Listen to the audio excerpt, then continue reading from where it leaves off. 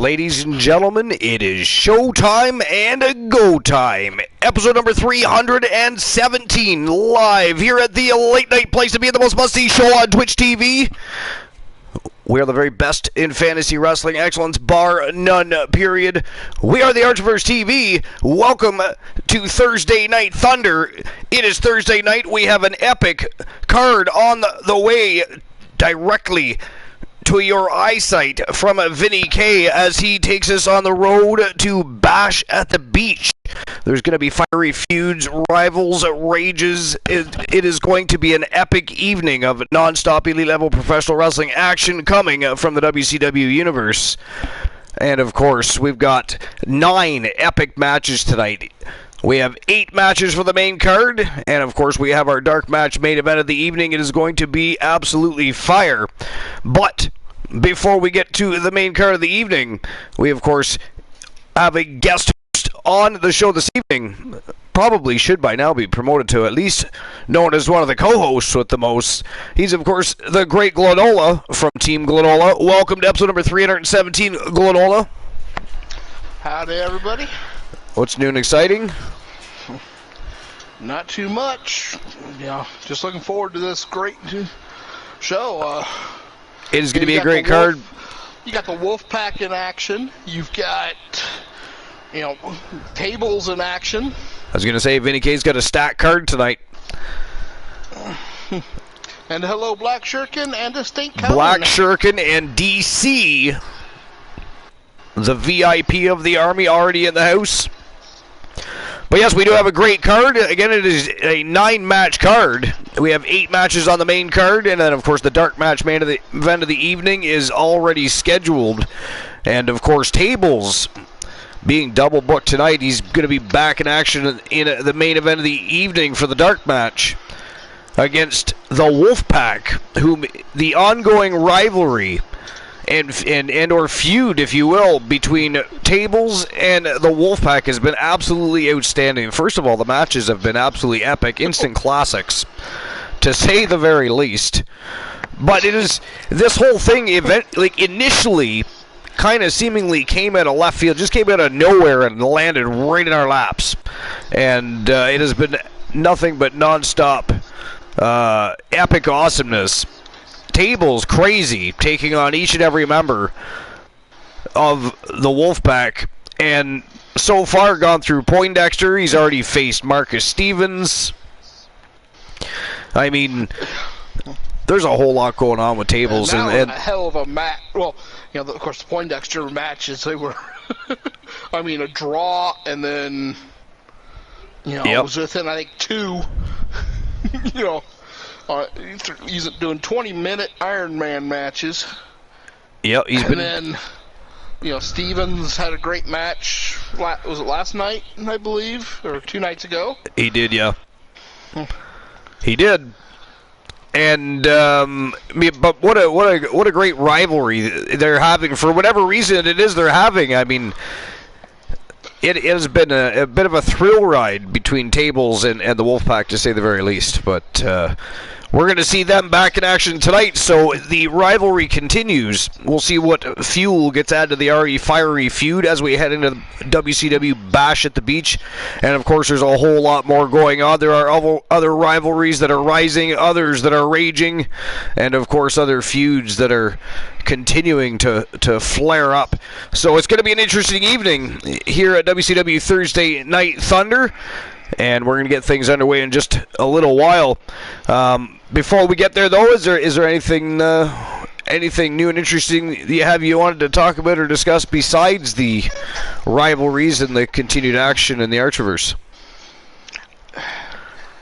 Well, I gotta say, congratulations, Archer. It seems like every show you have somebody else wanting to join the Archerverse. And well, I think it's a kind of a combined effort. Everybody makes other people want to join the Archiverse. You know what I mean? Well, I just know that you have made an amazing promotion. I've said it before. I find this better than any of the corporate crap out there. Well, we most certainly have a good time each and every night, and it is always the goal to raise the bar and make sure that the show is of top quality, and it's something that people want to continue to come back and enjoy themselves and have a good time, not just with the shows, but the community itself, so we want to make sure we always, as much villainy as we cause within the shows, we want to make sure that we're also taking care of one another and making sure the community remains safe and a safe haven for people to come and enjoy and have a good time, and learn that they can create as much villainy as they want within the shows, but they're safe and they're not going to be, well, look what happens with Woozy. Woozy's got his own stalker that likes to visit the Archiverse sometimes when he's not even here. And, so we don't want people being constantly harassed. Yeah, those poor amateurs coming into this stream. Yeah, it's a very silly place to try and troll. But, clearly looking for attention, you know what I mean? Clearly looking for attention. Clearly, Woozy has struck a nerve somewhere with somebody, and it's obviously somebody he knows. But we take care of those problems quick, so that other people don't have to worry about it. But I do have a surprise for everybody tonight. So I'm surprised nobody noticed. I don't know how I didn't notice. I guess because all the excitement with getting back to regular schedule programming. We're back to there's individual brands. I didn't realize that we shafted the poor ladies in the WCW. The men had like 3 championships. The women had 1, and there's a lot of women on the WCW roster. And so tonight we are introducing a brand new championship for the ladies here on WCW Thursday Night Thunder. We're going to debut that later tonight. I'm not even going to tell you what it is. You can wait and be surprised, just like everybody else will be when the matchup happens. But there are 3 women on the card that were advertised as to be fighting in a Trinado contendership matchup. Those ladies, which were the top 3 within the top 4 to begin with, that were going to be fighting for the women's championship anyways, they just happened to be, without giving it away, they just happened to be the so to speak, the perfect ladies to debut this brand new championship for the ladies that we're going to see later tonight. You'll understand that more later on, but again, if you go and look at the teasers on Discord, you will notice there is a match. There are 3 ladies that were going to go to battle for number 1 contendership to the WCW Women's World Championship. Now they are going to be introducing and debuting a brand new championship. We're going to crown an inaugural women's champion tonight, and it's going to be a good time. But before we get to that, we do have Before the Bell with one Woozy TV. However, Woozy not here tonight. God of Thunder is here tonight, however. God of Thunder, how you doing? Welcome to episode number 317. Joe Link, I seen you. I know you're on your way to work. You're going to be twerking. What's going on, God of Thunder? What's new and exciting? Hopefully you're not being struck by lightning amongst your thunder clouds. You never want to strike yourself. It's embarrassing. Really, you got to learn how to use those things. But anyways, Woozy's not here. He's having a little fam jam time tonight. So it's going to be, again, Before the Bell with the host with the most. And I do have a great list, or at least we're hoping it's a great list. I say it's a great list. It does not mean it's a great list. We know that does not mean it is a great list. Glenoda's already laughing. I'm actually laughing so I don't cry thinking about those lists. Yeah, so, but so the title implies that it's a good list. Let's start with that, right? And as always, we want to give credit to the person that made the list, and it is from the Sportster, and it was by Jacques Martin, and it was published on June 2nd of 2019, and it is a ranking of the 10 greatest factions in wrestling history, including, I guess, WWE, WCW, and New Japan Pro Wrestling for the most part. So we're going to be having a look at that, and of course, Glenola and I are going to sit down and probably pick it apart, unless we happen to really enjoy it, and you never know, that could happen. But starting things off on the list at number 10, and again, there's some factions you may or may not be familiar with, and don't be afraid to go look them up if you are not. Either way, this next tag team, or faction, if you will, is definitely a very good faction, and I remember watching many of their matches and having a good time doing so. But they are the Dangerous Alliance, and they are listed at number 10. Now, the Dangerous Alliance was a faction founded and led by Paul Heyman in 1987. Back in those days, Heyman went by the name Paul E. Dangerously, and ECW fans will remember that, of course. Hence the name Dangerous Alliance.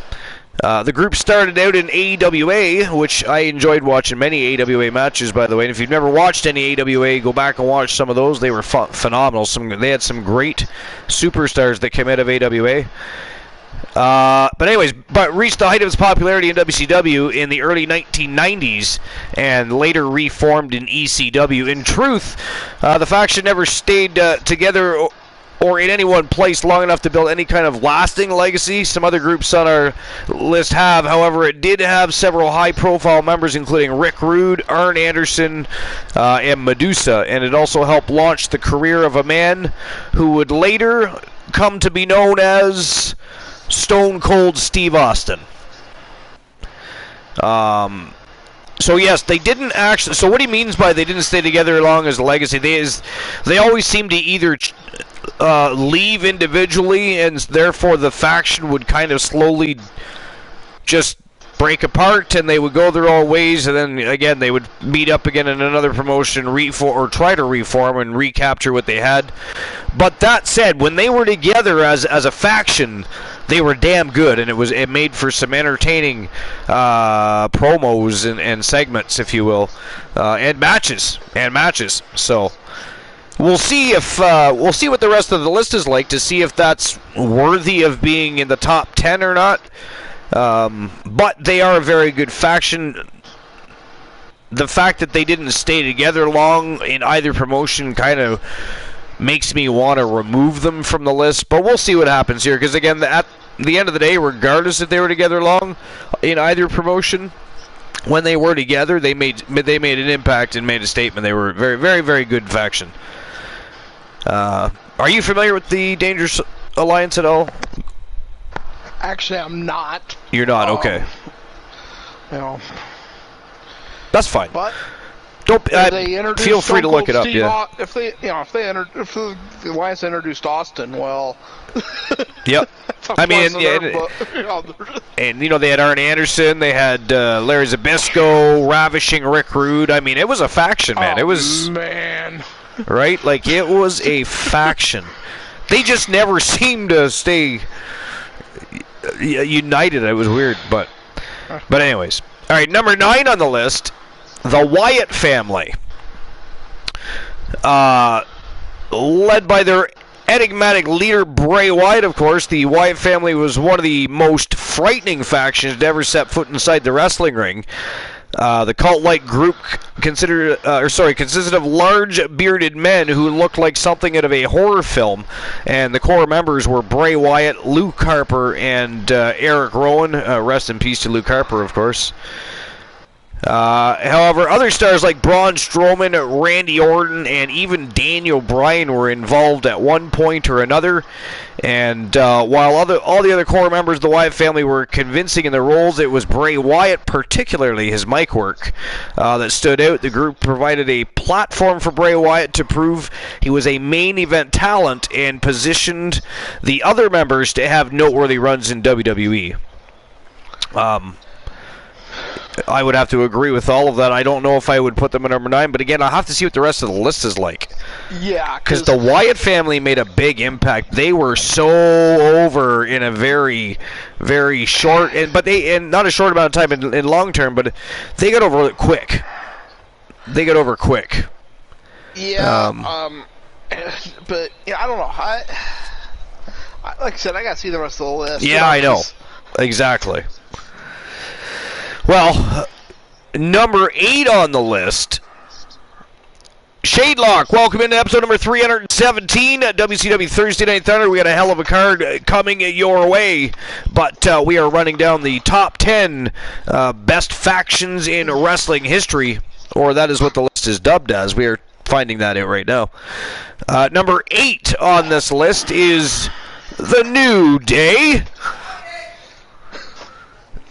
So, historically, comedy factions haven't fared well in professional wrestling. They tend to get stale rather quickly and usually have limited upside. That being said, the New Day has stayed relevant and remained a popular faction for several years now.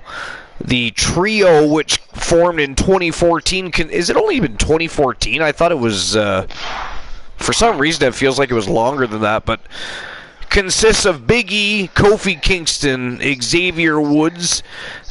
In total, the New Day has won the WWE Tag Team Championship 5 times, and recently Kofi Kingston won the WWE Championship, which is, of course, heightened the group's profile.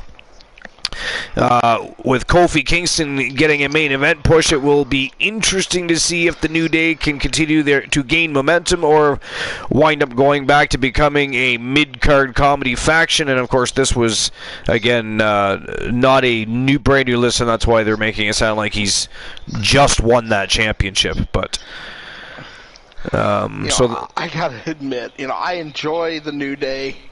I do, yeah. Comedy factions or that don't usually work so well. That's what they were saying. Yeah, they usually don't. These guys have been very entertaining. And they've remained entertaining. I was going to say they're standing the test of time. But I think that's more the people in it. I don't think it's so much that the agreed. I don't know how I'm going to say this. I don't know if the story is there that keeps them entertaining. It's the members. Yeah. I do wish they would give Xavier Woods a better push. I mean, it's funny because, in my opinion, out of the 3 of them, he's the better wrestler. I think he's the better wrestler to all 3 of them, and he has yet to receive any, because Big E's been champion, Kofi Kingston's been champion. I don't know. We'll see what happens with that in the future, I guess. But I really wish he'd get a good push. I've been watching him ever since when I first seen him. He was still known as Consequences Creed in TNA, and I knew he looked so familiar. Yeah, and yes, he had some fantastic matches. He has in WWE too, but yeah. He's had some great gimmicks, and when he was dressing up as the Macho Man, that was amazing. Oh no, that was Jay Lethal. Oh, okay, I'm getting them confused. Yeah, they were around at the same time. So, but Jay Lethal did. So he did such a good job with that. Macho Man actually signed off on that. Yeah. Yeah. So I was thinking. Well, see what I thought was Jay Lethal had changed his name to Consequences Creed. No. But yeah, no, I remember now. It's been a while since I've watched TNA. Yeah. Well, at one time they were good. Mm-hmm. I mean, they still tend to have, from time to time, some good stuff going on, but... and I actually... The last time I watched their show, it was actually better than the last AEW episode I watched, so... But anyways, yeah, so New Day was number 8. So number 7 on the list here of best factions... the top 10 best factions in pro wrestling history. The Hart Foundation. Ooh, Christian Cool would be interested in this one. Number 7. The Hart Foundation, number 7. That's harsh. But anyways, so not to be confused with the Hall of Fame tag team, the Hart Foundation. The new Hart Foundation faction originally formed back in March of 1997. The pro-Canadian stable boasted an impressive roster, including the likes of Bret Hart, Jim Neidhart, Owen Hart, the British Bulldog, and Brian Pillman. The anti-American group was the focal point of WWE television throughout their run.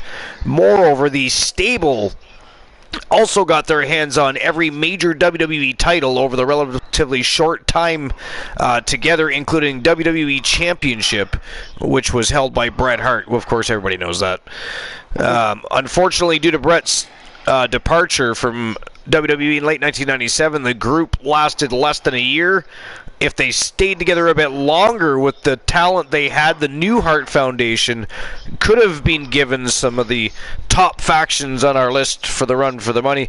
But that did not say the New Foundation. It said the Heart Foundation. That was misleading. And, unfortunately, Brian Pillman, passed way too young. Yeah, he did. Yeah, he was, he was only in his, what is he, 34, 35? I think he was in his... Something like that. He was not very old. It's a very sad and unfortunate thing. To be in the middle of the storyline that he was in, which was an amazing storyline, that could have been that push that he needed to propel him. Yeah. His son's a good wrestler. Is it? He is, yeah. All right, so number 6, we're going from the Heart Foundation to Evolution. Evolution was the dominant faction in WWE in the mid-2000s. The group was led by Triple H and included big-name stars like the Nature Boy Ric Flair, Batista, and Randy Orton. They were a heel or villainous stable. I like villainous. We like villainy. Stable. Who liked to bend the rules. In truth, the group was essentially a revised WWE version of the Four Horsemen, and even had the latter's leader Ric Flair as a member. Evolution has a main event level faction with which held most of the major titles and was the centerpiece of WWE television at the time. And while WWE tends to overrate the faction's impact, the group was still quite successful in solidifying both Randy Orton and Batista as main event players. Overrated? What? Huh? Yeah, I don't know. I'm not really So I was just trying to ponder on that for a moment before you said something there, and I'm like, how is Evolution at any given point in time overrated or overhyped? I actually thought that Evolution was better than DX. I did. I don't know. But, you figure they launched 2 amazing careers, which I'm not a Randy Orton fan. I've never really been a Randy Orton fan. Really? No, honestly, he's great. Do not get me wrong. I just never really liked his storylines. Oh, really? His characters. And it started off with, it just really soured me, was when he got injured. With, there at the beginning. And, every week it was, well, this is where I'm at. It just, to me, felt like a pity party. Quite honestly, that's what it felt like they were trying to do. He eventually became the best heel of all time, though. I'm just saying, this is what I think but I mean, Orton. I was going to say, if you can't invest in him early, then it's hard to reinvest in him later, I suppose. So there's that too. But you got Batista, who you cannot take anything away from his career. He had an amazing career. See, while you're not an Orton fan, I was never really a big Batista fan. I don't dislike him. Like, I had no problem watching his matches, but I was not a very big Batista fan. A lot of people were, and that's fine. I liked Orton better than Batista, but then you had the game. What more can be said? And then you had the Nature Boy, Ric Flair, one of the greatest of all time. Yeah, if not the greatest of all time. Now he says that Shawn Michaels is the greatest of all time. Yeah, but a man that should never have been in the ring ever since the 70s. Yeah. He was not supposed to walk again, let alone And actually, just to correct that statement, he says the best wrestler of all time is Bret the Hitman Hart, but the best in-ring entertainer of all time is Shawn Michaels. Yeah. And I'll agree with that. I don't want to misquote the Nature Boy. Yeah. But the fact that he had such a career after that plane crash. Yeah, I know. The man was not even supposed to walk again. Right? Yeah. And not only did he get in the back of the ring, that. Yeah. he became, like I said, one of the greatest ever. That was big in the news. Like, the Nature Boy Ric Flair was big in professional wrestling in a time that professional wrestlers weren't all that big. Yeah. You know what I mean? Oh yeah. I mean, he could. I mean, he was going. Story. Yeah, well, he was going on talk shows and delivering interviews at a time where not. I mean, how many pro wrestlers back then were doing that you can think of? None. Not really. Exactly. So I don't know. These last couple I've had an issue with on placement. Oh. I'm not saying they don't deserve to be on the list. I really like the next one. I think if we're going in order of rank, I think it's too high on the list because this is another one of those instances where even though I like this faction, little overrated and really not sure why they still try to pull it off. But anyways, so number 5 is the Bullet Club. And I mean, they've had a lot of big names in and out of the Bullet Club. Somehow the Bullet Club still manages to exist to this day without any of the original members, and that weirds me out. It'd be like having Degeneration X with new people, man. It doesn't make any sense to me. Or the NWO with new people. Like, we may as well we're just going to recycle the name. But the name sounds familiar, and I just can't place it. So the Bullet Club started. Was a little-known faction who performed in New Japan Pro Wrestling that went on to become an international phenomenon. It was none other than Prince DeVitt, better known as Finn Balor, who started the group back in 2013. At one point or another, the Bullet Club featured just about every top wrestler who wasn't signed by WWE. The faction was also prominently represented in Ring of Honor Wrestling. Notable alumni include AJ Styles, Cody Rhodes, and Kenny Omega. Today, it's nearly impossible to go to any wrestling event without seeing a sea of Bullet Club t-shirts in the audience. The faction's success proved that there was a significant market for pro wrestling outside of WWE, and it helped pave the way for promotions like AEW.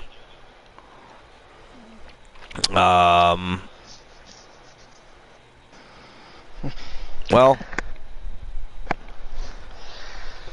from the description I hear there, I think they're too high on the list. But that's what I mean.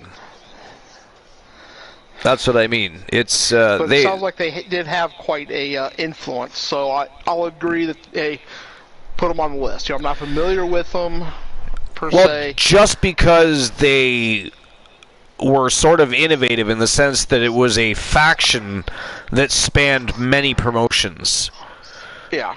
That's a rare thing, right? That doesn't happen very often. But again, I agree with you. Too high on the list. They shouldn't be that high. I myself said I enjoyed watching the Bullet Club because I like New Japan, Ring of Honor, but overhyped for sure.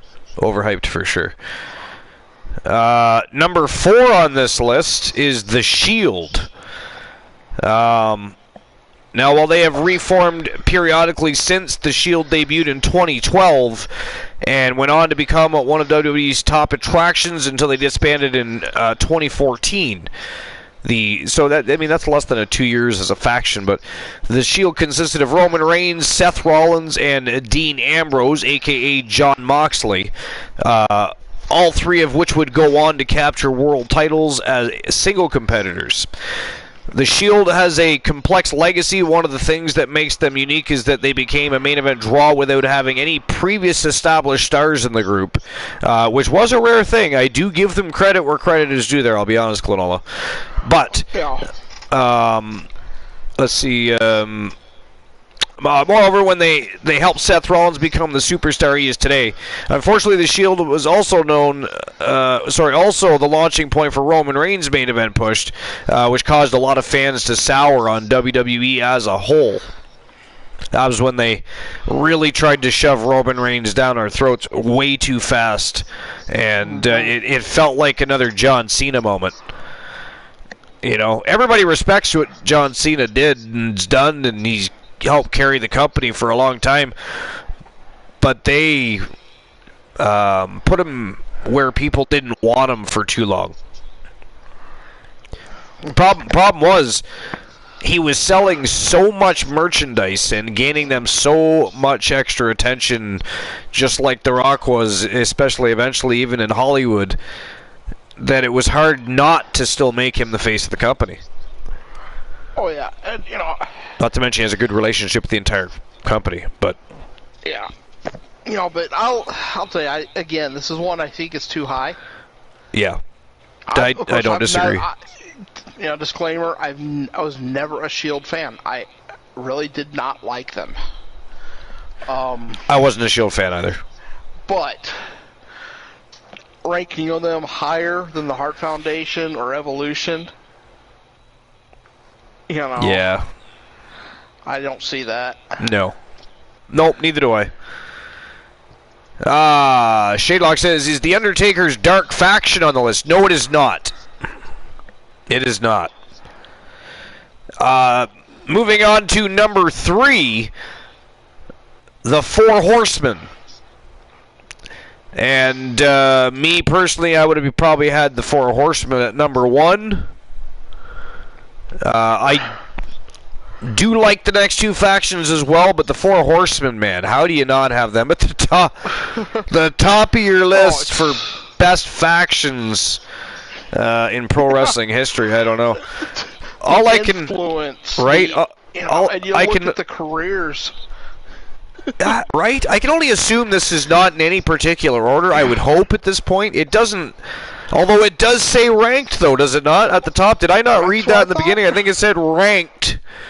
So this is their ranked list, and they have the Four Horsemen at 3. 3. When you realize that that the Four Horsemen, as their weakest member, had one of the best defensive players in the NFL in Mongo McMichaels. Thank you. And that was the weak link in the group. That's what I'm saying. I mean, yeah, I don't. I'm sorry, and even the top 2. So here's the other thing: the next 2 are undeniably, absolutely, they belong on this list, but it's been misconstrued a little bit. So I have a guess on the next 2. For anybody, well, I'm sure you do. But before we move on, though, in case there's people in the audience that don't know who the Four Horsemen were, Four Horsemen are pretty much the blueprint for every heel bad guy faction that ever existed or followed. Founded in 1985, the Horsemen never met a rule they didn't break. Led by the legendary Nature Boy Ric Flair, the original team also featured Arn and Ole Anderson, Tully Blanchard, and the manager was James J. Dillon. I mean, they were so phenomenal. They were the first faction to emphasize their opulent style and ability to attract women concepts and have these. Well, basically, that's how the Nature Boy gimmick and what Ric Flair does so well became born. Really, they all did that. Like they were friggin' all, and in a time they were all so far ahead of their time.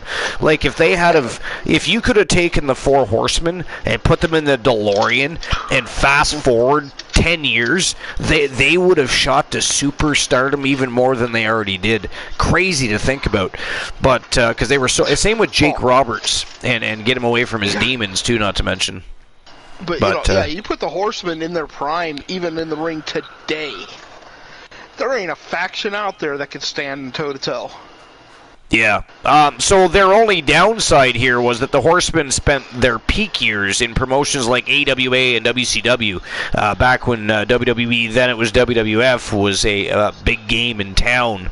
And a lot of fans didn't fully get to appreciate the group until the Monday Night Wars, when it was past its prime. I sort of agree with that, but sort of not. It just depends on what audience you're talking about from that period, because a lot of people watched AWA and WCW. Even because WCW and AWA, they didn't have national television broadcasts, but they had local broadcasts. They were on TV, and people watched them. They had shows that traveled their territories, etc. But I think pretty much everybody knows who the hell the Four Horsemen are. If you're a pro wrestling fan and you don't know who the Four Horsemen are, you are not a pro wrestling fan. I'm sorry. Well, and then you go on, until after some of the originals had left due to retirement or whatever. Yeah. And you had, Chris Benoit. You had Mongo McMichaels. Right. I want to say... Amazing. I could be wrong here, but was it Mr. Perfect? I want to say, and if I'm not mistaken, also at one point Ravishing Rick Rude. But I couldn't know if it was Perfect or if it was Lex Luger. I think that, Was it Luger? Wait. Was it? Wasn't Sting also a member of the Horsemen at one for point? A short time? Well, there was a lot of members that eventually became, because they tried to redo or remake the Four Horsemen a couple of times.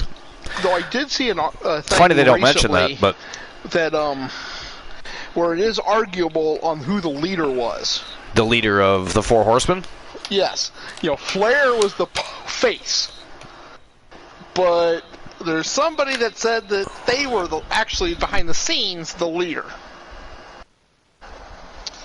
A man by the name of Arn Anderson.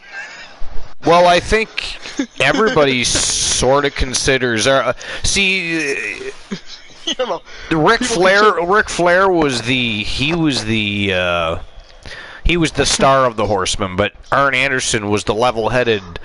He was the guy that would keep every. Yes, he was the enforcer, and he kept his guys calm when Ric Flair would be getting out of control and crazy, and you know what I mean. Mm-hmm. Arn Anderson was awesome. Arn Anderson. So was Tully Blanchard and everybody. Like, it was such. That's what I mean. It was such a great fish. How dare they have any sort of a list for best factions in pro wrestling history and not have the Four Horsemen at the top of the food chain? That is disgusting. And even though the next two absolutely should be in the top 5, they're still not better than the Four Horsemen ever were. And we're going to run it down right now. The number 2 is D-Generation X. And even though I enjoyed the run DX had, and they've been a long-lasting faction, to me, they never did anything really impactful. They were just the entertainment group of the tag team division, much like the New Day, but not even as entertaining as the New Day, in my opinion. A lot of the stuff they did was very cheeky and campy, and some of it was downright lewd and rude, to be fair. Again, I love DX, but to me, they're another one of those overhyped groups because of the time period and the storylines that surrounded everything. Yeah, but at the same time, I mean, you realize some of the amazing moments that for DX. I do, but I still don't think I'd have them that high on the list. In the top 5, but not up in the number 1, 2, or 3 spot. I'll agree with you because Evolution should be in the top 3. Oh, absolutely. And the Horsemen 100% agree. Number 1. And the Hart Foundation. How's the Hart Foundation not in the top 5? Yeah, I know. Like what? And how did they mislead us, man? They put the Hart Foundation on there. Then we read it, and it's talking about the new Hart Foundation that formed later on. It's like, what? Yeah, but even that was an amazing, It was, but it was. But how could you? But think about it though, Glenolda. That means the fucking Hart Foundation wasn't even on the list. Was it before that? Were they actually a faction, or were they just the tag team? Well, that's true. That's true. So the Hart Foundation was at one point just a tag team. That's correct. That is correct. But you're not wrong with that. So, DX, founded in 1997, D-Generation X is a faction that defined the Attitude Era. They were known for crude I just said that, actually. Crude over-the-top humor that often tested the boundaries of what's acceptable to show on cable television, which, of course, everybody loved. But there was a lot of that stuff I didn't like, too, at the same time. I've never been into womanizing or anything of that sort of thing. So there were times and periods where I actually turned the channel or shut it off. But the original members are Triple H, Shawn Michaels, Chyna, and Rick Rude, which most people always leave him off the list. Stars like X-Pac, Billy Gunn, and the Road Dogg would later find success as members of the group. The stable's antics helped WWE take back momentum during the Monday Night Wars, which is sort of... I was going to say, they're going to mention it later. I was going to say, well, that's sort of inaccurate, but because it was actually The Rock and Stone Cold Steve Austin and the reinvented version of The Undertaker at the time as well. But anyways, momentum during the Monday Night Wars when pro wrestling was at the height of its popularity, though acts like Stone Cold Steve Austin, The Rock, and arguably played more significant... Okay, so at least they admit that. Okay. Also, The Undertaker. How dare they not mention The Undertaker? The invasion of WCW was an amazing moment. I loved the Dean Malenko and Chris Benoit. They were awesome. That was a great angle, a great invasion. And then, of course, Booker T later came and had that. Yeah. But no, the DX invading WCW, with the Jeep and the big gun. Oh, when when they actually showed up at Time Warner Studios. Yes, yeah. That was an amazing moment. Yeah, it was. Wrestling was so great. It's funny, because there were so different times as far as how networks and cable TV worked. Because back then, first of all and foremost, there were not as many different cable networks and channels and different platforms to watch TV on, so it was a lot easier to garner ratings, let's be fair. And a lot of regions back then, you were only capable of watching one thing or another, and wrestling might have just happened to have been one of them. But you look back and they were recording sevens, sometimes over 7 million viewers, and now it's more like in between 1.9 and 3. But you have to also understand, with everything the way it is, with all the different networks and all the different TV shows and all the sports, between a 1.9 and a 3 is actually really fucking good. So it's comparable to what they used to do. It's just that now these viewers don't have these, they don't have 9 or 10 networks. They've got 200 networks, and it's just different. It's a different time, it's a different period. But and Punisher, we're talking Bret Hart, Jim the Anvil Neidhart, the British Bulldog, Brian Pillman, that new the new foundation. It was actually called the New Foundation. I believe later on they renamed it the New Heart Foundation, but when they first started out, it was literally called the New Foundation. And Glenola's not wrong, they were a very good faction. They weren't they weren't together an overly long period of time, but they made a very big impact in the short amount of time they did. It's kind of like the Shield. Even though I wasn't a big Shield fan, I do admit, it launched all their careers, and in the short amount of time, they made a big impact in the tag team division.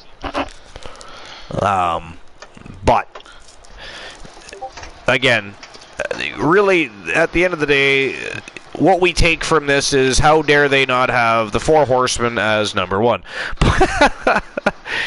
Anyways, which of course we were not still talking about. I just had to mention that again before we got to the number one.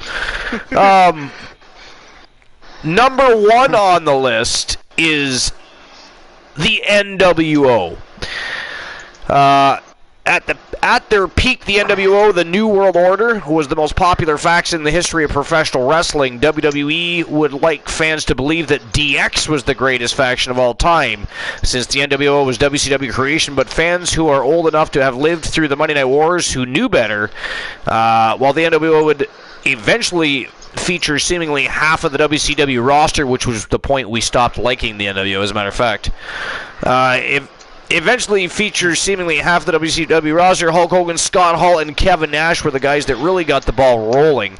The group played a key role in almost putting WWE out of business and helped reintroduce pro wrestling to a mainstream audience. One could reasonably argue that the formation of the New World Order signaled the beginning of the golden age of wrestling in the late 1990s.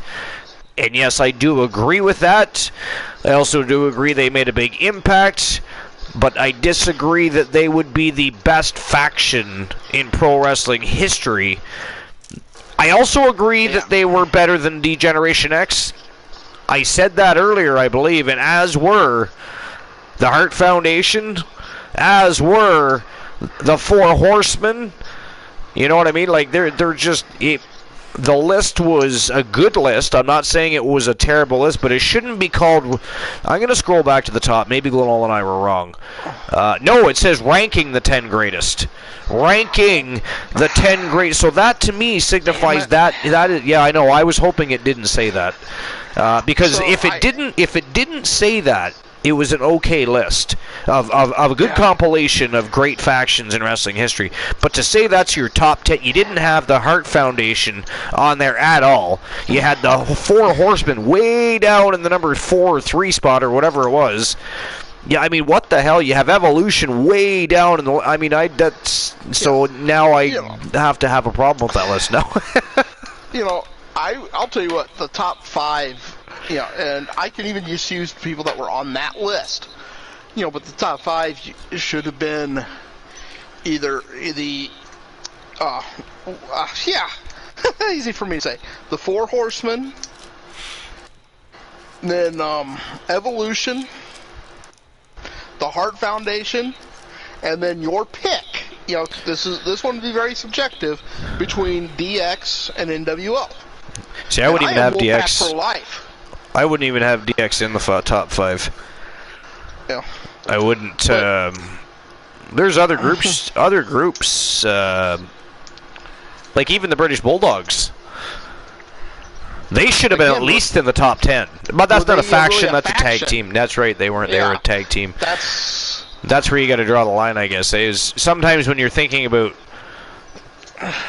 people that are in tag teams, they're not actually part of a faction. It's simply a tag team, therefore it doesn't count.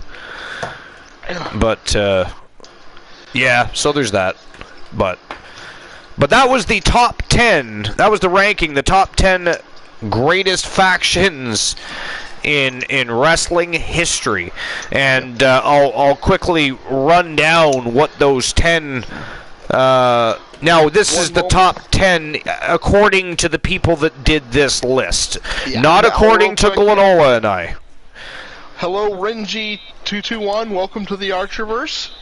Renji, what's going on, my friend? Welcome to episode number 317, WCW Thursday Night Thunder. We're about to get the show on the go in just a few moments. We were actually just wrapping up the podcast section of our show. It's usually called Before the Bell with One Woozy TV, but he is MIA tonight, spending a little more time with the Fam Jam. His father's still in town, and we told him that if he didn't go spend time with his father and showed up at the Archerverse, he was banned for life. So off he went, enjoying some time with his dad and the rest of the Fam Jam, having a good old time. So we ran down the list for him. It was Before the Bell with the host with the most, and although it was a good compilation of great professional wrestling factions in history, Glenola and I greatly argue it being an actual top 10 list, because first of all and foremost, and you don't even have to say much more than this, they didn't have the Hart Foundation on the list, and they did not have the Four Horsemen. Was on the Well, that was the new foundation. That was the new foundation. That was not the Hart Foundation. But the Hart Foundation, I believe, was not a faction. It wasn't until they developed that. They had Jimmy Hart. Come on, we have to include Jimmy. Do we? No. And I think part of me just wants to really put the Hart Foundation at the top of the list, because you're right, they were a tag team, damn it. But yeah. I'll quickly run down the list. Whether we agreed with it or not, they were, again, it was a great compilation of great factions in pro wrestling history. We don't deny that. It was just their placement and the so-called ranking of top 10 is what we have the problem with. But number 10, the Dangerous Alliance, one of Paul Heyman's groups from 1987. Number 9 was the Wyatt family. Number 8 was the New Day. Number 7, the Hart Foundation, which really they meant the New Foundation. And they even corrected themselves within their own writing, but anyway. Number 6 was Evolution.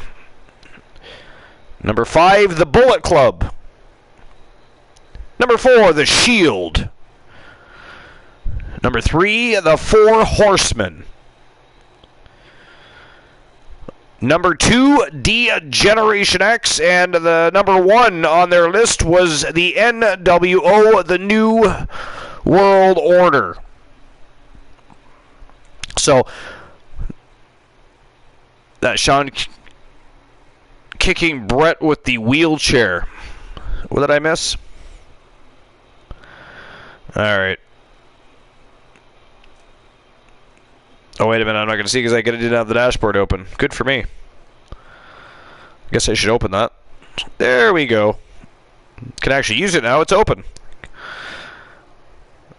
But anyways, that was the top 10 list. And again, Glenola and I did not agree with it actually being dubbed a top 10 list. However, again, I will give credit where credit is due as far as if you want to remove the word ranking and simply put some of the best factions in pro wrestling history, then we could argue that that is an okay list. But if you want to call it ranking the 10 best professional wrestling factions in history, and you don't have the Four Horsemen at the top of that list, then I don't think you've actually done your history and homework on professional wrestling history and or factions. So there's that, right? Evolution, again, like Laurel said, should have been way up higher on that list. I mean, it was kind of nonsensical in some form. The Nation of Domination, I mean, that's arguable. They could have. I mean, they weren't really a faction all that long, but they made a big impact and really launched the career of Dwayne Johnson, obviously, right? So, the Nation of Domination.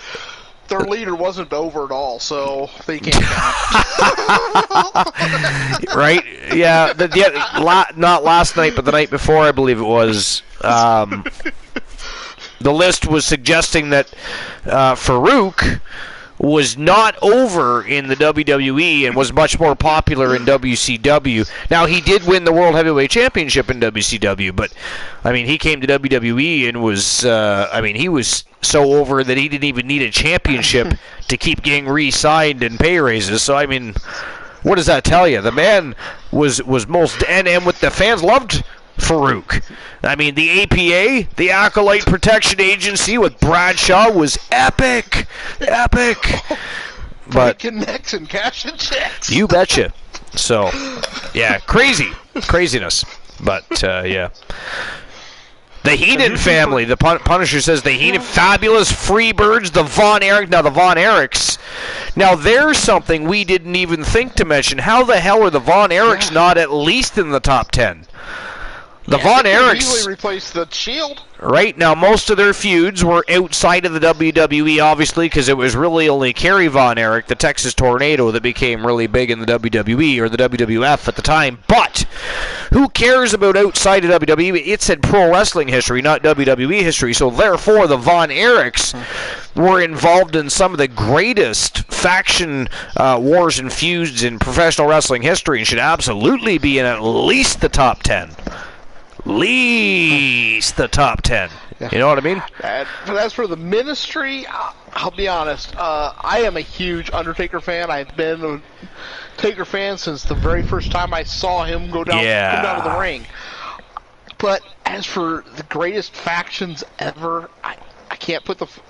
They were more of a flash in the pan faction. Yeah, and I don't mean that. Usually that's a negative term, so I'll correct me. I don't mean that in a negative manner. I mean it as they were popular because of what was happening in the moment and who it was happening to. If it wasn't for a particular storyline where they crucified Stephanie McMahon, the Ministry of Darkness wasn't all that popular. It wasn't a needle pusher. I'll be honest with you. I think the Ministry actually was just a storyline. Yeah. Faction, that's all it was. They weren't a true faction. Go on, They were never going to keep that faction together long term. Yeah, that's like the corporate ministry, or that. Agreed. I hate to not put Undertaker in a top 10 list. But yeah. All right, so That wraps up another edition of Before the Bell with the host with the most, because, of course, One Woozy TV is MIA. Having a little fam jam time. Good for him. We're happy for him. Can't wait to see him next time he's on the show. But it is time to get the show on the go. Episode number 317 is live here at the late night place to be, the most must-see show on Twitch TV. And, of course, we are the very best in fantasy wrestling actions, bar none, period. And we're going to prove it right now.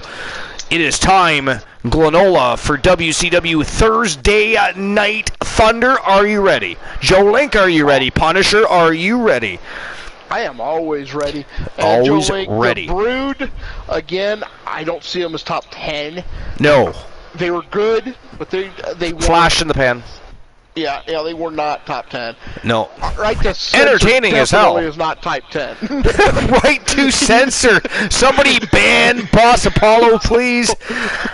Somebody ban Boss. Right to censor being one of the best factions in pro wrestling history. Well, he said Good Lord. Alrighty then. Just said right to censor was good in a way, but still. Well, right to censor was amusing. Right to censor was amusing. They did were. a great job They telling did. the story. They were obnoxious as fuck, too. They did a great job as a heel faction, but are they one of the great factions in wrestling history? No. No. You know, entertaining, though. and I mean, But to take away the Godfather's hose, you know. The Good Father. How dare they? I was so pissed off when they removed the Godfather gimmick and replaced it with the Good Father, and he walked around all righteous with Steven Richards, and it was like, come on, man. Where are the hoes?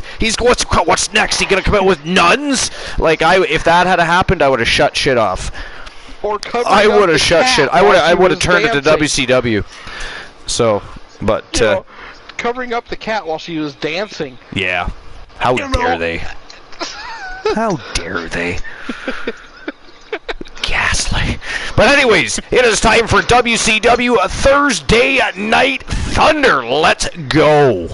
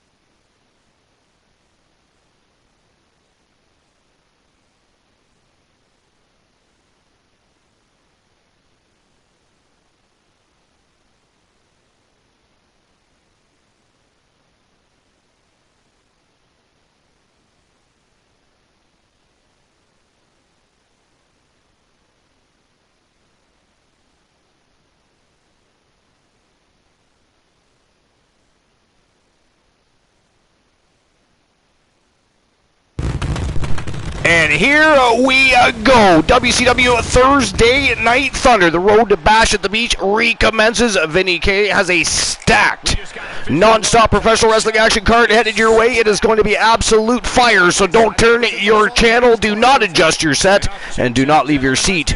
Unless it's to go to the bathroom, grab more popcorn and a Coke and a smile, then sit the hell back down and glue your eyes to your TV set, because we are going to have an absolute barn burner each and every match. Slobber knockers, barn burners, the whole 9 yards. It's going to go down, and we are starting things off at the bank, setting the tone with a good old-fashioned battle royale. Check out this star-studded roster here. We've got Robert the Body Santana from Team Big Body Meta BBM's top guy. He's taking on a newcomer, J.R. Jack. And, of course, taking on Damian Priest. We have John Cena coming into action. We have Mr. Bravo in action. Of course, Bradford Bravo jumping back. It's been a hot moment since we've seen him, at least a few weeks since we've seen him in action. He is jumping back into a battle royal to jump back into the spotlight. We have Austin Theory, and of course another member of the Big Body Metaverse, King Kylos. It is an absolutely star-studded cast. A great mixture of talent from both the WCW, what would have been originally the WCW and the Archerverse side of things. But this is, of course, a purely WCW roster. 8-man battle royal to kick things off, get the tone set, and get everybody revved up, ramped up, and ready to rock and roll for the rest of the evening. It is a stacked evening. Championship matches, contenderships. We're going to debut a brand new championship. We did notice that the ladies got shafted in WCW. The men had 3 championships. The women had but 1, and the women's division is very, very deep. It is also deep in a specific division of the women's division, and that is the cruiserweight division. So tonight, we are introducing for the ladies a brand new WCW Women's Cruiserweight Championship, and we're going to be crowning an inaugural champion later tonight. And of course, if you have a look at the teasers from tonight, there is a set of 3 ladies that were originally advertised for a Trinado contendership matchup. Those are the lucky ladies that were in the top 4, gunning and prepared to challenge for the WCW Women's World Championship. They are going to be crowning, they're going to be fighting for the right to get crowned as the inaugural WCW Women's Cruiserweight Champion. So, it is time to get things kicked off. Do we want to open the betting lines? A lot of betting. All night. Good Lord, I wasn't paying attention, and as I asked, I looked down, and DC says, a lot of betting lines, and I'm like, uh-oh, Glenola's up to it again. All right, give me a moment while I get the... You savage. You savage. You just wanted me to have to fill out 8 lines of betting here. All right, just a minute. Have you ever done a betting line for 8 different people, Glenola? It's ghastly. I've done... No, I haven't even done any betting lines. I've done 1 poll. You've only done 1 poll? Yeah. I had 1 person to answer. You overachiever, you. DC answered. That was the only one. DC. Of course DC answered. Yeah. It was what direction I should go. Left or right. Which way you should go, left or right? That was your poll? Which way should I go, left or right? Which way did she choose? Right. She chose right. That's hilarious. All right, so who wins the Battle Royal? Is it going to be Big Body Robert Santana? Is it going to be the newcomer, J.R. Jack? Maybe it's going to be Damian Priest. How about John Cena? Maybe it's going to be Bradford Bravo. Team Quasar in the house. Maybe it's going to be Austin Theory. Now known as Just Theory, of course. Not here, baby. Bill Goldberg. And last but not least, King Kylos from the Big Body Metaverse. Well, we gotta say, we got somebody with one of the greatest entrances in wrestling history, with Bill Goldberg. I don't disagree with that statement, actually. That was that list was actually pretty right on. Yeah, that was a good list. The entrances list was a good list. I agree.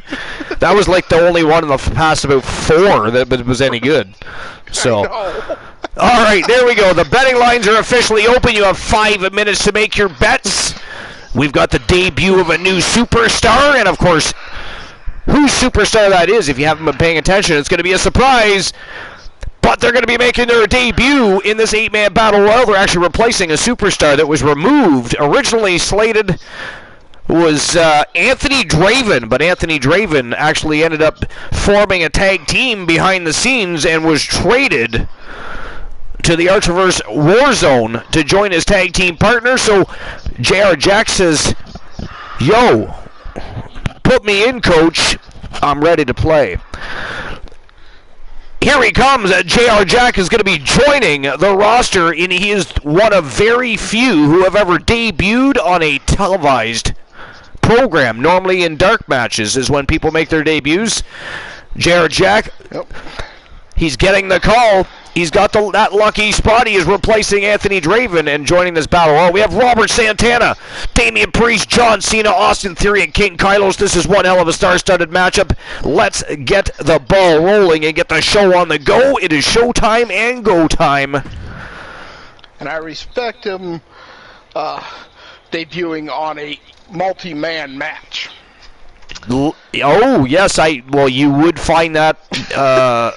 You would find that as a pleasing aspect of the evening, considering Alan Severn not only debuted in a multi-man matchup, but he had several multi-man matches before he even got the idea, the epiphany to possibly be involved in a 1-versus-1 matchup.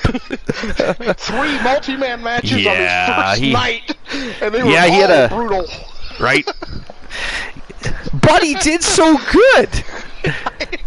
I mean, look at the career he's had. I mean, it spans how long now, and he's been a multi-time champion. And that man knows how to put together a tag team, doesn't he? I mean, he had a tag team in 2.0. He ditched them, decided to build a new one, and look at them go. They are on a tear. They are one of the most feared factions in the business today. It is outstanding what the Wolfman Alan Severn and Team Glenola have accomplished.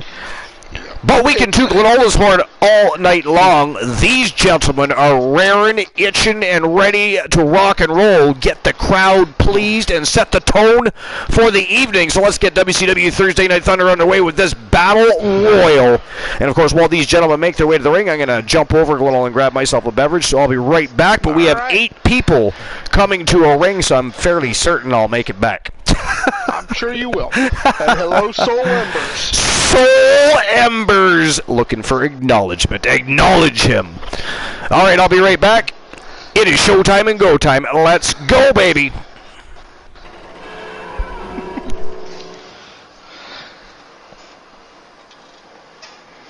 Gonna behave yourself, huh, Soul? The WWE Universe. Where's the fun in that?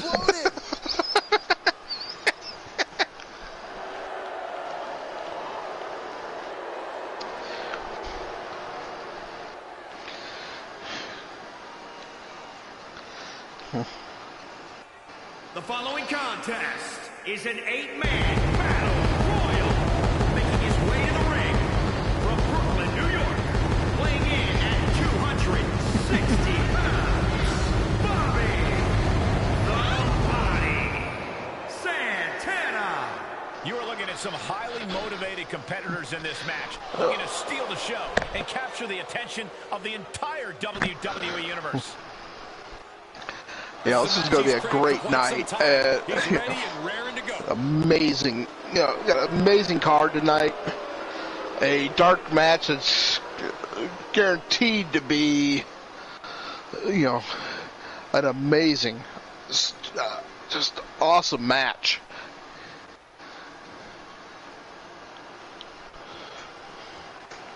And hello, Almighty Exotic. Welcome.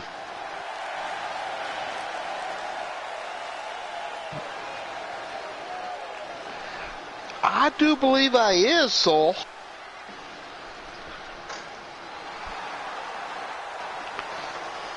And from Houston, Texas, weighing in at 269 And once Archer gets back, I'll step away. This superstar always says there's nothing more important in the world than loyalty. Because I'm sure he'll be back before everybody gets in the ring. Loyalty is the least valuable currency around here.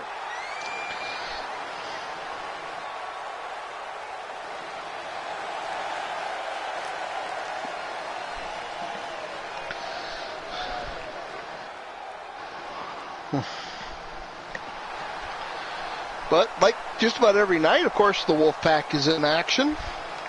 Yeah, the Wolfpack definitely does not just sit on their laurels. They are a fighting faction.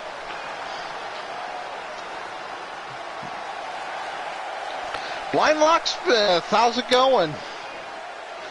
No, Woozy's not here tonight.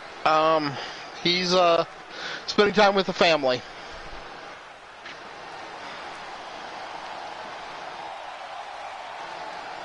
I have returned. And I see that J.R. Jack made his debut to the squared circle. Almighty Exotic is the team he belongs to. And apparently, the video production didn't cue up the name of the streamer team. But J.R. Jack belongs to the newest and 78th streamer team here at the Archerverse. Almighty Exotic. Can we please get a shout out for Team Almighty Exotic, please? And again, replacing Anthony Draven, who was traded to the Archerverse Warzone to join his tag team partner. They have a newly formed tag team, and you guys will see them in action tomorrow night for the Archerverse Warzone, the final show of the week, as we continue our road to the WCW Bash at the Beach stream preview, the next stream preview of 2022, and the first of the Archerverse 3.0, a thrill ride in the making. Yeah, I'm a little upset. I was about to do something really nice for the DC says, Archerverse. wait, Woozy thinks family is more important than us? Right, DC? That's what I'm saying. But, no, Archer, I was going to do something really nice for the entire Archerverse, but somebody removed the ability to do it. For you? I was going to redeem all the used Archerverse bucks. From West Newbury, But somebody already cleared that queue. Oh, that was probably Bromer. He was on a rampage last night. Yeah. He was on a rampage last night. He was banning people behind the scenes. He was banning bots and everything else behind the scenes we didn't even know existed yet. So it was awesome. There's just the 6 I did today, so. John Cena in the house. This is going to be a hell of a battle royal. Great way to kick the show off. WCW Thursday Night Thunder. The road to WCW Bash at the Beach continues for Vinny K and his Warriors. Oh, and Archer, I was actually banned from a match for tonight. Were you really? Yeah, the ban was put in last night, but I wasn't on the broadcast. Oh, just pick a match that you need to go to the bathroom in and use it. I'm just letting you know, I'm going to be stepping away. Yep, no problem. It's a long match. Yep. But better than missing the rest of the card, I suppose. Like one of the because there's some one of the Wolfpack matches. Fair. Although they were later, I would assume you wouldn't wait that long to use it. But yeah, Soul had banned me last night. Oh, here we go again. Bradford Bravo thinks he's a country star. Doesn't even have a microphone, folks. He has no microphone.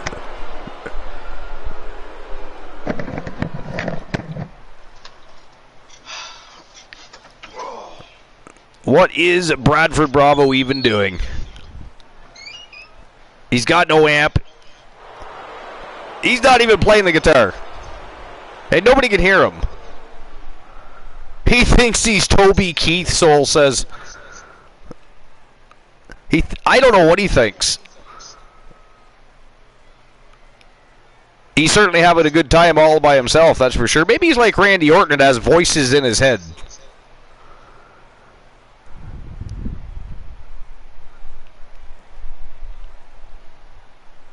Those comforting voices that only you can hear.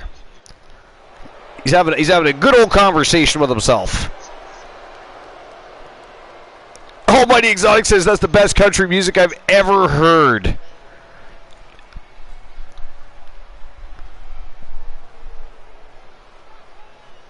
Soul Ember says voices in his head, more like too many lights on but no one home. Poor Team Quasar. Has to be embarrassed at his client doing this each and every time he comes out. Oh, he's actually strumming away, but again, there's nothing happening here.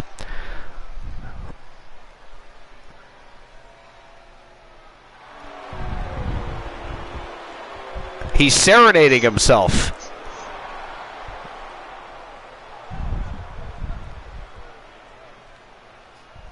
Come on, Bravo, give it up. Somebody come out and attack him. I mean, he's holding up the Battle Royal here. And poor Team Glenola was banned for the match.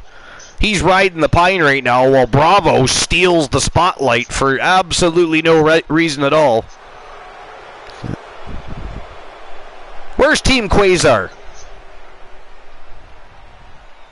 Oh, finally.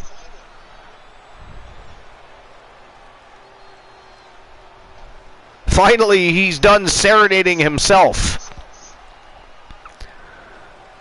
Joe Link says, why is there an impromptu country music show? Right? That's what we were saying, Joe Link.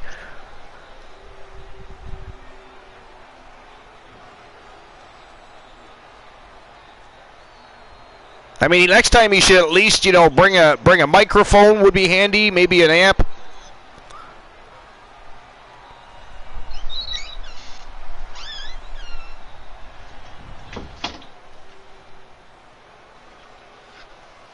Bradford Bravo, guys.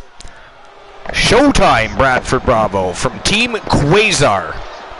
Get ready for a showcase. I think Lanola forgot to press mute. Everyone should follow the way. Oops. Austin Theory is an incredible physical talent, but Here comes Austin Theory.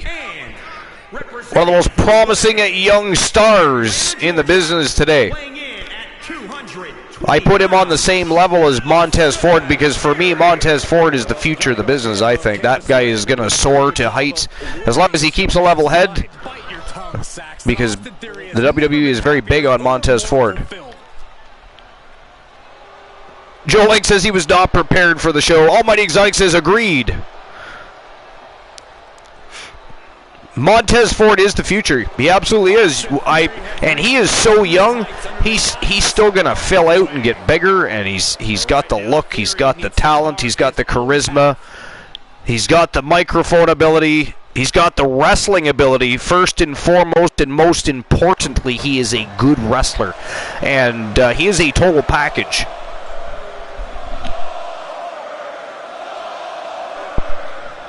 And here comes Bill Goldberg,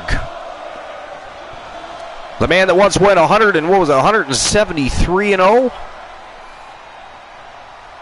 and then he was cattle prodded,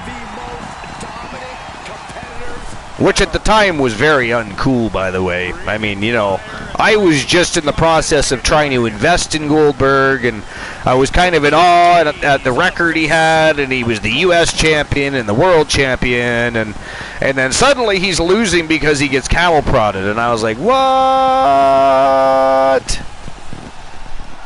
Ghastly. Archer didn't this entrance make the top 10? I believe it did, yeah. From Atlanta, Georgia, weighing in at 270 pounds. Joe Link says Gilbert. Gilbert was hilarious. Two numbers come to mind. Bill Goldberg was, of course, the answer to Stone Cold Steve Austin for WCW. Now, he didn't quite reach the heights of Stone Cold Steve Austin, but then again, nobody did. Championship twice.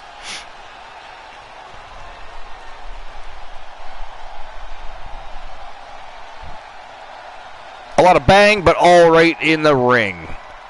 Yeah, Goldberg, I mean, he was an athletic guy, right? He was a football player, so, I mean, he was agile, he was athletic, he was rough and tough, he was what the Attitude Era needed. He was never a tremendous wrestler, but he was exciting. You could invest in him. And you could invest in this man right here. From the big body metaverse, one of the invaders that came over and immediately had success, started winning titles. Just about won a Royal Rumble in his debut. Ended up winning a Royal Rumble later on. Became the WCW World Heavyweight Champion, WCW World Television Champion when it was in circulation. King Kylos. And their opponent from Newcastle upon Tyne, England, weighing in at 306 pounds, the King. The King. I'm all for tough competition, but this The Blind Locksmith. I have a WCW poster still that has Goldberg, and it says, twice the man, 632. being gentle, Saxton, you have to be a little mean sometimes to ensure the win. If anything, Soul says, thought you said no pyro. No, I said no fire. Pyro is controlled, and it can be colorful and exciting. Fire burns things, causes, you know, damage to things I don't want to replace. You know, other such things. Liability problems I don't want to deal with. Pyro technically is fire, yes. You know what else is fire? This matchup, the opening match of WCW Thursday Night Thunder, and it is going to be a battle and a half in the No pun intended, it is a battle royal. The debut of J.R. Jack from Almighty Exotic, the man that stepped up to the plate to replace Anthony Draven. He could have waited for a dark match and debuted in a 1v1. He said, oh hell no, I'll take the shot in the spotlight. Put me in, coach. I'm ready to play. And by the way, who's everybody picking for this matchup? I have not yet looked at the ratio of people who voted, well, whoever they voted for.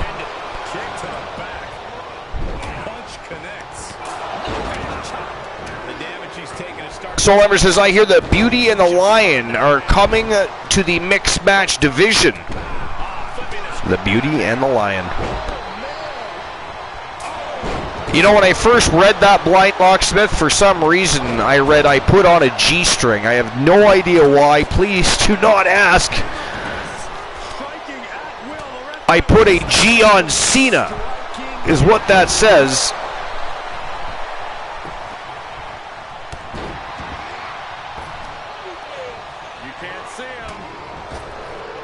Cena is the betting favorite. Blind Locksmith says it can be two things.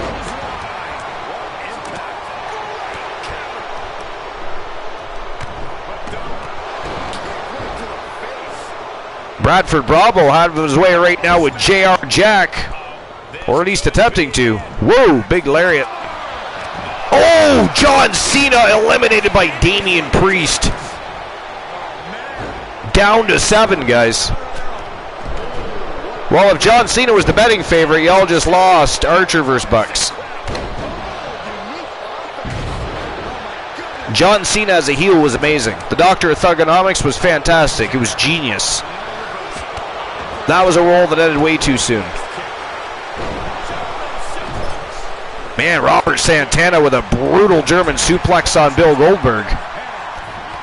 Whoa, King Kylo super kick to the chin of Damian Priest. J.R. Jack getting a little payback on Bravo. Nothing but pure chaos in there right now, guys. Pure chaos.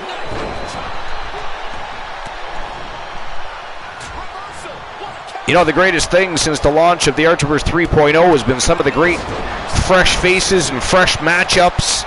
We've seen some awesome battles.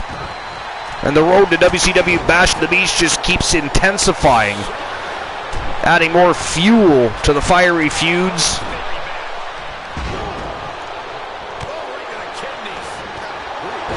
Soul Ember says, I've enjoyed 3.0 has been epic. And we're just getting started. That's the funny part. We are just getting started. Whoa, Bradford Bravo just about tossed clear out of the ring by J.R. Jack. Now that is some power, because he was clear on the other side of the ring. J.R. Jack with a little show of strength there. And look at this.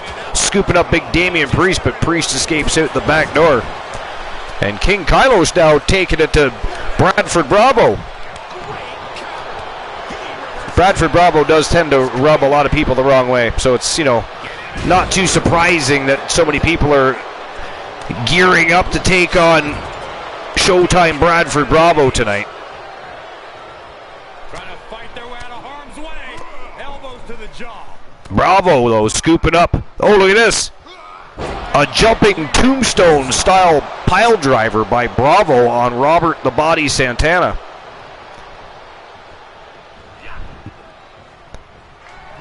Wow, look at this, King Kylos. It is every man for himself.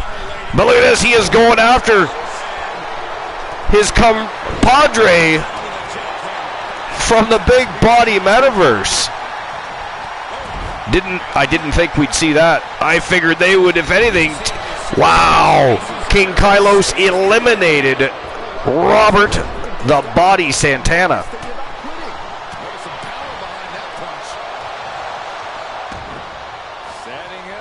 Look at this, Showtime looking to eliminate King Kylos here now.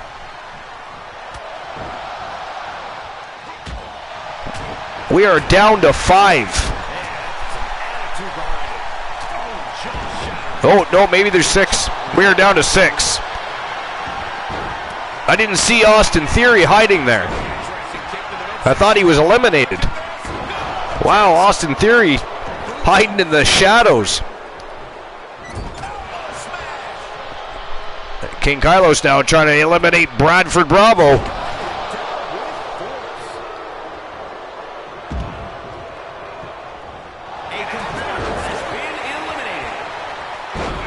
Yo, Leroy, what's going on? Welcome to episode number 317 here at the Archiverse, my friend. This is WCW Thursday Night Thunder.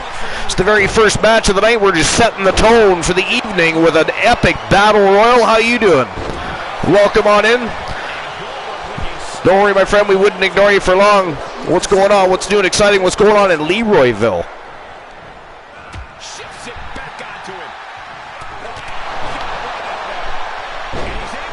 Big power slam by King Kylos.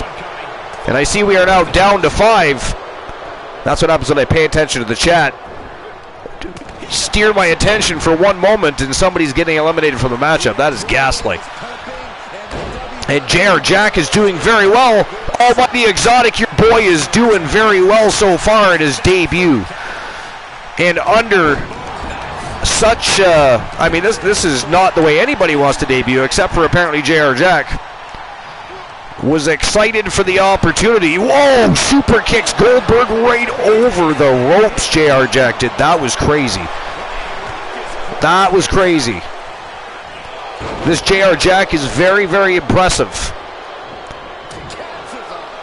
King Kylos taking it to Damian Priest here, and Austin Theory locking up with JR Jack. The newest member of the roster, the 78th streamer team, is Almighty Exotic. And they came prepared tonight, doing fantastic in their first match ever. Most people waiting. Whoa, an ataxia by Austin Theory, and he is not done, picking JR Jack right back up.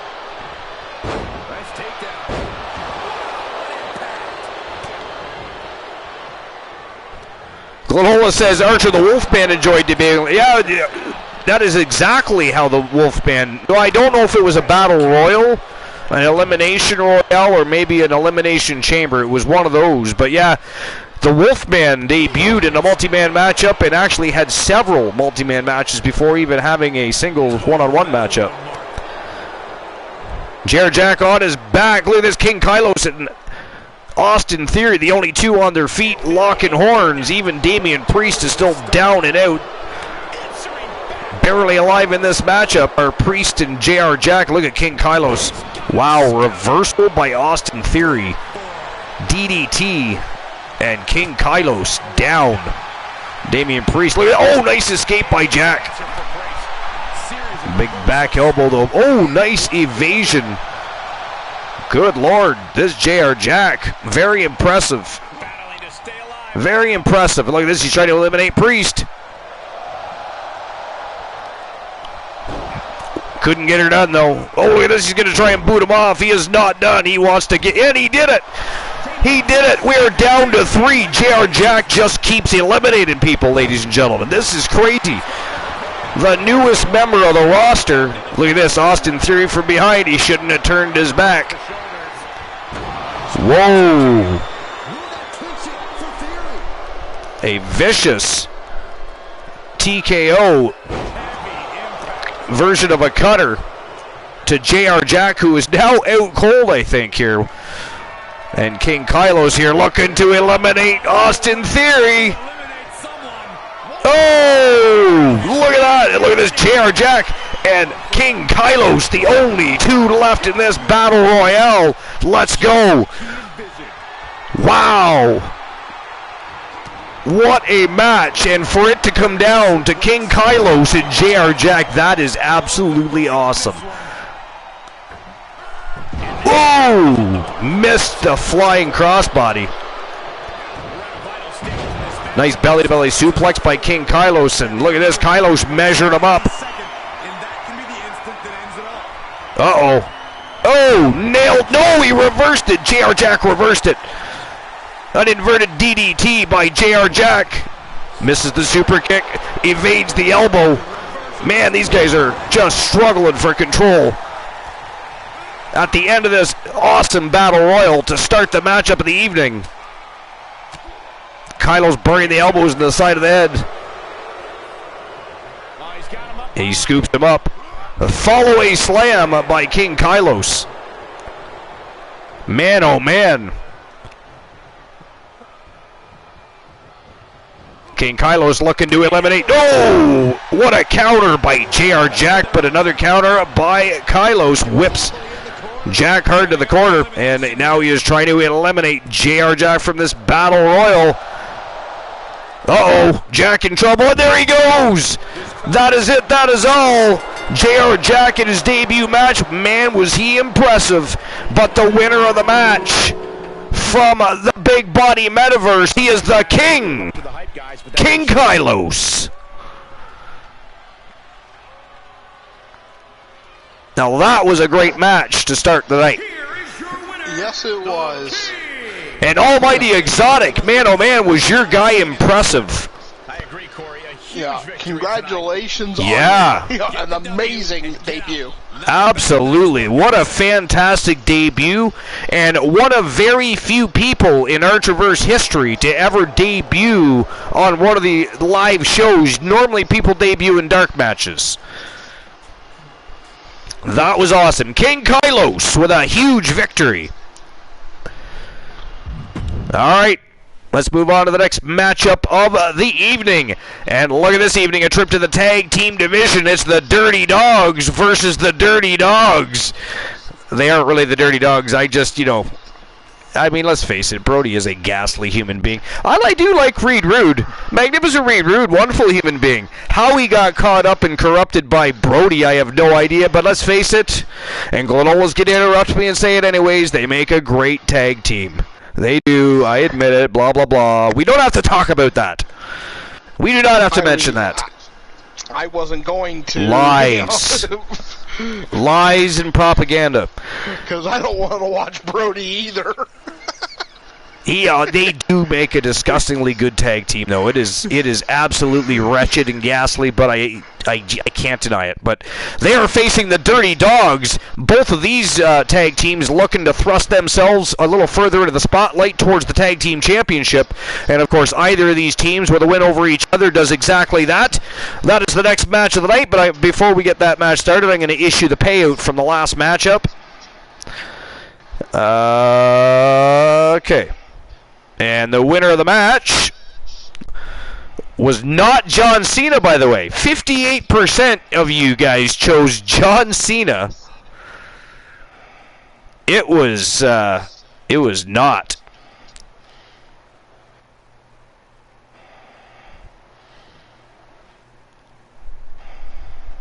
As a matter of fact, it was King Kylos from Big Body Metaverse. One of the most successful invasion angles in pro wrestling history was Robert the Body Santana and, of course, the King Kylos, and they've won multiple championships and continue to entertain and impress the masses. And King Kylos just picked up another huge victory here with that big battle royal.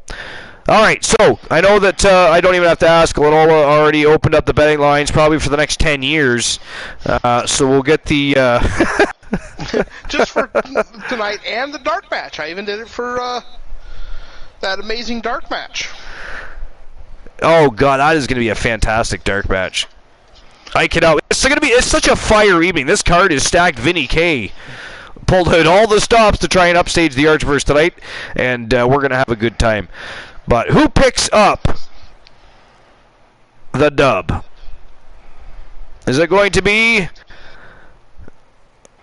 the Dirty Dogs or the Legacy?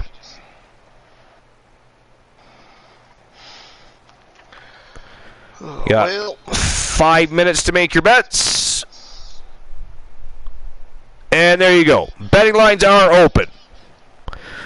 I'm going with the Dirty Dogs for an upset here. I know that Brody and Root have been on a roll, but I'm going with the Dirty Dogs. I'm going to go with Legacy. Only because the Dirty Dogs just the other night went through a hellacious match. That they did. You know, with the Wolfpack. They did. That was a fantastic match too, by the way. I mean, It was. some of the matches in the tag team division. You know what else has been a really fantastic time is watching the mixed match challenge division grow. We are up to 9 mixed match challenge teams now. And Paul White, AEW, says Dirty Dogs for the W. That's what I'm saying. I think that the Dirty Dogs still have some hunger and some fight left in them. I know that Legacy has been on a roll. They are a formidable team. They are hungry. They want gold too, but I think the Dirty Dogs are overdue for a breakout moment, and I think tonight, if they beat Legacy, puts them in just the right direction and path towards the tag team titles, which is what they're looking for. They would love another crack at the Wolfpack, and I mean, defeating... I'm not saying Legacy is going to be the only stop on the way to getting back to the Wolfpack, but that is a huge way to leapfrog some of the other teams in the division, I think, if they can pick up a W over Legacy here tonight, Glenola. Well, and that's all I'm saying. I'm not saying they're going to win, but grace is the fact that the Wolfpack is a fighting faction.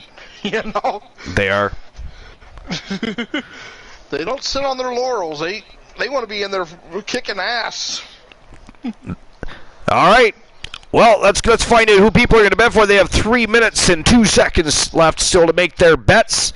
And in the meantime, it is showtime and go time. Matchup number 2, WCW Thursday Night Thunder. Let's go.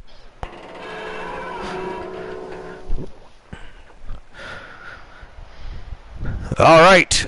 Joling says, my client have had 3 title defenses and are still champions, which are awesome. Joe Link, that is correct, and that is awesome, and we congratulate your team and your clients on their efforts. Absolutely epic.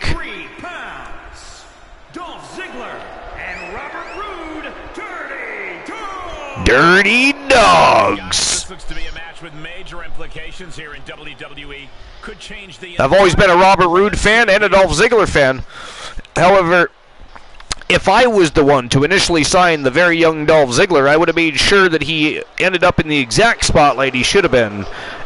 And that would be being built as the next Shawn Michaels. Because he should already be seen as that, but will never be seen as that because they didn't bother to try to make him into a superstar for whatever reason. That said, he's a loyal member of the roster. He's well liked within the company. He has a solid... his tenure is looking just fine. And he has held many titles, right? He's a Grand Slam champion, etc. I'm trying to remember what name he started off under.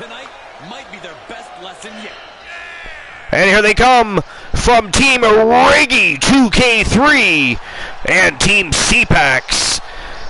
They are Luscious Luther Brody and the magnificent Reed Rude. They are Legacy. They're also former tag team champions.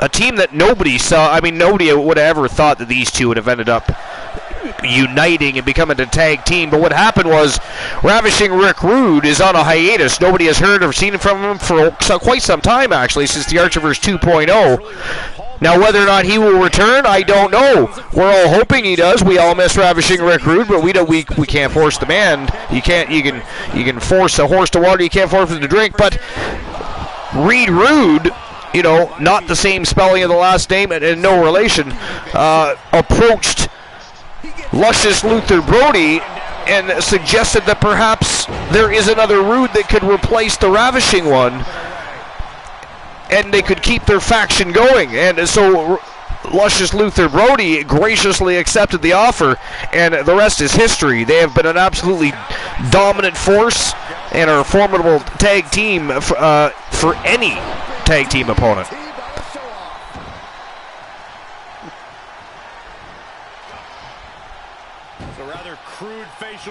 But I do, of course, miss some of the matches with Ravishing Rick Rude. Never been a Brody fan, but always been a Reed Rude fan. Sorry, that too, a Rick Rude fan. Too many Rudes. How rude. Extremely rude. Extremely rude. Oh, he knew what was coming. Dolph Ziggler with a big body shot there. Whoa! Drops Reed Rude right on his face. On the attack from behind. Nice falling neck breaker. Dolph Ziggler in control right now. Here we go. Getting off to an early start. Whoa, a ripcord neck breaker. And so far, Reed Rude having all kinds of trouble with Dolph Ziggler here. Wasting absolutely Yeah, Dolph Ziggler just doing a little trash talking. And look at this, Reed Rude gonna mix it up with Bobby Roode, but a mistake because Dolph right there. Nice retaliation though by Reed Rude, big elbow to the face, one of the kidneys. Now he looks to take control of the matchup, and that is a good way to do it. Snap suplex on the unforgiving floor and some ground and pound, and those are some big mitts being tossed into the face of Dolph Ziggler right there. He is no small man, Glenolo. Reed Rude jumps back into the ring to break the count. And here we go, tosses Ziggler back into the ring, back into the squared circle we go.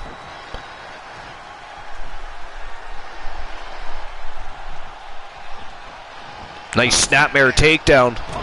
Ooh, bionic elbow right to the top of the skull. And in comes Luscious Luther Brody, Luscious LB. And immediately starts choking the life out of Dolph Ziggler.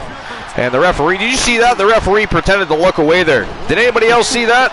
Did you see that? That is ghastly. Look at this, Brody rolls him up. Whoa, Luscious Luther Brody just about stole one right there with a roll up. And Bobby Roode luckily got in there and broke that pin up. And now Dolph Ziggler looking to turn the tides, but Brody scoops him up. Nice escape out the back door, and an inverted DDT by Dolph Ziggler. Brody is down, and in comes Robert Roode. Robert Roode, Rick Rude, Reed Rude. They're all rude. Look at that, Robert Roode breaks up the 10 count. Luscious Luther Brody was looking to bury 10 knuckle sandwiches. He's going to try it again. And again, Robert Roode interrupts his agenda. Another inverted DDT, this time by Robert Roode. And Brody tags back in the magnificent Reed Rude.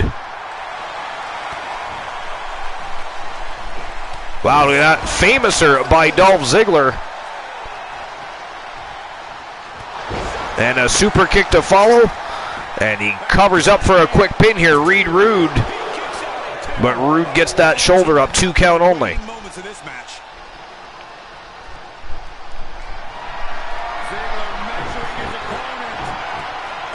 Ziggler tuning up the band. Whoa, big super kick right to the chin. Ziggler rolls up Rude. But Rude able to kick out.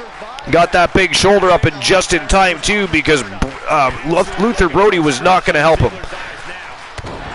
He was not even up on the ring apron, in no position at all to help the magnificent Reed Rude. He's in a little bit of trouble now. These two teams have gone to war, Cole. Of course they're going to wind up. Ooh, reverse suplex by Robert Roode. And I got to tell you, the Dirty Dog's looking good here right now, Glenolo. Yeah, they are. They are. Really just laying it in. Oh, Rude catches the leg. Whoa. That was a vicious dragon screw leg whip, and back in comes Luscious LB. You know, I don't take anything away from Dolph Ziggler now, but I have kind of mixed feelings on him because of how he basically got known in the WWE. I'm sorry, the Spirit Squad was... Yeah, the beginning of his career was kind of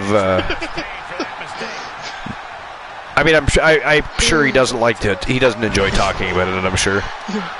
You know, I had to go back and look to see which one it was that he was. He was part of the Spirits Club. I couldn't remember which one. He was Nicky, wasn't he? Yeah. Him and Kenny were the only two that. Yeah. Well, I mean, his name is Nick Nemeth, right? So it makes sense. Yeah. But at least anything in WWE. Wow, nice follow-away slam by Reed Rude there. Back in comes Luscious LB. And though that wasn't his first gimmick. It wasn't, though. His first gimmick was the caddy for Kerwin White. Kerwin White. Oh, look at this. Reed Rude. No, sorry, Luscious LB with a big release power slam. And he scoops him up. A big show of strength here by Luscious LB. Look at this. He is bench pressing him above his head. And just drops him right on his face. And a 2 count only. And it's a good thing he got that kick out just in time because for whatever reason, Dolph Ziggler didn't move a muscle to try and help him. Big body splash. Tells you how memorable his early career is. When the only reason I knew about that was I was looking up to see what name he was under in the Spirit Squad. Yeah. You know, I didn't even remember Chavo having a caddy at that point. You don't remember that? No, I remember the character. I just don't remember him having a caddy. I thought that was hilarious. I'm not saying the gimmick wasn't hilarious, you know, for Chavo. Yeah. Well, I mean, Chavo didn't have many big moments, in my opinion. And it's too bad because he was a great wrestler, but I mean, he just didn't have the same level of charisma that Eddie and everybody else did. But well, you know, Eddie, his dad, you know, the whole family. Unfortunately, Chavo was the link in the family. 2 count only. Robert Roode just about stole it right there. And again, the Dirty Dogs really looking good here tonight. I mean, in the last half of this matchup, it's been more of a back-and-forth contest. But in the beginning, the Dirty Dogs were on a roll and looking dominant. Right now, it's anybody's match. Legacy made a comeback during this matchup, and it evened the odds just a little bit. So it's been definitely a back-and-forth struggle for the last half of this matchup. It is definitely anybody's match, but overall, the Dirty Dogs have been really impressive. And, of course, I'm a little bit biased at the moment because I chose them to win the match. I believe they were going to get the upset victory. But after this matchup, I'm just as happy as if I'm not correct. It's been a great match.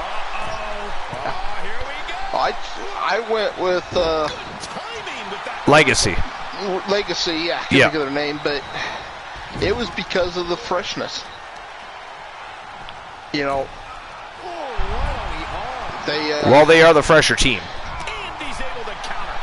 You know, that's what made my decision. Whoa! Brody ragdolled him. He's looking for a tag here. Let's see if Rude can get to him before he tags. Nope, he decided to have a pose down and get the fans riled up a little bit, but whoa! Okay. Well, who am I to say anything, right? I mean, that was a hell of an STO right there. Apparently, Reed Rude knew what he was doing. Nice evasion, missed that drop kick. Back in comes Luscious LB. Immediately locks horns. But Ziggler escapes at the back door. Inverted DDT. Down goes a Luscious Luther Brody, but he is right back to his feet. And back on his back he is. Big boot to the face by Dolph Ziggler. I think before going for that, you know, the tag, I would have went ahead and hit him with something. Hit him with a chair. Something. That would work. Oh, foot DDT. I always cringe when I see that. That is ghastly. You can do a lot of damage to the ankle, the foot, the shin, and the knee area, the tendons.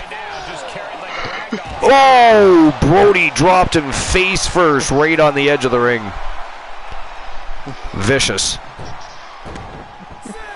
Ziggler eating the post now. We're at a 6 count here. I think Brody's breaking the count here.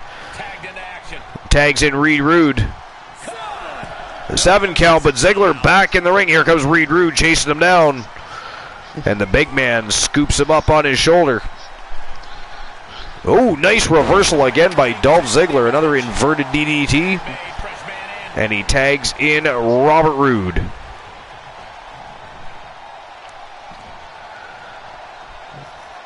Reed Rude having a lot of difficulties. He's trying to always overpower everybody, and there's just certain superstars you're going to be in the ring with who you're just not going to be able to do that. They're agile, they're athletic, they're quick. And in Ziggler and Rude's case, they've got that veteran experience. Just shows you that Reed Rude's still a little bit green. Still very early on in his career. Just stick it out with Luscious LB. He'll be just fine, apparently, though. So I'll be honest, Bobby Roode. The last time I liked any of his character was with Team Canada in TNA. Yeah, that was a lot of fun. Yeah. That's not. Oh, big knee to the face by Reed Rude. Rude covers him up. Big win. 2 count only.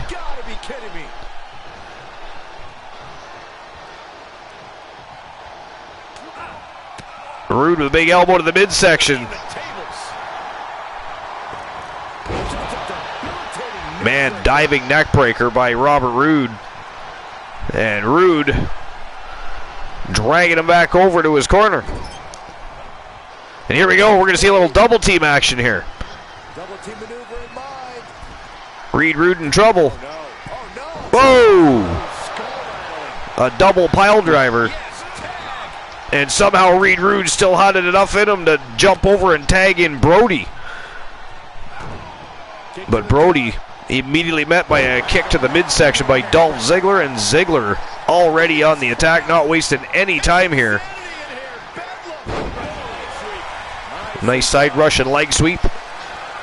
And he's tuning up the band.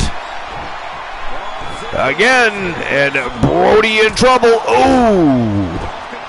Landed it clean, but in comes Reed Rude. 1 count only. Well, that's one way to leave the ring, I suppose. Rude eliminates Reed Rude from the ring, and look at this, Dolph Ziggler. Right back to work on Luscious LB.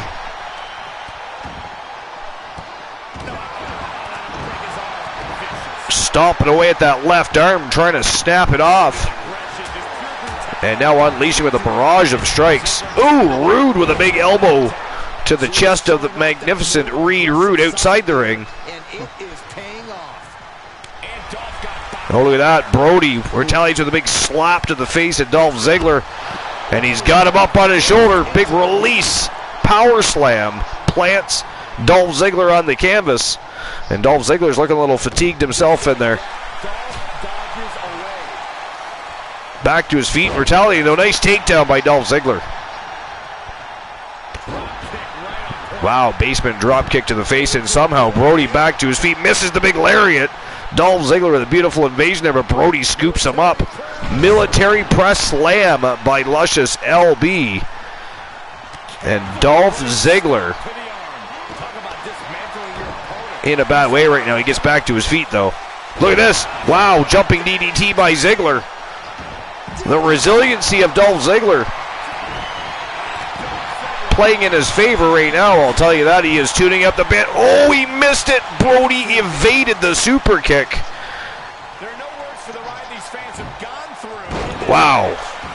Plants him again with another release power slam. And now he's just ragdolling him. Brody looks like he's got a little bit of found energy, found momentum left in him. Big body splash. And Brody covering him up, but rope break. Dolph Ziggler gets a lucky rope break, as I think Luscious LB was getting ready to end his evening and put his lights out for the rest of the night. And look at this barrage of attacks. Nice spinning back fist by Brody. Ooh, stun gun to the outside. And here we go again. Right on cue, Dolph reverses. Nice hip toss by Dolph Ziggler. And he's just grinding the face of Brody right on the floor. Dropped an elbow right in the back of the neck. Dolph Ziggler can be a savage.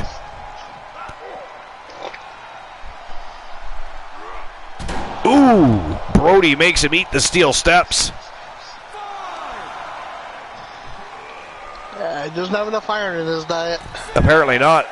At least not according to Brody. Oh, man, you can see he is feeling Just looking out for his health, you know. Wants to make sure he's got enough iron in his diet. Nice escape by Ziggler. Brody was going for a back suplex. And Ziggler flips right out of it. Look at this double team action by the Dirty Dogs. Yo, beautiful DDT by Robert Roode, and he covers Brody up. Wow, Reed Rude just took out the referee. Robert Roode took out Reed Rude. Luscious LB flat on his back, and the referee still eating the canvas. That was crazy. That was crazy.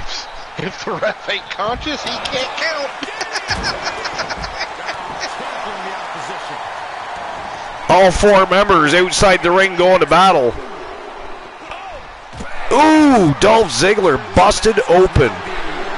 Dropped face first onto the ring apron by Luscious Luther Brody. Now Brody's going after Robert Roode.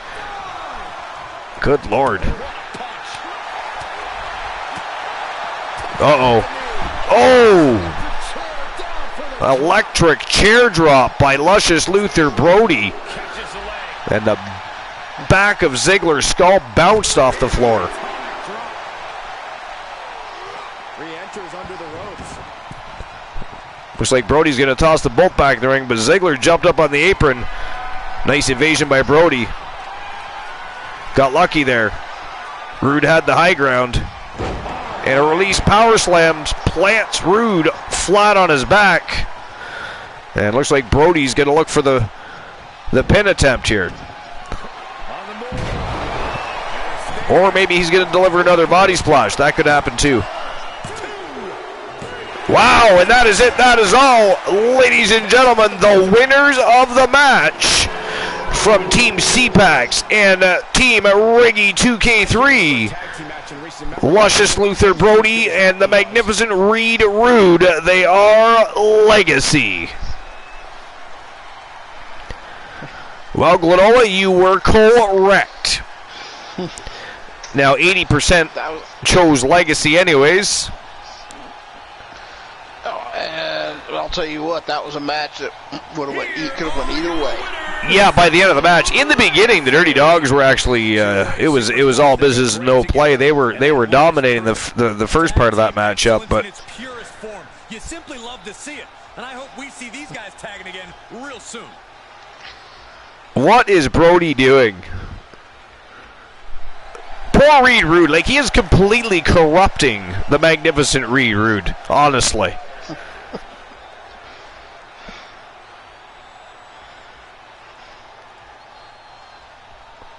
What are they doing? Uh-oh.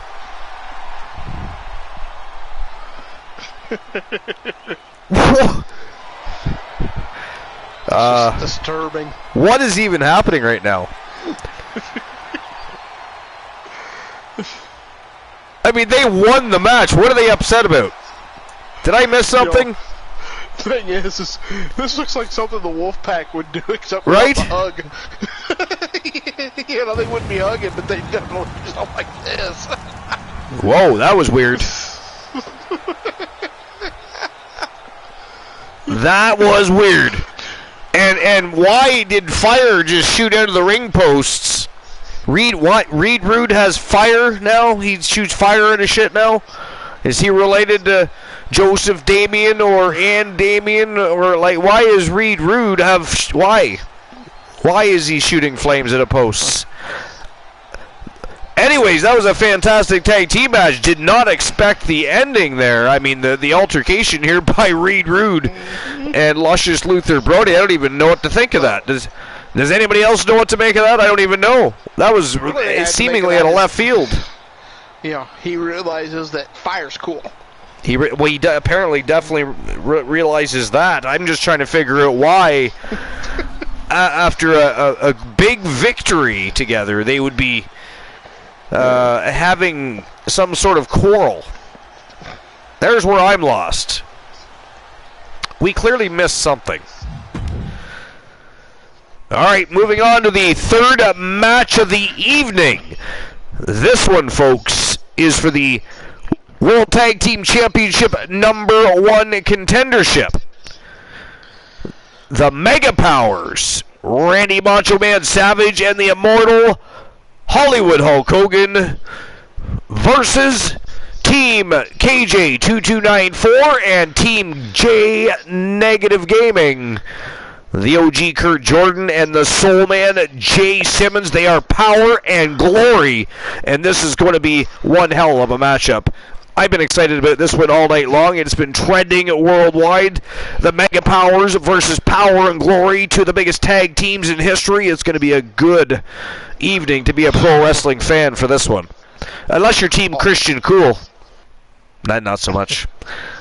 Not so much because he does not like either Kurt Jordan or Jay Simmons. I mean, we know the rivaled and long history with those guys. See, there's the difference. The Wolfman has just as much history with them. If not more, actually. He loves those guys. If not more, actually. Yeah, but he loves those guys because they push him to the limit every single time. I mean, that is true. All right. So who walks out the #1 contenders? The Mega Powers or Power and Glory? Yeah, by rights, I shouldn't even vote on this one because you should. I mean, it's the #1 contendership. However, well, I mean, it's not like you have to bet on your own team. Yeah, but no, it's. All right, you guys got 5 minutes to make your bets. Betting lines are open. Is it going to be the Mega Powers or is it going to be Power and Glory? Either way, third match of the night, WCW Thursday Night Thunder. We are live, baby. It is showtime and go time. Let's go. Yeah. Not that either team wouldn't be a great match. However, Power and Glory, like I said, they push the Wolfman to the limit every single time they get in that ring. I want to know who's everybody got in this matchup. Mega Powers? Are you voting for the Mega Powers or Power and Glory? Who do you got? This is a top-level team, guys. Each of these superstars could be a main eventer by themselves, but together, they're even better. We know who Team Christian Cool would vote for, reluctantly. Because normally he probably wouldn't vote for the Mega Powers either, but in this circumstance, I'm guessing that he would definitely vote for the Mega Powers.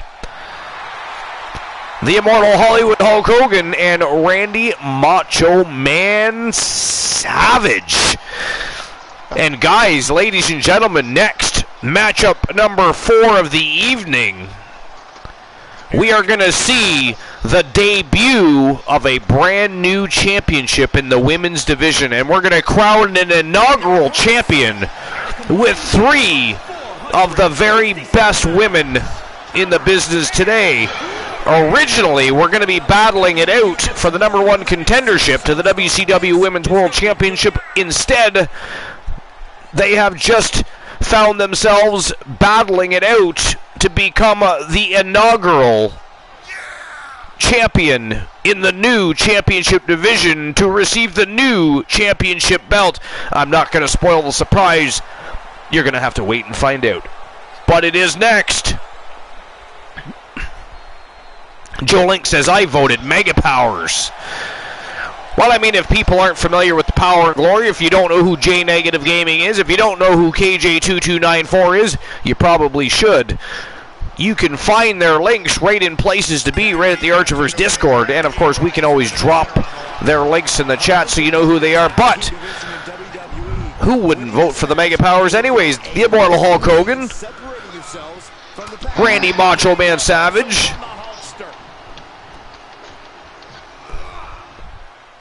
the Hulksters. Oh, look at this nice reversal by the OG Kurt Jordan. I can at least, There's no E on J Negative. at least I remember about J. Is that what the full command is, though? Is J Negative?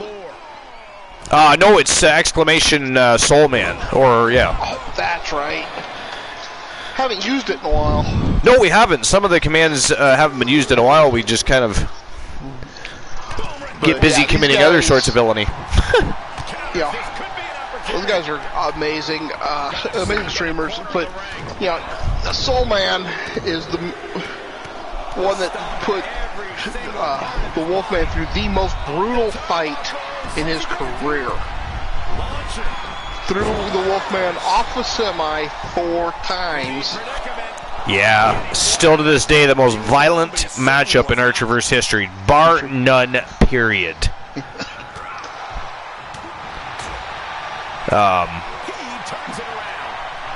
Oh, yeah, Joe Link. You can use the @ to fill the name, but try to remember to remove the @ because then the link don't work. Yeah. Yeah. I think, Archer, you can fix that if you go into your shout-out command and... how to do that. Well, either way, it puts the @ symbol in the link so it doesn't take you to the right spot anyways. But there's a way where you can do that in your, in the command. Yeah, oh yeah. Yeah, you can, yeah. So, not do that, because I had to fix that on mine. I don't remember now how I did it. Maybe Bromer can fix that sometime when he's on one of his tears. One of his binges or rampages, if you will. Yeah. Maybe or cliche, whatever you want to call it. I'll tell you, this is a close one. Oh, the OG with a super kick to the midsection of Hollywood Hulk Hogan there.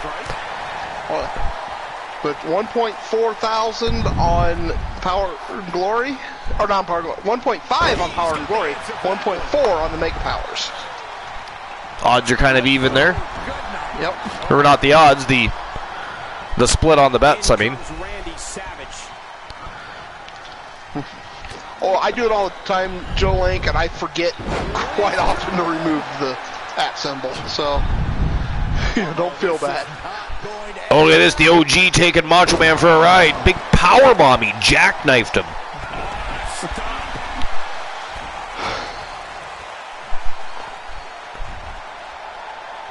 I mean, one thing we were guaranteed was a non-stop action matchup between Mega Powers and Power and Glory. Neither of these guys are going to rest until the other is down. It is what they do.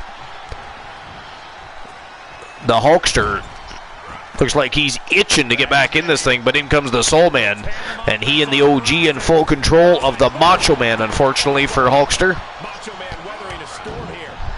Yeah, that's pretty bad. When Hulk Hogan is probably the calmest of these, you know? That is a little odd, isn't it? How often does that happen? Oh, look at this. Air Soul Man. Wow, big flying body splash. And hits the mark right on the chest of Randy Macho Man Savage. And set right into the corner. Savage with amazing reflexes.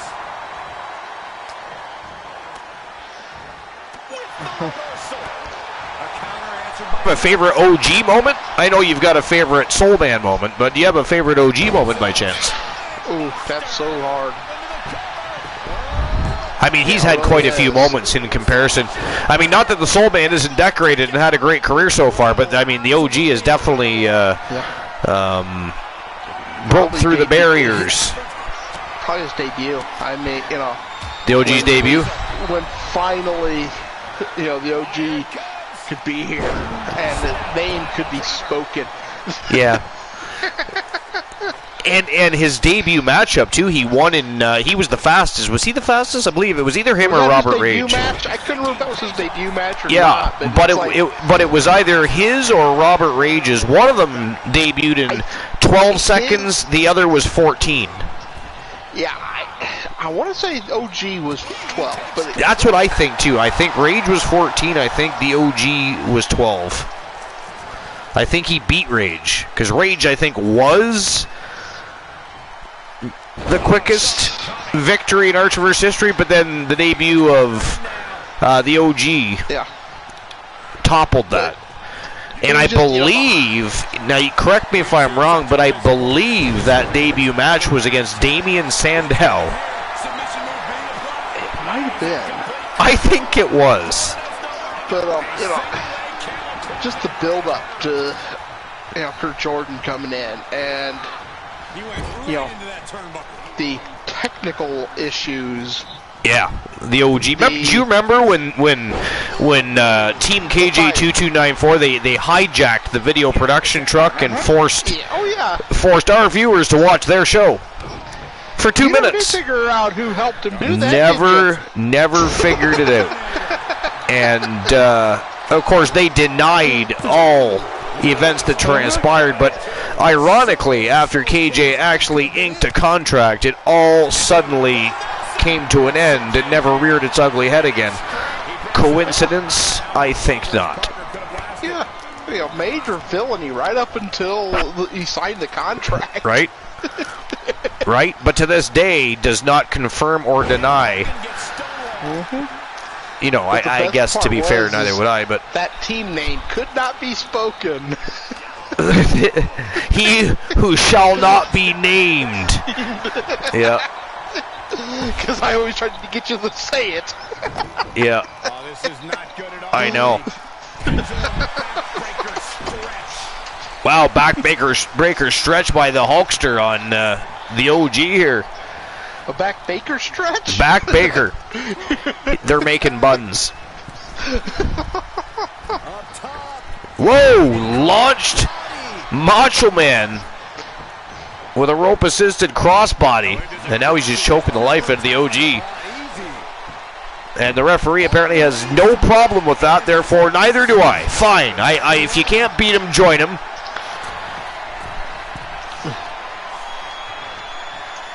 We can only complain about reffing so much before you finally have to just sit back and say, well, whatever. And some of it, whatever. A choke or that, who cares? Now, disqualifying a team because their faction member touched them? That was hilarious. To this day, I still who paid that ref off? You know what I'm saying? Who the hell paid that ref off? Did we ever figure that out? No, but he didn't talk too much. Good Lord. But how many, you think about this, how many of these weird things happen to the Wolfman? Well, I mean, he's been in a lot of weird positions, so, I mean, that's a lot.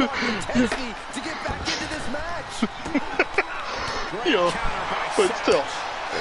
Ref disqualifying the Wolfman and Cactus Jack because Psycho Sid touched the Wolfman. Yeah.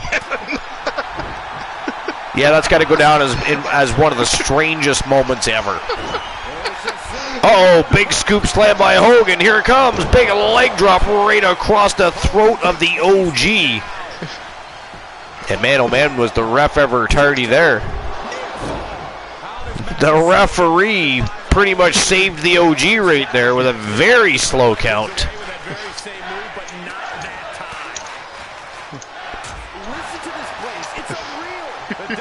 Oh, speared Hollywood Hulk Hogan. But Macho Man breaks up the pin, 2 count only. This one still continues. And if you want to catch such moments as we're discussing, definitely check out the YouTube channel where you can go back and watch the Archerverse from episode 100 on.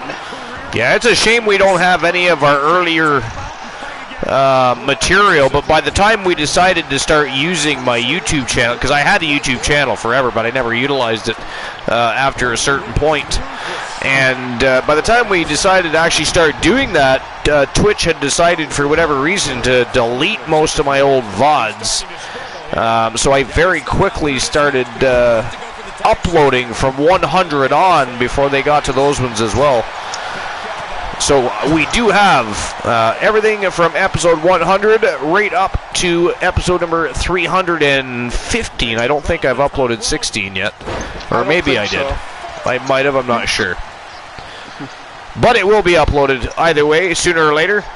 And it is a great way to catch up on any shows that you might have missed if you happen to be on YouTube. Either way, YouTube, Twitch, if you're watching it on Twitch, of course, it gets extra VOD views. Unless you've already watched it. If you've already watched some of it, then just go to YouTube if you happen to be on there and give that a view. Hit subscribe if you haven't already. Can we actually drop the YouTube? Oh, you did already. Good for you. You're way ahead of the game.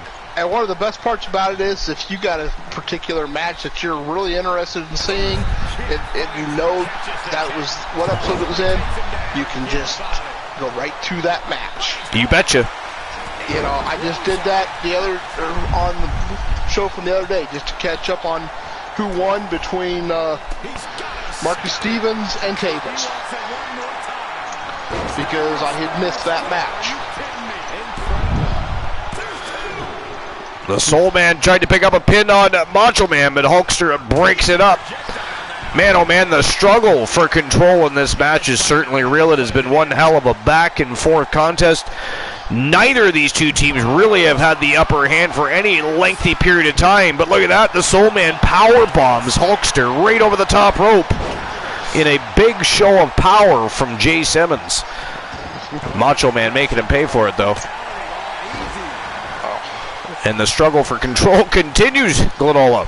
Glenola, I'll be right back. I'm just going to use the little boy's room. I shall return. But man, oh man, what a fantastic matchup. Number one contendership for the Tag Team Championships on the line here. Man, oh man.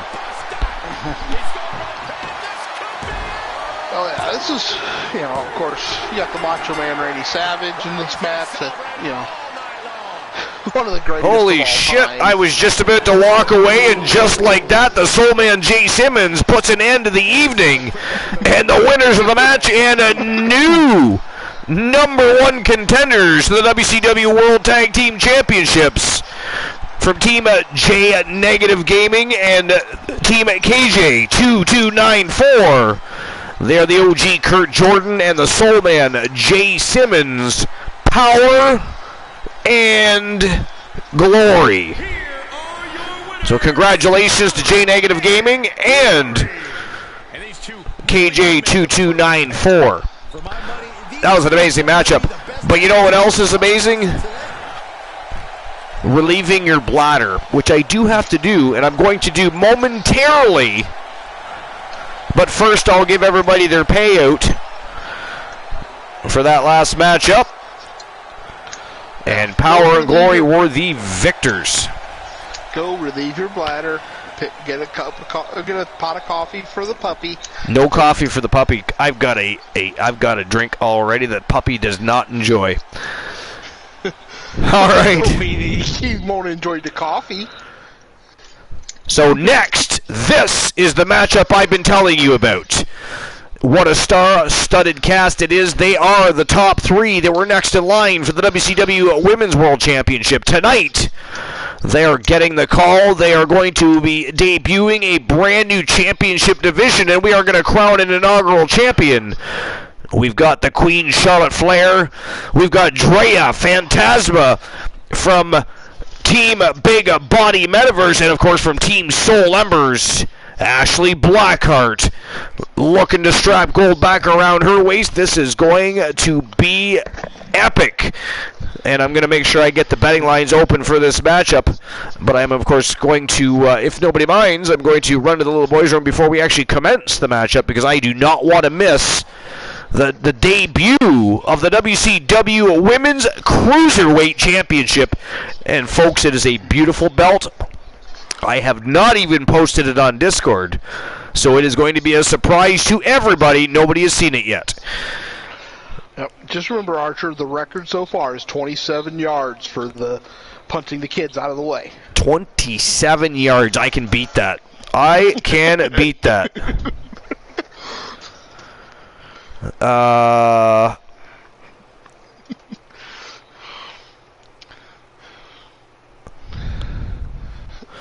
right, so who walks out inaugural Cruiserweight Champion?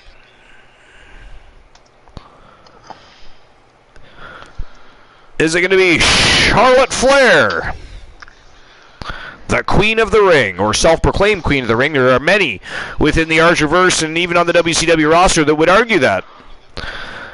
Is it going to be Drea Phantasma from Team Big Body Metaverse, or from Team Soul Embers, Ashley Blackheart? 5 minutes to make your bets. And apparently, there we go. All right. Excuse me, I'm just arguing with Twitch under my breath. I had to fix the headline a little bit for the betting line. All right, there we go. There we go. 5 minutes to make your bets. Who's going to become the inaugural WCW Women's Cruiserweight Champion? Glenola, you can chat with the masses about that for just a little bit while I head to the little boys' room, and then we are going to get this brand new WCW Women's Cruiserweight Championship division underway. And I am excited. But I'll be right back. Make your bets. Stop being lazy. Go! What are you waiting around for? Good Lord. Gonna hold your hand for everything.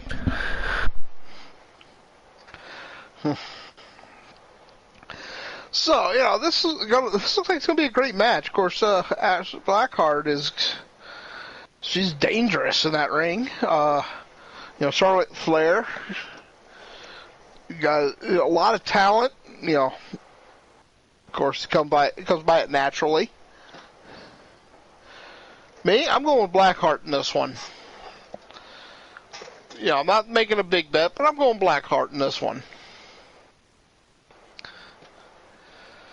Phantasma I don't really know enough with yet to make that decision.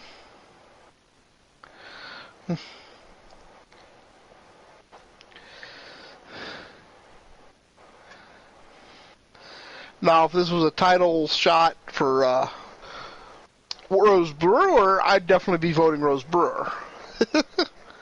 I don't vote against Rose Brewer.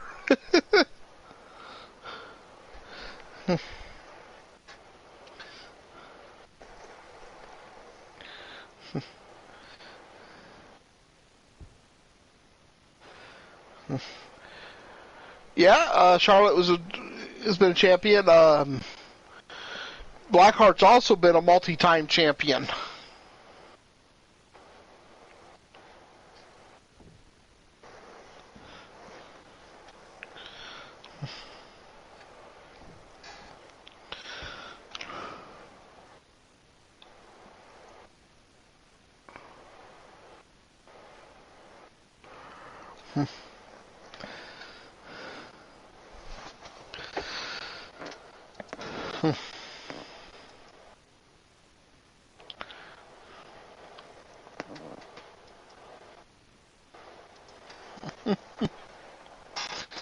So, get your bets in. Who knows? You could win big.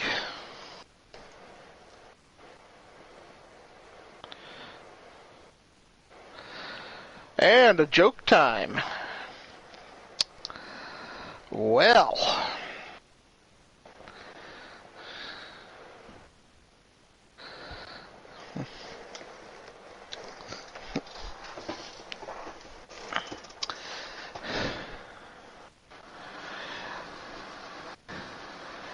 I don't know if you all heard about the guy that was arrested for throwing bras all over the place.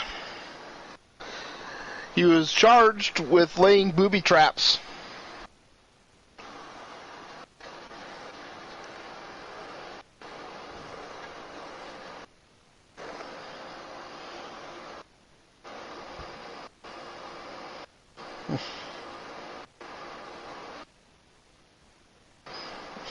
Alright, I have returned, and that means one thing and one thing only. It is time to get to the debut of the WCW Women's Cruiserweight Championship Division underway. Triple threat style. Are you ready? I am always ready. Alright, the betting lines are still open for a short period of time, I believe, but it is showtime and go time. Let's go! There's, what, 45 seconds. 40 now. So, get your bet in there. Just a little Get bit your of time. bets in. Don't be sitting around when you could be earning our Traverse bucks. And thanks to somebody, I don't have as many points as I could have had today. So this is a brand new division with a brand new championship belt that you'll see in just a few moments. And we're going to see a brand new champion. This match is for the vacant championship, which means tonight we finally crown one of these superstars as our next champion. And it's about time. Drea Phantasma from Team Big Body Metaverse And it seems to me that with that high level of aggression is sitting with a 3-1 record coming into this matchup, and is a big opportunity. She was sitting at the number 4 spot for the WCW Women's World Championship when she got the call for the Women's Cruiserweight division. Alright, so we have 17% going for Charlotte Flair, 83% going for Blackheart. Wow, Team Soul Embers got some fans in the house tonight. And nothing on Phantasma. No love for Drea Phantasma, how dare they? Team Big Body Meta had a very successful invasion angle. Both have been multiple time champions. Drea looking to follow in their footsteps.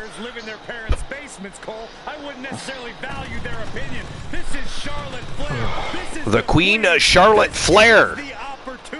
So Byron, from your parents' basement, what do you feel about Charlotte Flair? First of all, She has certainly stepped out of the shadows of her father. She is no longer just daddy's little girl. She's one of the best women to step foot in the squared circle now. Aha. Yeah, that could be a problem, Cone.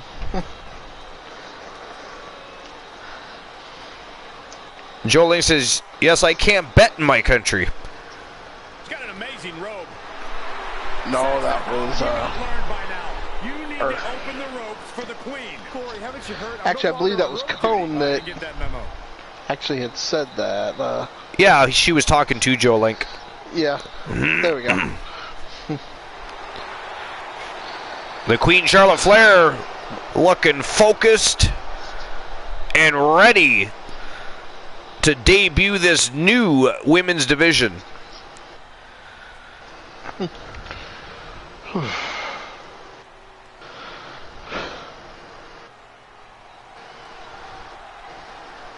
And here we go from Team Soul Embers. Ashley Blackheart, a former multiple-time champion.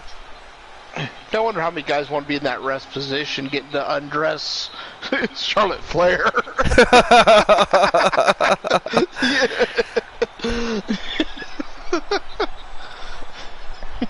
Did I say that out loud? You did.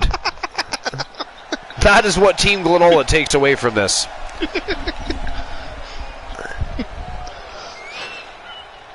Maybe old but ain't dead. Old but not dead. The Bombshell. Here we go, guys. We're finally going to crown a new champion here tonight. Cole, this match right here is the Was, of course, number 3 Charlotte Flair was number 2, and of course number 1 is the reigning defending WCW Women's World Champion. All right, thank you for being here, and I hope everything goes well. See you when you get back. Sounds good, DC.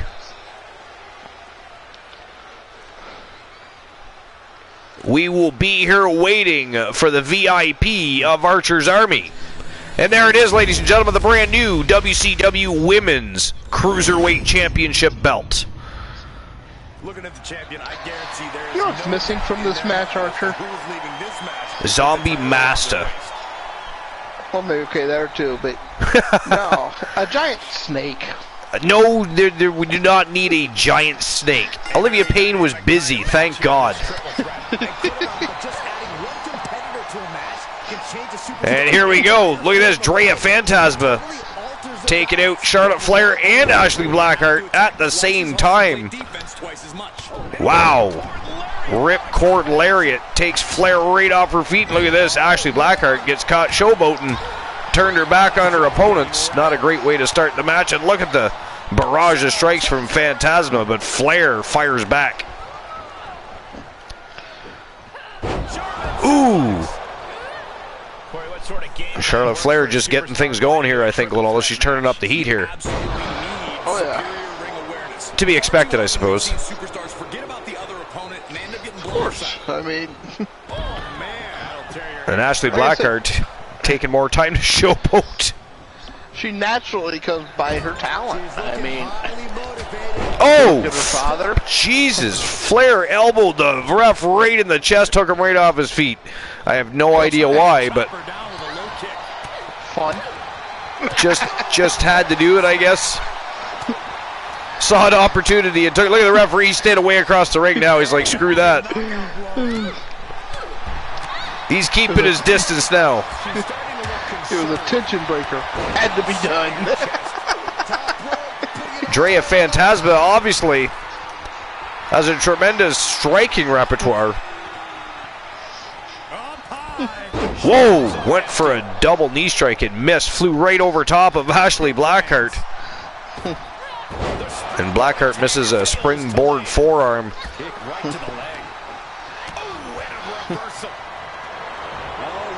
And anybody that gets that reference, well, you're about to go Ooh! A backpack stunner from the Queen, but look at this Blackheart. Immediately on the attack and takes her down. Headlock takedown. Not keeping the Queen down with that, though.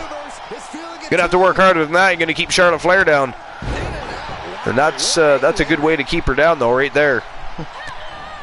Beautiful ripcord lariat again, nailing Charlotte Flair. And look at that, Ashley Blackheart. Oh, beautiful knee to the face, and I think I saw one of Drea Phantasma's teeth go flying.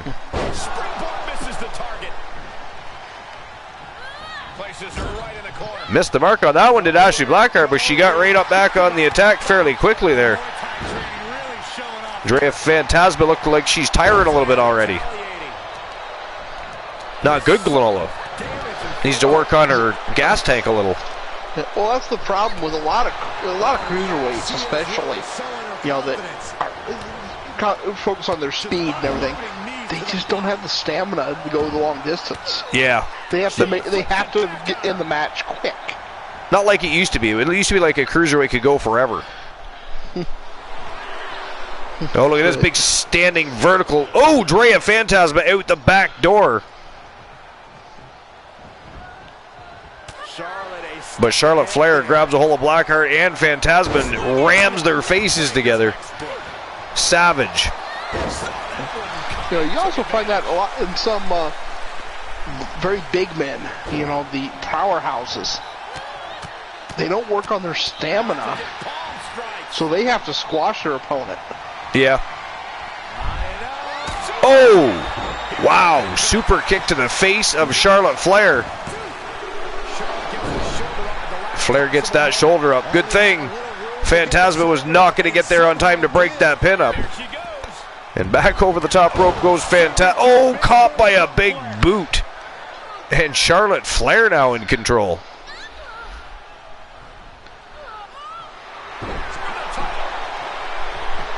Flair covers up Blackheart. Here comes Fantasma. Blackheart kicks out anyways.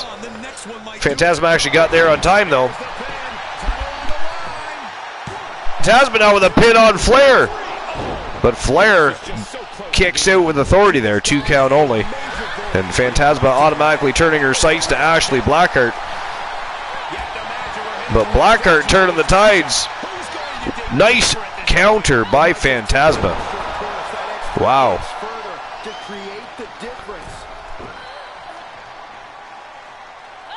Oh, stomped her face right into the canvas. And look at this, Flair gets a hold of Fantasma and a beautiful suplex. This match is wearing her down. I'm just surprised that this triple threat match is still nice takedown. Drives a knee right at the inside leg of Ashley Blackheart. Fantasma's down and in outside the ring. And Flair and Blackheart, the only 2 left standing in the middle of the squared circle here, Galola. Whoa! The athleticism of Ashley Blackheart. Well, we've seen that time and again. You know. 2 count only. Blackheart kicks out. Oh, and Fantasma just drives her knee right into the back of the head of Ashley Blackheart. Vicious. Charlotte Flair decided she was a little bit bored and needed to intervene there. Beautiful German suplex there. And now Ashley Blackheart gets a little time to spend with the audience. She really does like her time with the fans, doesn't she? A little too much sometimes, I think. Yeah. She gets caught showboating a lot. Oh, yeah. Whoa! Nice Samoan driver by Ashley Blackheart. Oh, float over DDT by the Queen and plants the face of Blackheart right in the canvas. And she is cleaning house here. Nice shin breaker. Charlotte Flair. Oh, nice takedown by Ashley Blackheart. I think Flair was going to set her up for a figure 4 there, Galola. Oh. That's sure what it looked like. Oh, the blackout. That has a tendency to... wow, she kicked out. Flair kicked out. That's incredible. Fantasma now back in the ring and going toe-to-toe with Blackheart. Beautiful DDT. Blackheart is down. Flair back to her feet. Beautiful spinning elbow right into the face of Drea Fantasma. Another shin breaker. She does like to loosen those legs up. Everybody knows why she wants to soften her opponent's legs up, that figure 4, and then turns it into the figure 8, and then they are in big trouble. But right now it is Flair in trouble. But a 2 count only, and Fantasma just about stole it there. It's the genetics that caused her to kick out of that maneuver. Confidence must be waning as she hits the opposition hard, but still can't get the fall. And listen to this place. Oh, electric chair drop. Fantasma's skull bounced off the canvas there, but she's slowly getting back to her feet here. Wow, nice springboard lariat. Fantasma, oh, nails her with a shining wizard. Beautiful retaliation by Blackheart. Right to the arm, hyperextend your elbow.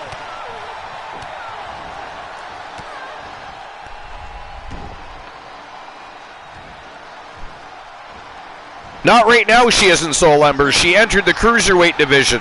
I thought that was evident, but apparently Soul just has to play the weight guessing game. That's better during sex, Soul Embers, because then you can guess the weight and eat the difference. The blackout covers Dre up. Oh, out of nowhere, Charlotte Flair. Up and Oh, flapjack by the Queen. And here we go, figure four locked in tight on Andrea Phantasma. Charlotte gonna look for the bridge. Oh, there it is, the figure eight locked in tight. Phantasma in trouble here. And she taps out. And ladies and gentlemen, that is it, that is all. The winner of the match and new WCW Women's Cruiserweight Champion, the Queen of the Ring, Charlotte Flair. Wow, that's amazing. That was a great match. Yes, it was. Here is your winner and new WCW Women's Cruiserweight. And the Cruiserweight Women's division is deep. I didn't realize how many Women's Cruiserweight there actually were on the roster, including Charlotte Flair.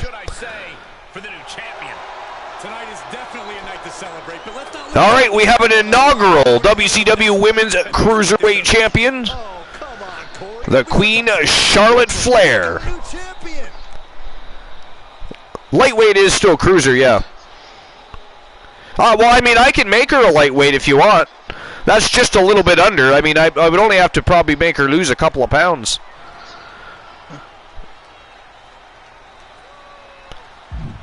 All right, I'll issue the payout for the last match. Charlotte Flair was the victor, and there you go. The payout has been issued. Only 17% voted for Charlotte Flair. Yep. All right, next match of the night, the Andre the Giant World's Heritage Championship on the line. And this is a 5 Alive in Hell matchup. We've got from Team Cornhusk Show, Carino Sinister Farmer. We've got King Booker T, Stone Cold Steve Austin, BB King, Big Baba Bruno, who's been on an absolute rampage lately. And, of course, the reigning, defending, undisputed Andre the Giant World's Heritage Champion from Team Bromer, the Wanderer, Kyle Brewer. And we're going to get that matchup underway in just a moment. I'm going to get the betting lines open.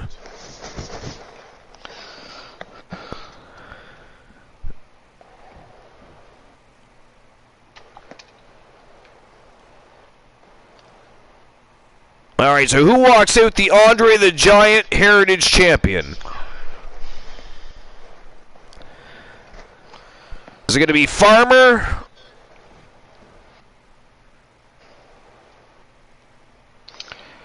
Now, is this elimination, or is it just a straight Hell in a Cell? It is a Fatal 5 Alive in Hell. It would be an elimination.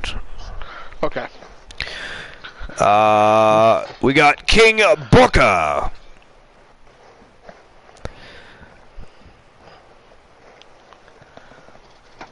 Stone Cold Steve Austin. BB King. And, of course, the Wanderer Kyle Brewer.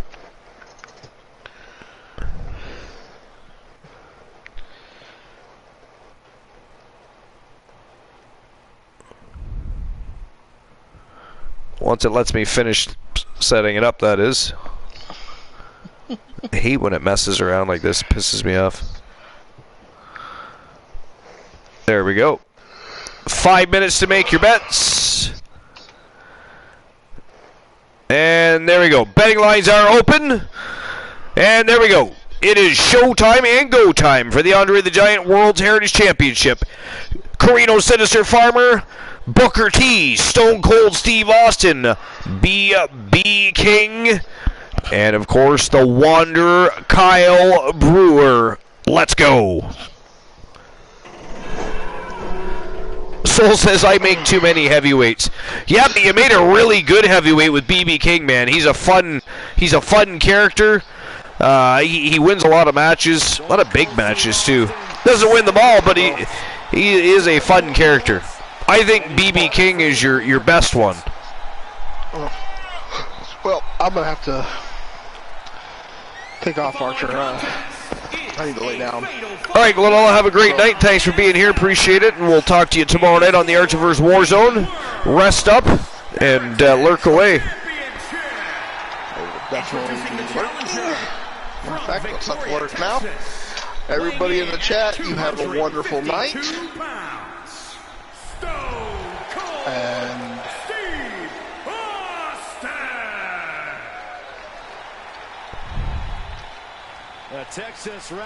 the Texas Rattlesnake in the house. Uh-oh. We're about to raise some hell, gentlemen. Joke time. He's not even leaving with villainy tonight. He's looking for some laughs instead of some villainy tonight. That is odd for Glenn. He must really not be feeling well.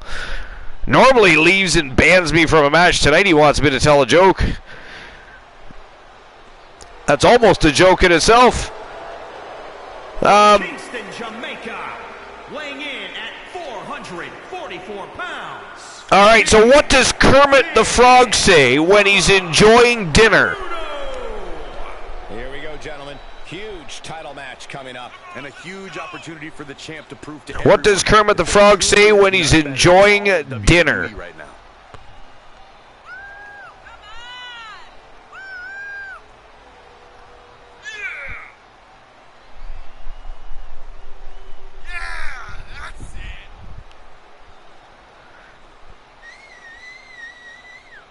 That was a tasty Miss Piggy, Punisher says. No, that is not what he said. He did not say that. BB King, Big Bubba Bruno in the house. Looking as beastly as ever. He is a monster. He did not say yum, no. So you know how they say time flies when you're having fun. Well, when Kermit the Frog is enjoying dinner, he actually says time's fun when you're having flies. Weighing in at 251 pounds. And here comes King Booker. 5-time WCW World Heavyweight Champion.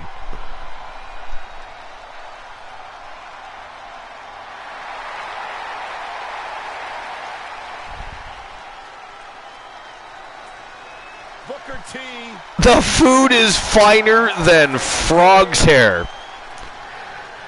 He didn't say that either, but that's hilarious. Glenola would appreciate that, Joe Link. From a tough upbringing to royalty. And also the master of the Spinaroonie.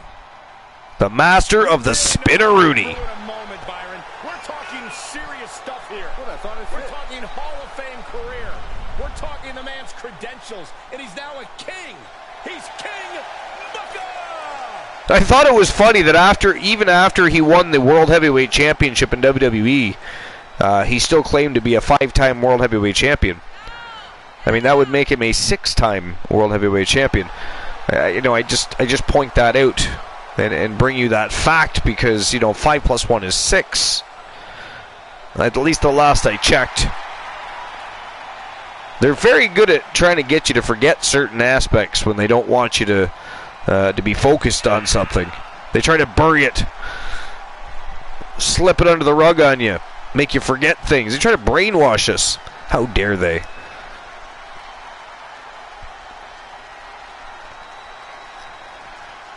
King Booker looking forward to the challenge ahead and looking forward to the opportunity of potentially becoming the new Andre the Giant World Heritage Champion.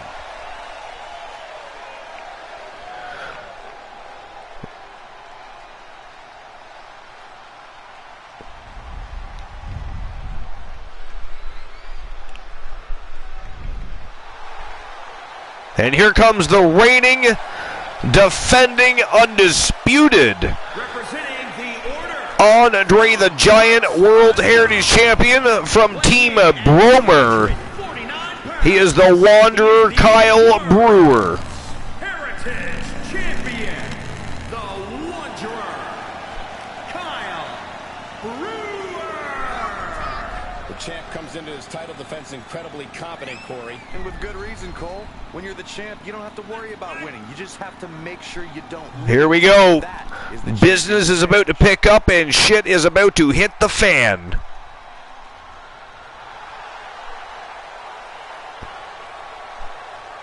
My question is, in this match, will Stone Cold and Booker take this to the concession stands? Hell, maybe they'll take it down to the street to the local grocery store.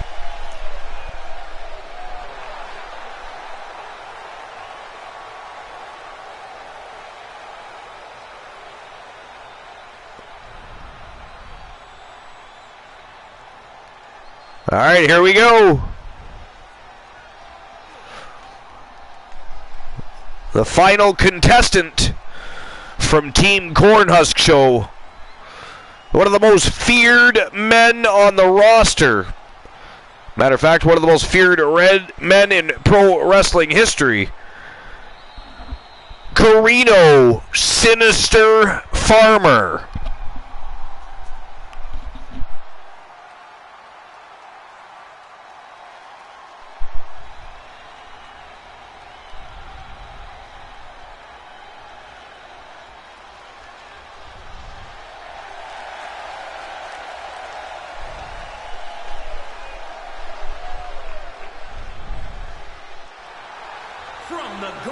And here he comes. Weighing in at 247 pounds, Carino.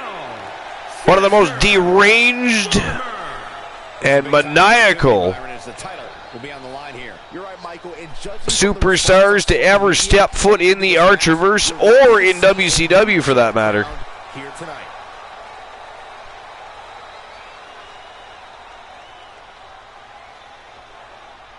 When Undertaker did the Spinneroonie, I can't. Why do we have to talk about that? That is something we should just block out of our minds on a permanent basis for all of time.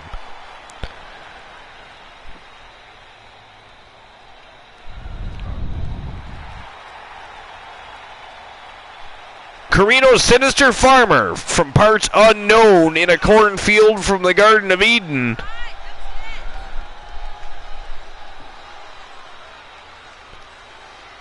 And believe me, that man definitely has voices in his head. Definitely has voices in his head.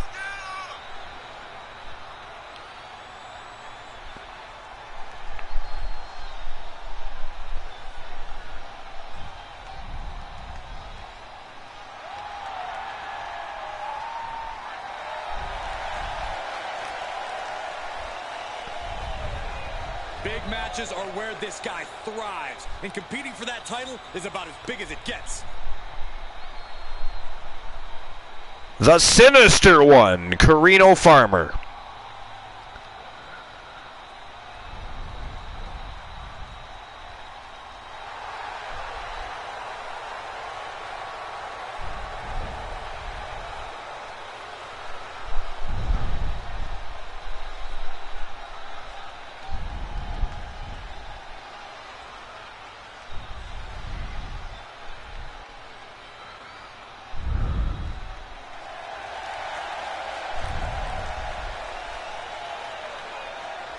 It is go time.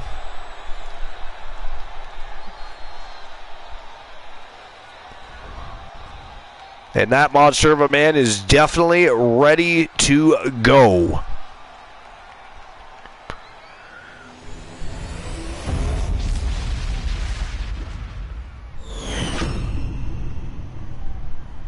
You can see it in the eyes of each individual. Only razor sharp. And down comes the cell to make it official. And the referee quickly gets the hell out of Dodge. No, he is still right in the middle of the ring. He is crazy. I would be outside that cage so fast. And chaos is already erupting. Farmer pounding away on Stone Cold Steve Austin. Brewer and King Booker. Look at this. BB King going right for the champion.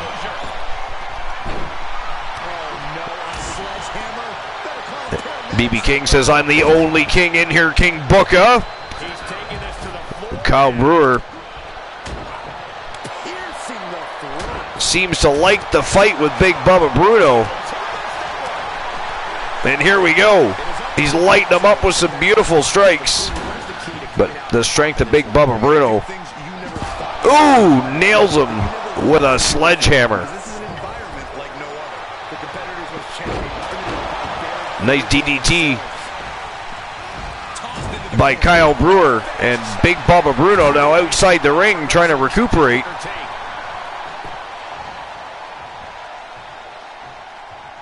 Stone Cold outside the ring with Carino Farmer getting a little payback on Farmer.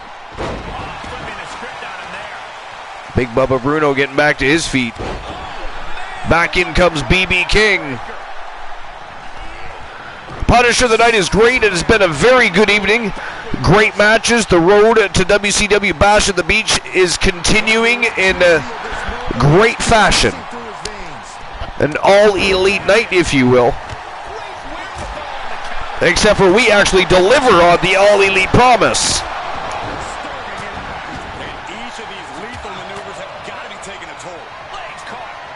Ooh, enziguri by King Booker. Look at this BB King with the sledgehammer. Taking his frustrations out on the legs of Kyle Brewer. Brewer back to his feet. Didn't seem to be too much phased by those sledgehammer shots. And now he's wielding the sledgehammer himself. Down goes Booker T. And BB King takes possession of that sledgehammer himself, and he's going right after the monster amongst men, Carino Sinister Farmer. Farmer did not like that idea.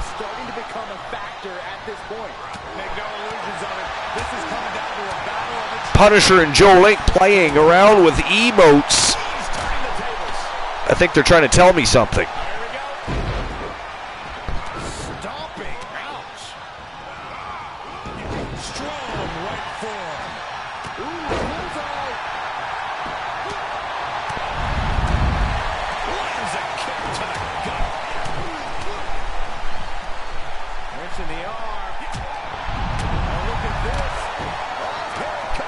Austin with a pile driver on Farmer. And look at this. Brewer hooked the big leg of BB King up.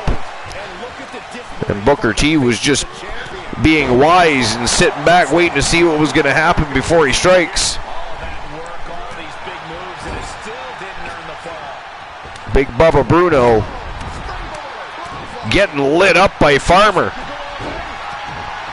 which I suppose is better than being eaten by Farmer, which is also a possibility.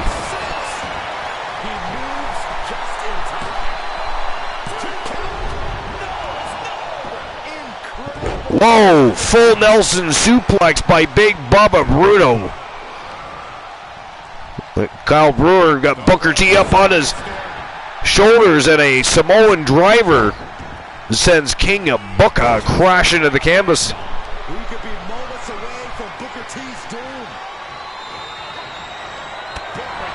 Stone Cold and Farmer hooking up now, but Big Bubba Bruno wants in on the action. Big Bubba Bruno showing no fear of Carino Farmer whatsoever.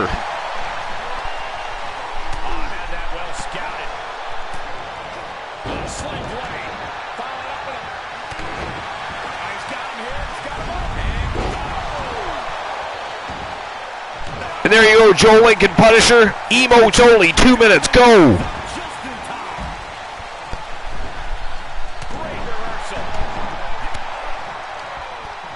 Booker T setting the Wanderer up for a ride, but a big back body drop thwarts that idea. And Stone Cold and Carino Farmer still going at it. They selected each other as dance partners right from the get-go.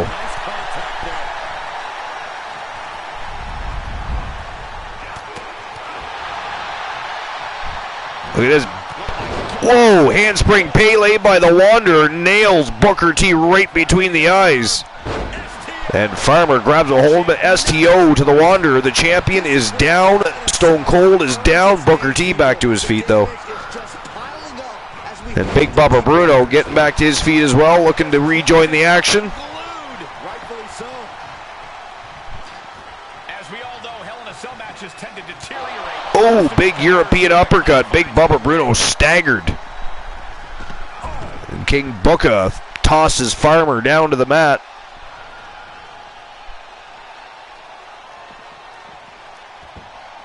And then tosses him right into Big Bubba Bruno, but Carino Farmer evades it and tosses Bruno into the ring. He has no need to rush. Gets back into the ring himself, gets away from King Booker, who is on the chase. Stone Cold from behind. Look at this, Farmer with a pin on Big Bubba Bruno, but Bruno powers out. Booker T with a big power slam on Steve Austin.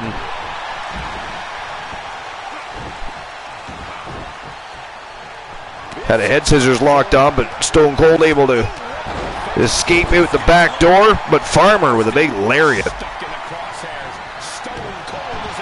And once again, Stone Cold Steve Austin and Carino Sinister Farmer locking horns as dance partners, but the champion intervenes.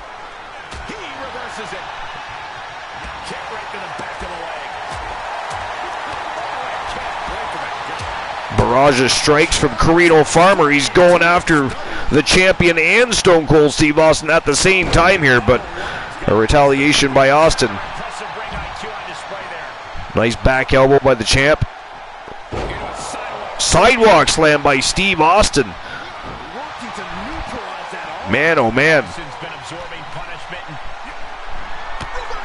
I think Austin was going for a stunner there. The Wanderer not having any part of that. Codebreaker. Oh, he knocked out Stone Cold Steve Austin, I think. The bell rang. Something happened. We had a fall of some sort.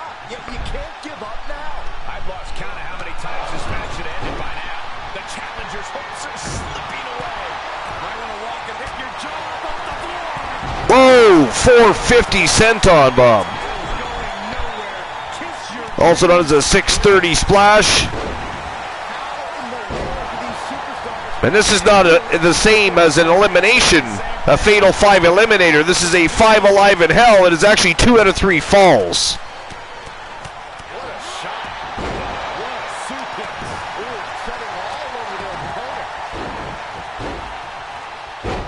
Whoa, Big Bubba Bruno squishes Carino Sinister Farmer. And again, 2 big body splashes by the big man. And a third. Man, oh man, Farmer. I don't even know how he has lungs after that one.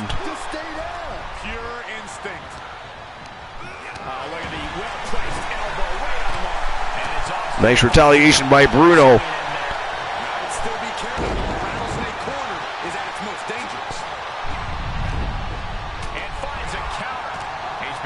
Booker T whipping Big Bubba Bruno hard to the corner. And another pinfall or submission or knockout there. I'm not sure who got it. I think King Booker might have knocked out Big Bubba Bruno at least briefly there. And there's another fall. We keep getting falls, but there's so much chaos, I'm not really sure where the falls are coming from.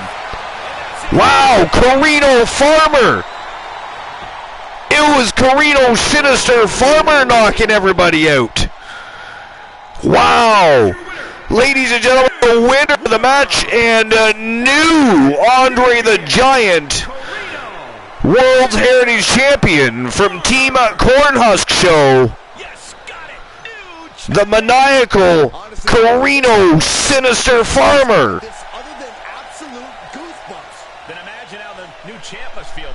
Holy shit. Didn't expect that one. I did not expect that one, I'll be honest.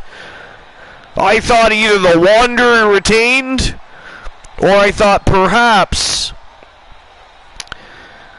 Big Bubba Bruno, I thought. Man, oh man. Surprise of the night.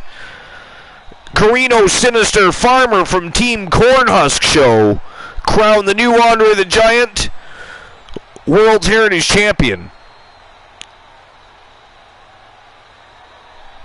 Wow. That was crazy, right? All right, here we go. Next matchup of the evening. This is for the WCW World Tag Team Championship. And this is, of course, the beginning of the championship rounds. And I'll get the betting lines open in just a moment. But tell me, who do you guys think is picking up the W here? Garza and Carrillo? Or perhaps Poindexter and Alan Severn, the Wolfpack? Joe Lake, it was a crazy match. I expect this to be every bit as crazy because Garza and Carrillo are hungry. They're looking to be thrusted into the spotlight. They are going to try and pull in all the stops with this opportunity here.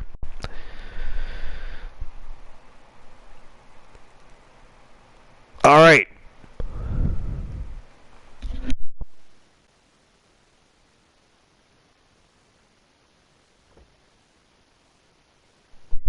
All right, so who walks out the WCW World Tag Team Champions?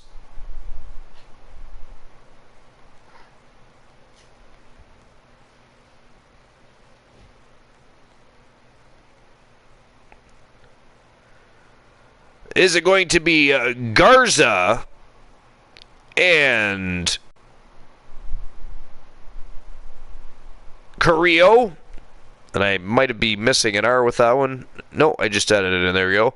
Or the Wolfpack. You got 5 minutes to make your bets. And there we go. Betting lines are open.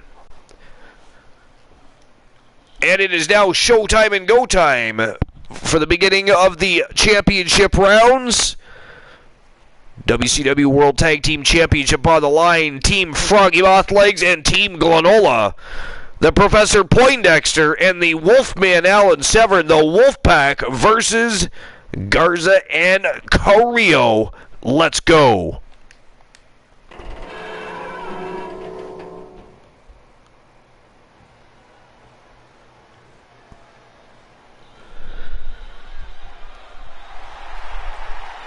The following contest is scheduled for one fall and is for the All right, there we go. WCW I almost forgot to shut off the emotes only chat.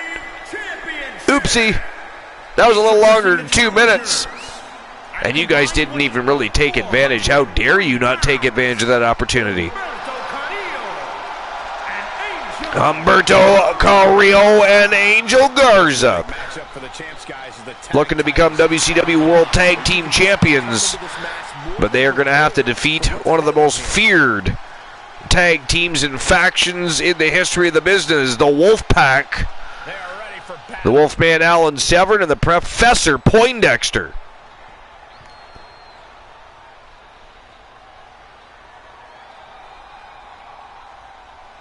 And introducing the champions.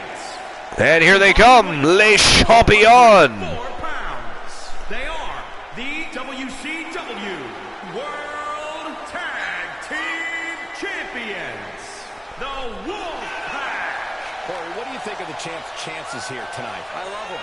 I'm not like everybody else, Cole. It seems like everybody's ready to write the champ's demise. One of the most dominant and fast-rising factions in history, and already the most feared. And they are sitting atop of the food chain in the WCW Tag Team Division.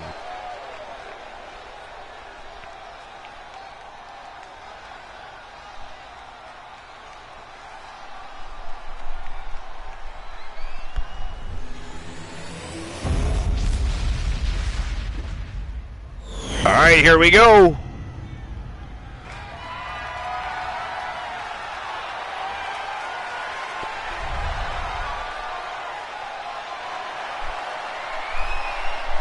Apparently somebody cut the referee's mic off. Nobody wants to listen to the ring announcer anyways. The time to execute that game plan is here now. Get to what we all came for. Get to the fight. Tag team titles on the line. Let's go. 2 minutes left to make your bets too, by the way. I have to say, the tag titles up for grabs right now have been the talk of the locker room. You wouldn't believe the unlikely... Poindexter off to a quick start. Big kick to the midsection and tosses Carrillo hard to the corner, but Carrillo responded with a big elbow. And it looks like this is going to be a back and forth contest. These two are going to be struggling for control, but Poindexter tags in the Wolfman early here. Wow, didn't expect that. Nice evasion by the Wolfman. And Carrillo gets scooped up immediately, but he reverses and an inverted DDT. In comes Angel Garza. Wow, immediately goes for a springboard dropkick, but Severn evades it and blocks the dropkick, and now he is on the attack. Garza clearly didn't think that one through.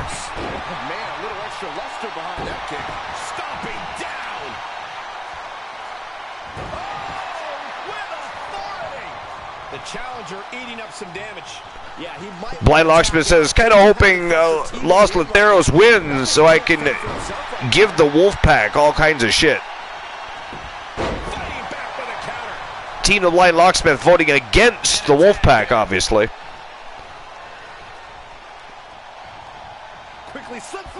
Whoa, nice German suplex by the Professor.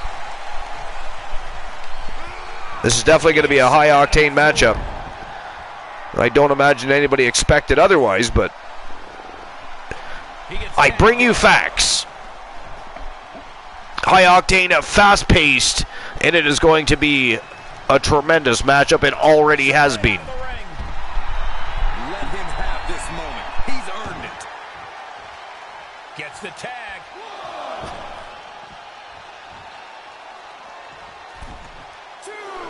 Wolfman getting back into the squared circle here. Goes right after Garza. Down with a suplex. Plants him hard with a back suplex. He's in off the tag.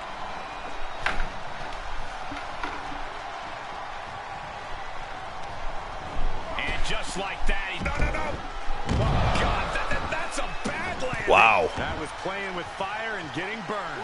The decision... Poindexter got planted there. This juncture is questionable. Garza back to his feet, big knife edge chop. Misses the big kick to the head though. Beautiful evasion by Poindexter just to get caught in a sit-down power bomb. Brutal. Garza all over Poindexter at the moment. Back in under the ropes. Clothesline.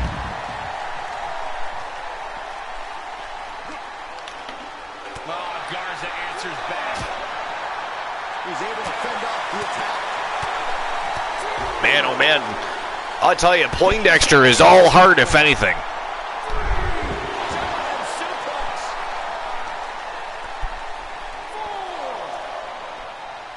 Definitely a big part of the success of the Wolfpack, and I'm sure that Alan Severn knows that and is very appreciative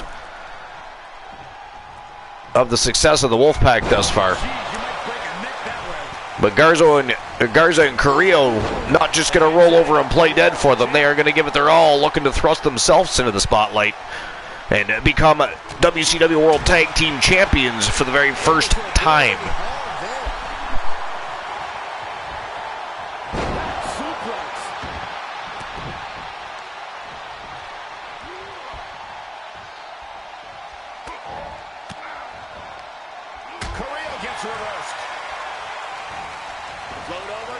A nice reversal by Poindexter and a beautiful float over DDT that tags in the Wolfman.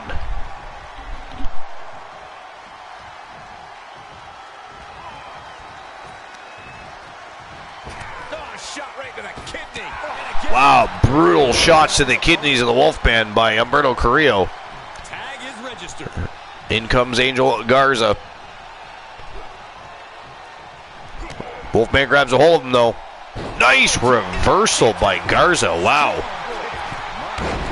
Man, springboard moonsault. Covers him up. But Severn powers out. 1 count only for Garza. Beautiful basement dropkick right to the head. Believe me, it wouldn't be the first shot to the head that the Wolfman has eaten. Wow. I was just about to say, so don't get too cocky, because he will turn the tides as soon as he gets the opportunity, and there you have it. Garza turns it around. Nice retaliation, but gets caught by the Wolfman. Big headbutt right to the face, and down it goes Garza like a ton of bricks. Nice back suplex.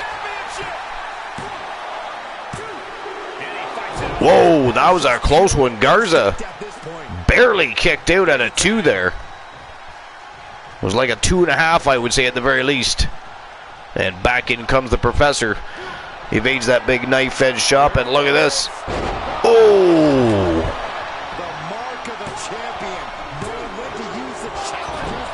And again, Poindexter this time just about picks up the big W for the Wolfpack. Garza kicks out at 2.5 again. The question is, how much more of this can Garza take? The Wolfpack in control right now.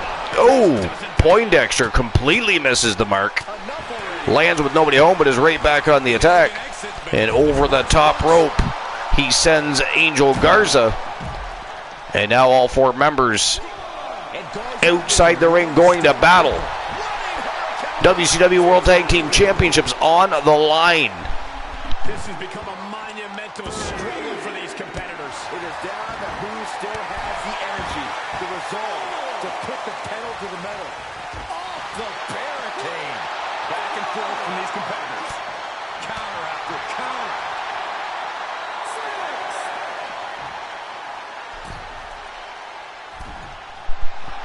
Look at him. Referee just about to have a 7 count here on Garza. He needs to hurry up, get back into this matchup. Or perhaps Poindexter needs to break the count, but in comes Garza.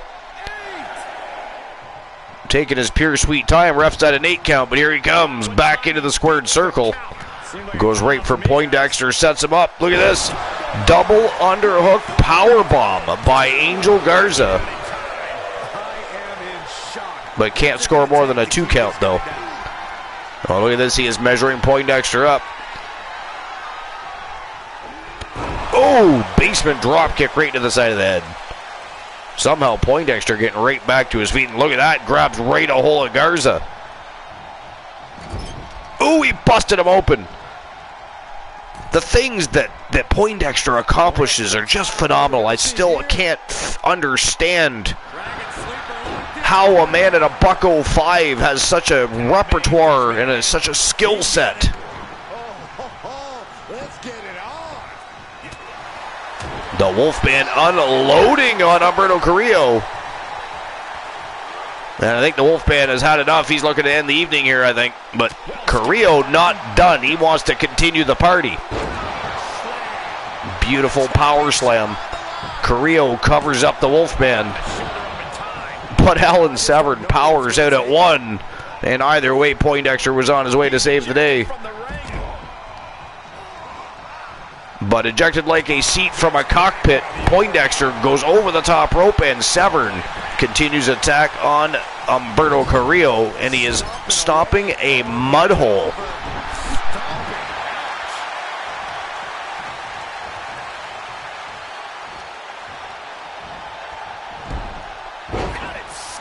A beautiful reversal by Humberto Carrillo. I got to tell you, Carrillo and Garza have turned this into a match, guys. I thought the Wolfpack would eat these guys alive.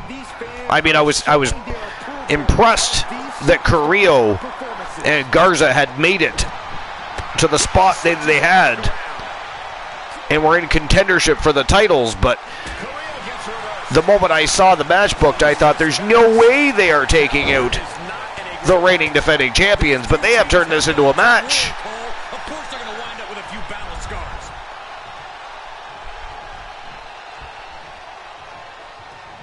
Back in comes Poindexter. Immediately grabs a hold of Humberto Carrillo, goes right back to work. Nice small package driver. And that's another thing. The power of Poindexter is unbelievable. Again, a $105 soaking wet dude in there with heavyweights, light heavyweights, doesn't matter. He takes on all comers. It is incredible. Oh, look at this. Rings a Saturn by Carrillo here, right in the middle of the squared circle, but the Wolfman very quickly puts an end to that ordeal. Carrillo covers him up. Poindexter kicks out, though. Powered out.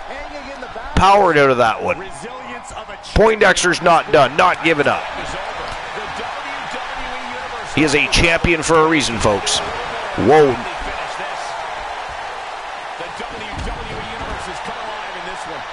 Nice reversal by Humberto Carrillo.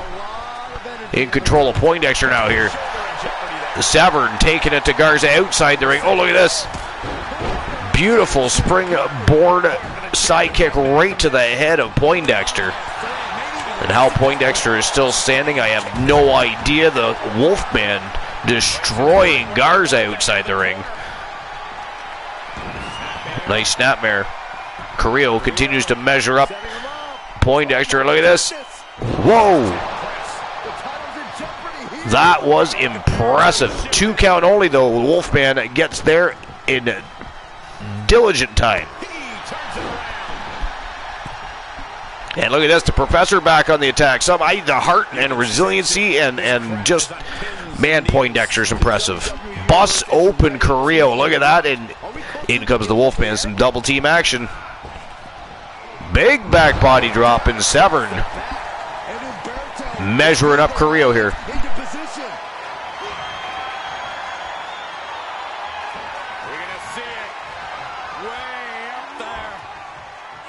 Ow! Crucifix powerbomb. Carrillo is down. And Garza does not look like he wants any part of the Wolfman. Luckily, Carrillo kicks out. Carrillo and Garza still in it to win it, but no thanks to Angel Garza, who clearly wanted no part of the Wolfman. That was the moment that could have ended things. A moment that's being replayed in their heads right now. From the top. Covered by the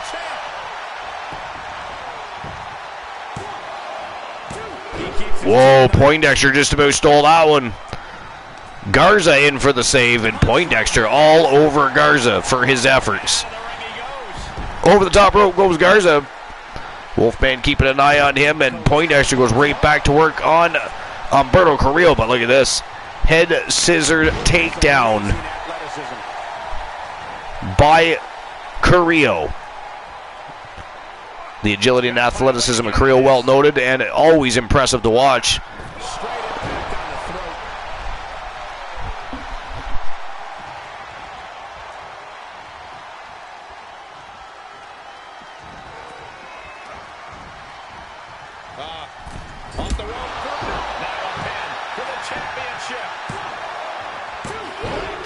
Wolfman gets there just in time, but Carrillo just about stole that one. Man, oh man, we are getting closer to the end here, I think, folks. Now Poindexter picking up an opportunity, and Garza thwarts it. Puts a stopper in his plan, if you will. Another head scissor takedown. And Humberto Carrillo looking to put an end to Poindexter's night here. Locks in the rings of Saturn. Poindexter in trouble here. Right in the middle of the squared circle. But here comes the Wolfman and saves the day again. The champion's still alive. Carrillo covers him up, though. Wow. That is crazy, ladies and gentlemen. The winners of the match and new WCW World Tag Team Champions, Angel Garza and Humberto Carrillo. Good God, who the hell saw that one coming? I did not see that one coming. That is crazy. And Team the Blind Locksmith was just saying he would love to have some dirt on the Wolfpack. And Team the Blind Locksmith, I think you just might have got that dirt. And they're the new tag team champions. That is the biggest upset we have seen in quite some time. Garza and Carrillo, the new WCW World Tag Team Champions. Wow. Alrighty then.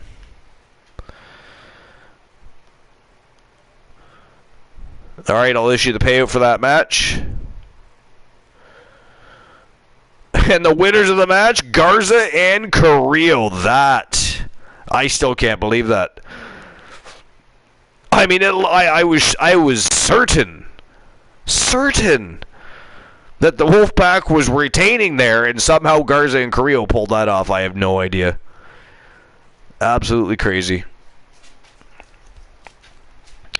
All right, so the next match of the night, the co-main event of the evening for the main card. The WCW Women's World Championship on the line in a Falls Count Anywhere triple threat eliminator. Alexa Bliss from the Outlaws, representing Team Joe Link. Her partner in crime, of course, the Phenom Joe Lincoln, the unified Archerverse World Television Champion and one half of the Mixed Match Challenge World Tag Team Champions. Taking on the three faces of fear from Team Leo King. Devious Angel Terror, and of course the reigning, defending, undisputed WCW Women's World Champion, Big Time Becky Lynch. But let's go ahead and get the betting lines open. Alright, so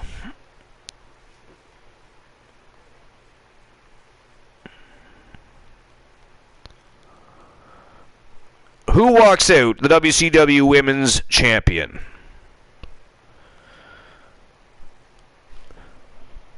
Is it going to be Alexa Bliss? Or the three faces of fear, perhaps, Angel Terror? Or, of course, there's always the reigning, defending, undisputed WCW Women's World Champion, Big Time Bex.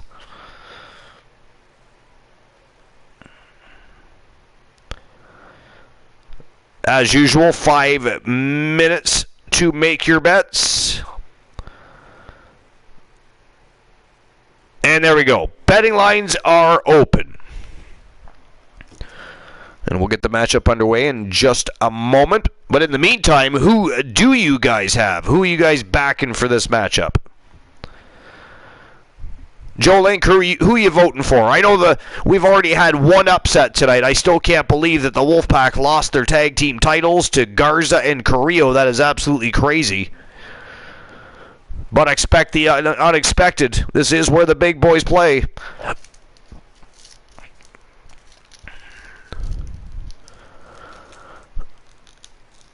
Joe Link says it's obvious where I'm betting. I would like her to be a double champion as well.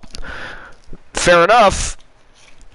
Fair enough. I mean, I guess I can't expect you to vote against your client's partner in crime, especially after the success they've had since becoming a union, if you will. A well-oiled machine, by the way, as well. Well-oiled machine.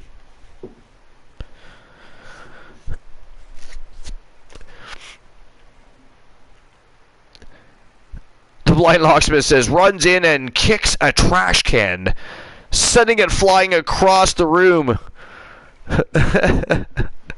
Fucking embarrassing. I don't think you'd fuck the dog so hard on this one, Glenola and Frog.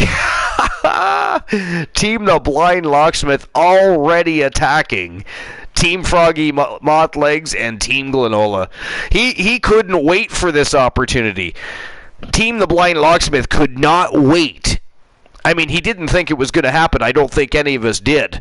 But he could not wait for this opportunity. He is so excited. I can only imagine the vignette that Tables is going to cut in the promo section, either later today or sometime tomorrow. It is going to be absolutely epic. The more fuel being added to the fiery feud that is already one of the greatest rivalries in the history of the Archerverse, Tables versus the Wolfpack. If this doesn't give him some more fuel, I don't know what would, but we are certainly going to find out. It's going to be some interesting times in the near future.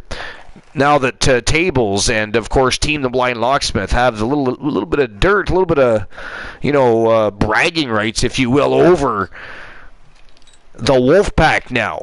The Wolfpack now down a championship. Of course, Marcus Stevens, though, also part of the Wolfpack and is a champion.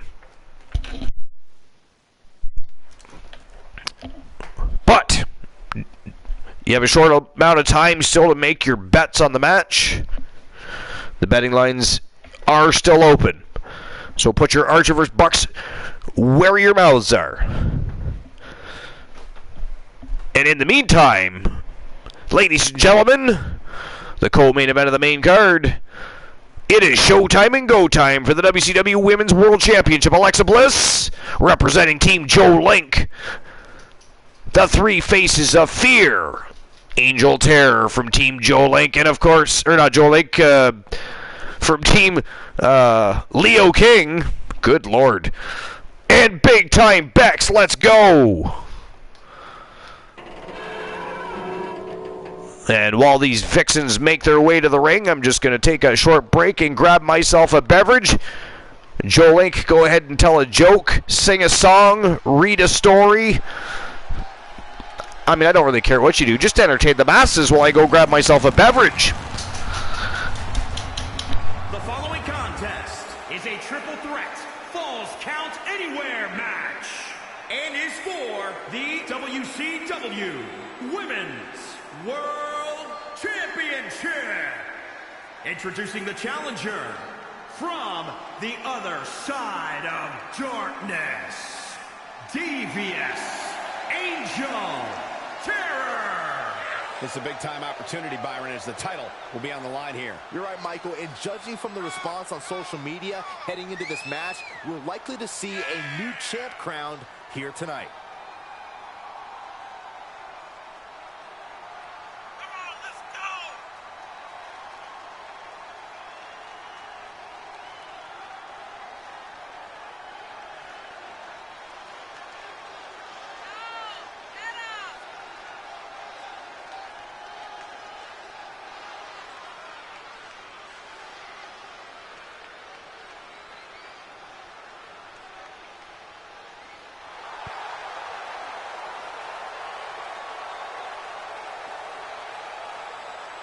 A lot of folks believe we may see a new champion tonight, and you're looking at the one who believes it the most.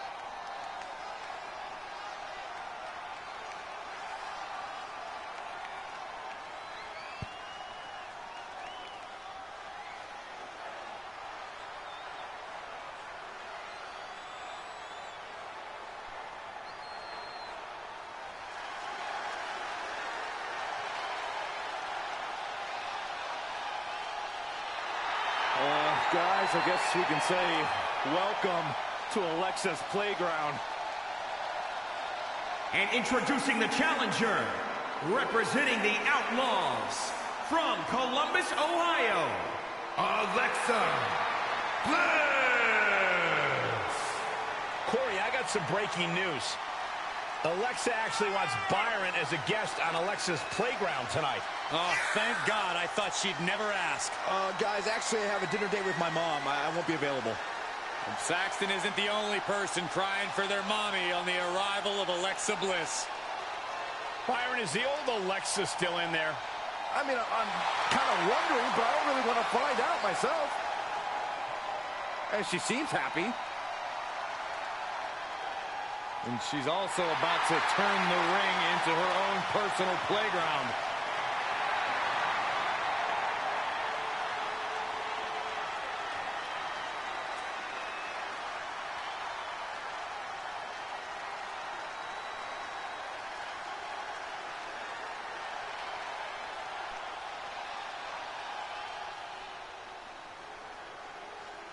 And here comes the man.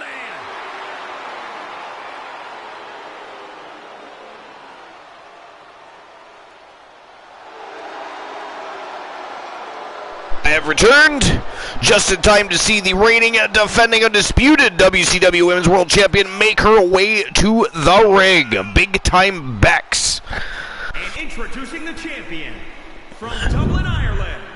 She is the WCW Women's World Champion, Becky Lynch. Becky Lynch is ready for a fight and ready to put everyone on notice. It is amazing in such a short period of time. Becky Lynch has become one of the most popular superstars in WWE. It looks like it's 50-50 between Alexa Bliss and Angel Terror to become the new WCW Women's World Champion. Nobody voted for Big Time Bex, and she has been on an absolute tear. Will be tested.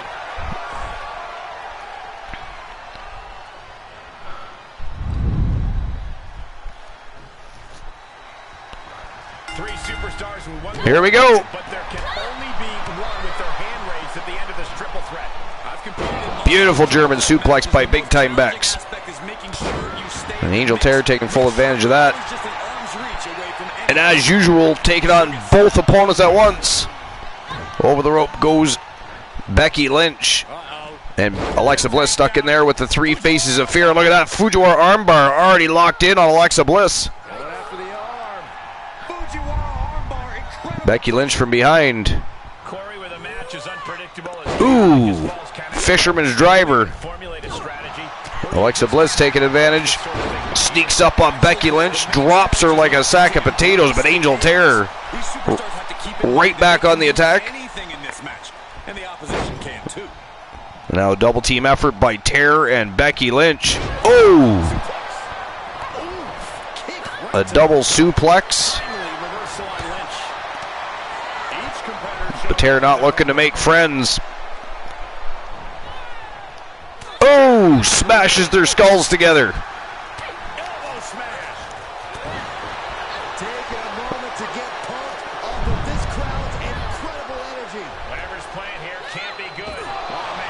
Drops Becky Lynch throat first off the top rope. Beautiful DDT on Bliss. And Angel Terror looking good here so far.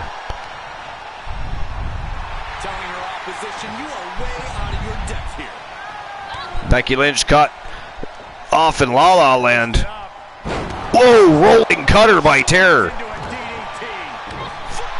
Alexa Bliss goes right on the attack.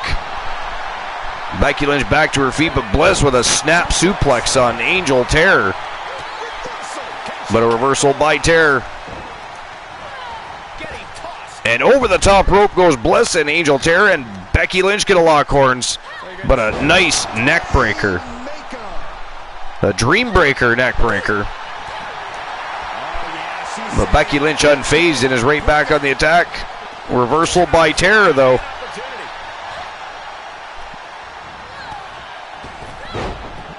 Man, oh man. The struggle for control in this one is real. Neither of these three vixens can seem to gain the upper hand so far. It is simply a back and forth slobber knocker right now. She's sent to the outside. Angel Terror sent to the outside for the first time. And now Bliss and Big Time Bex gonna lock horns. Lynch now on the offensive. She's got the whole WWE universe rallying behind. Nice double underhook suplex by Becky Lynch. And now Angel Terror gonna get caught showboating. But feeds an elbow right to the face of Lynch. But as per the rest of the matchup, the story hasn't changed. A back and forth constant struggle for control in this matchup.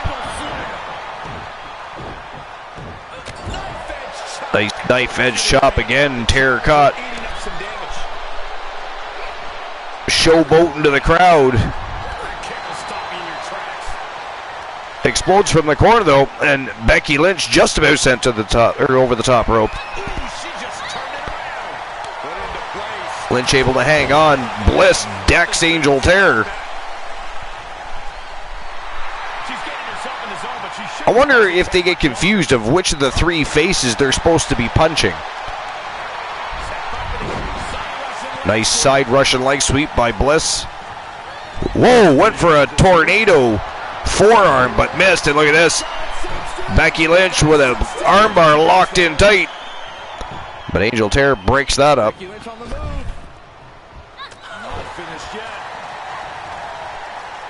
And again, the story in the tale doesn't change. Just a constant struggle for control. Neither of these world-class ladies can seem to gain the upper hand here.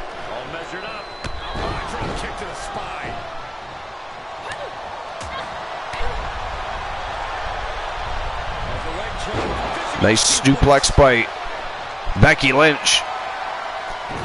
Oh, and a face buster to Alexa Bliss. But Becky Lynch turning up the heat here. We may actually have somebody gaining the upper hand here for the first time in the match.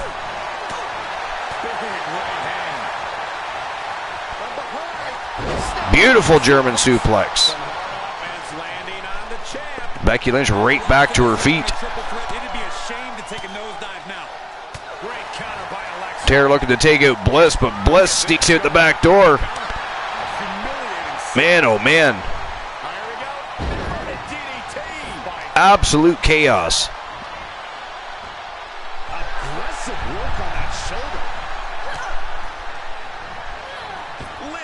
Becky Lynch sent crashing to the outside again. And Bliss with a bitch slap right across one of the three faces of Angel Terror. But she can't maintain control, and again, Terror back on the attack. Becky Lynch back in the squared circle. To the rope she goes. Man, oh man, right back to the outside she goes. Obviously, Becky Lynch fatigued. Needs to regroup and recuperate if she wants to retain her championship here. Another Dreammaker neckbreaker. But Becky Lynch from behind, inverted DDT. And she's not done. Oh, nasty elbow to the face by Angel Terror, but immediately responds. Does Becky Lynch, and Alexa Bliss takes her out from behind. Tries to take out Terror too, but Terror responds. Wow.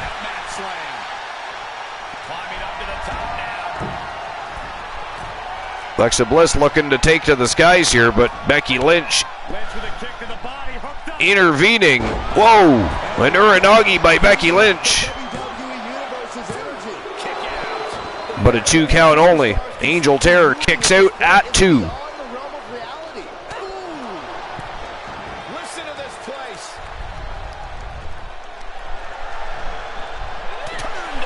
Wow, vicious elbow to the face by Alexa Bliss, but a kick to the midsection by Becky Lynch, and a nice exploder suplex, and Angel Terror measured up Bliss here, but again, Becky Lynch interferes, face breaker. Wow, look at this. Tombstone style pile driver by Angel Terror. But Becky Lynch kicks out, and Alexa Bliss with a basement dropkick right to the face. Snap DDT. Wow. Alexa Bliss can't seal the deal. 2 count only, but she is still measuring up Terror here. Here comes Lynch, though. Becky Lynch from behind.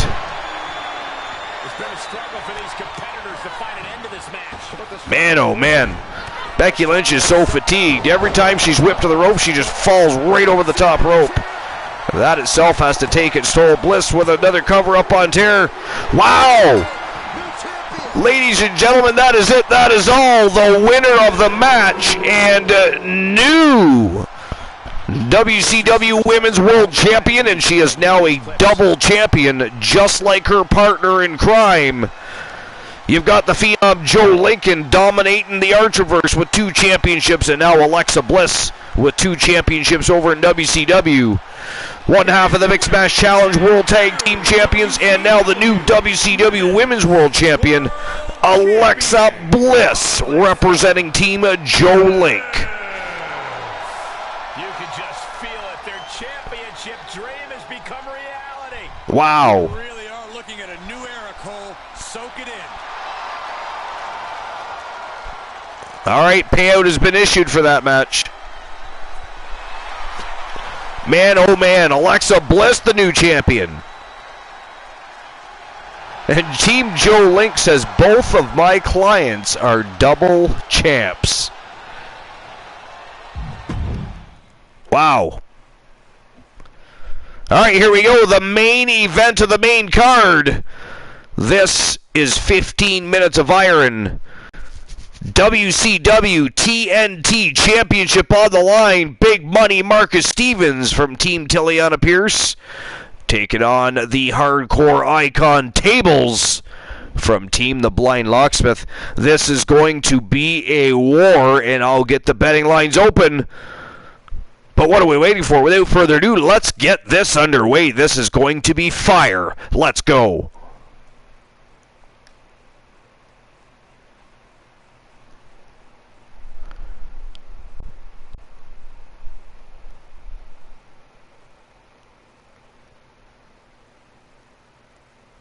All right, so who walks out the TNT champ? The Hardcore Icon Tables or Big Money Marcus Stevens? You got 5 minutes to make your bets. And there you go. Betting lines are open. Now let's get the show on the road for the WCW TNT Championship. Let's go.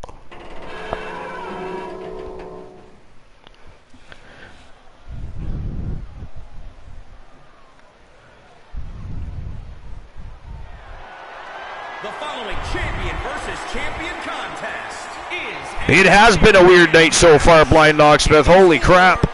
A lot of surprises tonight. Television Championship.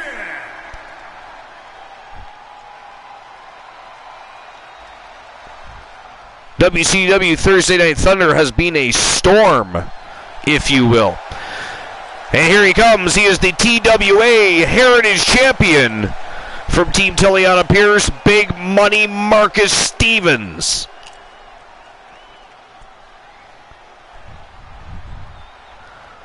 Joe Link says if Tables wins, it was a bad night for the Wolfpack.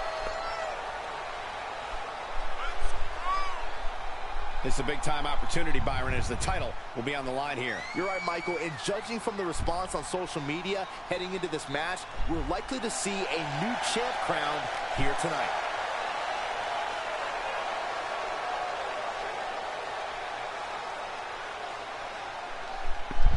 Big Money Marcus Stevens' first major championship here in the Archiverse 3.0. In the Archiverse 2.0, he was a World Television Champion and one half of the Mixed Match Challenge World Tag Team Champions.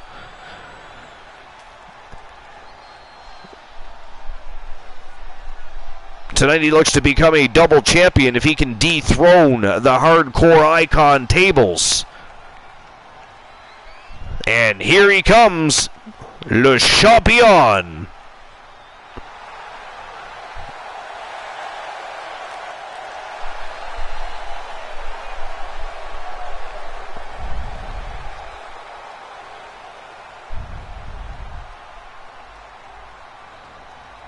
He is the WCW TNT champion and also the reigning, defending, undisputed WCW World's Heavyweight Champion. The man is a double champion. He is a fighting champion, always looking for a scrap. And for whatever reason, he's been looking to single-handedly destroy the Wolfpack, who is the most dominant, most feared faction in the business today. They just lost their tag team titles here tonight to Humberto Carrillo and Angel Garza in a very strange turn of events. It was a shock to the world, I think. But believe me, I'm sure that the Wolfpack will be gunning for Garza and Carrillo. Believe me, that won't be over. Garza and Carrillo better enjoy it while it lasts. Introducing the challenger from New York, weighing in at 269 pounds, Marcus Big Money. Marcus Stevens.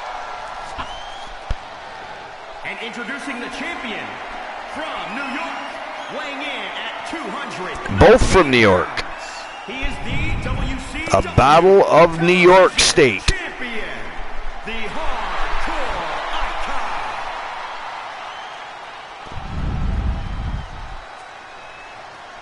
A fully confident challenger in their corner. The reigning, defending double champion. Capturing the title.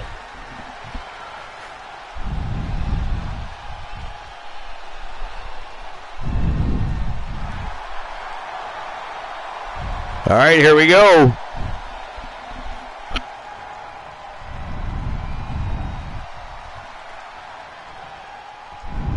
Here we go with the title on the line. The stakes in this match. Whoa. Tables exploding right off the hop. Not wasted any time. Nice retaliation by Stevens, though. And an Alabama slammer. Tables planted on the canvas already by Big Money. But look at this. Out the back door he goes. Reverse DDT. Whoa, he nailed the springboard moonsault. Both wrists captured. Damn, that was a nasty knee right to the jaw. Preparing for something like this. And another. Whoa. Went for some ground and pound, but Big Money turned the tables on him. Turned the tables on tables. Make sure you have enough in the tank as the clock ticks away. It's a constant process. Over the top rope goes Big Money, and out comes Tables in hot pursuit. Turning the tables. And again, this is 15 minutes of iron for the WCW TNT Championship.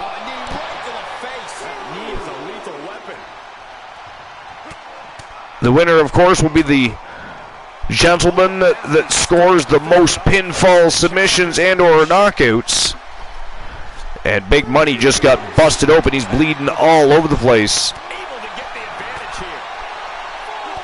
Looking to turn the tides here, but again, Tables. Oh, nice. Big Money with a pendulum backbreaker and presses him down on that knee. Doing all kinds of damage to the spine of Tables. Team of Line Locksmith says, we got a bleeder. We need an emote that says that. Whoa.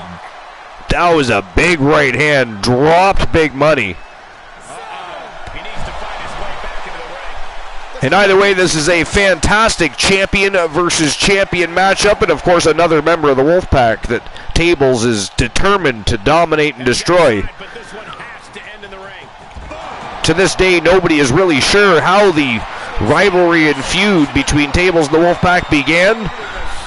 But man, is it made for compelling and epic television.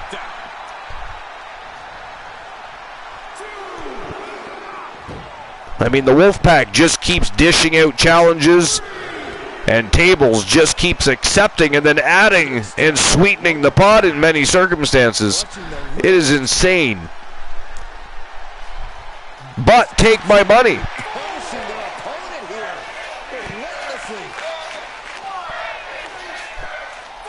Joling says that's a great idea for an emote. It is, I know, isn't it? We got a bleeder. Watch the educated hands and feet. Like he's got 11 arms and feet. Referee's count only getting higher. Come on. Referee had a 7 count here, but Tables breaks the count. Wow, look at those strikes. And a high angle back body drop. Lands Big Money right on the back of his neck. I think this is a good pace so far. The hammerlock armbar combination. Pain at will. just continues to punish Big Money.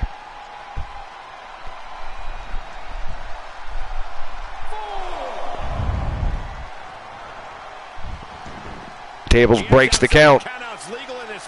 Big Money grabs a hold of him right as soon as he makes his way out, though. And look at this. Uh-oh. Oh, rams him right into the barricade. And Big Money measuring up tables here. Yo, tornado. Kick right to the face. And this champion versus champion matchup is turning into no less than an instant classic, guys.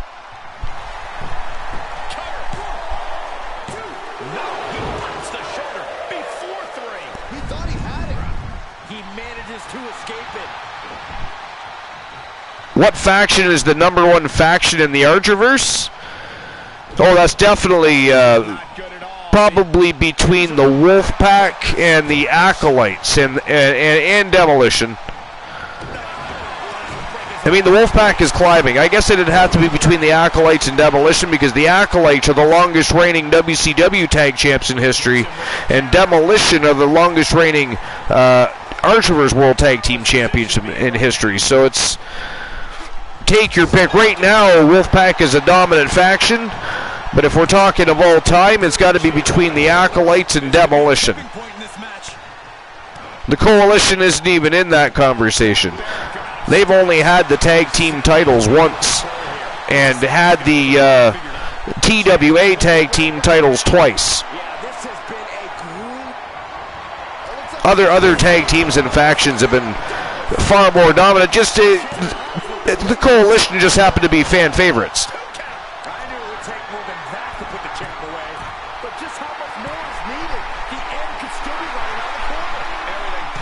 The Wolfpack do have the TWA World Tag Team titles as well, yes.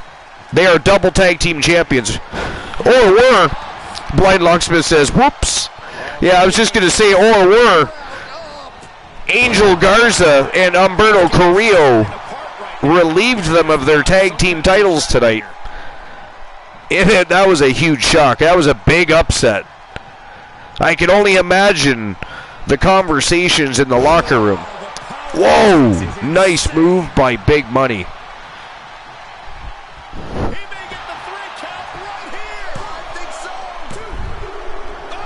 Whoa, Tables kicks out just in time. It is still 0-0 for anybody that's not paying attention to the count. Big Money setting Tables up for a ride here. Yo! Jackknife. And Big Money's going to take to the skies here. Missed his mark. Big flying elbow drop, and he missed his mark.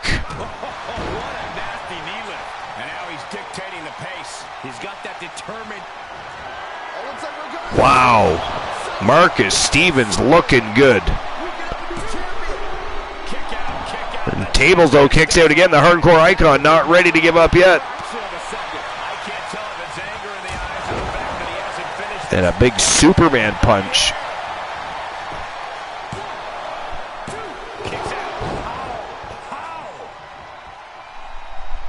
If this works, it could change the course of the match. Only 7.5 minutes left of the match. Oh, double foot stomp. 7.5 minutes of this 15 minutes of iron, and it is still 0-0. Winning this title means to give everything you've got. I don't know how much you can have left after that, but you've got to be impressed. Big move, but it's still unable to end this. Wow. Tables launches himself over the top rope, but misses. Pretty sure he hurt himself on that one. And Big Money kicks him off. Look at this. Deadlift, gut wrench, powerbomb by Marcus Stevens. Joe Link, you are absolutely correct. This is a very back and forth matchup. Big show of strength there by Big Money. Big Money going to break the count. But Tables catches him as soon as he gets back. Ooh! Side kick to the face. The hardcore icon pulling out some ruthless aggression. But just like that, Big Money reverses another reversal by Tables, jawbreaker, and a sling blade. Oh, basement drop kick to the face, and Tables on a roll here. He's staring his opponent down, getting into that zone. Look at this. Oh, look at this. Whoa, he launches himself. Wow. Tables pulling out all the stops here. Some ground and pound on Big Money.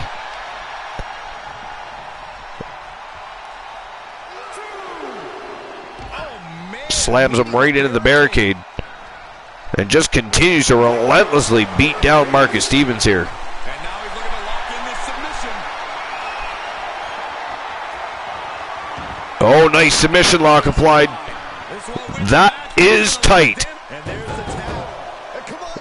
Can't tap him out outside the ring, though. You got to do it inside the ring, Tables. And Tables explodes with a barrage of strikes. A beautiful German suplex outside the ring. Stevens bouncing off that Unforgiven floor. Nice discus punch. What are you guys thinking? Obviously not about the rest count, Cole. Stevens tosses him back in the ring. We're finally back in the squared circle here. Oh, look at the hammer lock. Oh, look at this. Beautiful.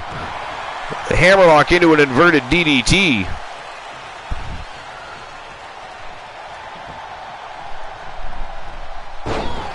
Nice takedown by Tables.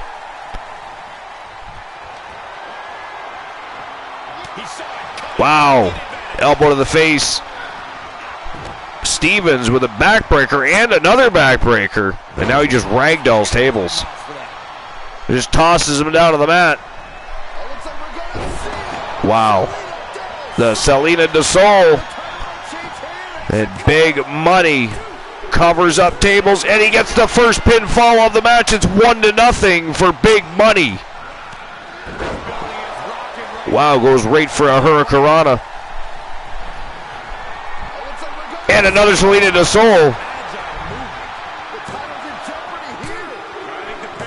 Wow, 2-0 for Big Money Marcus Stevens. Big Money trying to get a little redemption for the Wolfpack here, guys. And now he's controlling the pace of this one. Yeah, this match is in his favor now. Sling blade, down goes Stevens, and a basement drop kick to the face. And now Tables looking to make a comeback here. Springboard forearm, and he's gonna fly.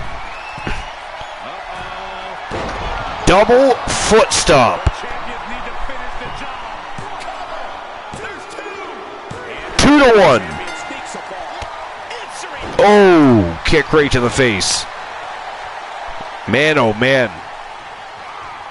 Goes for a big heel kick. But Big Money evades, scoops him up. Not where you want to be right now. Just carried like a ragdoll here. Oh, and he drops him throat first onto the rope.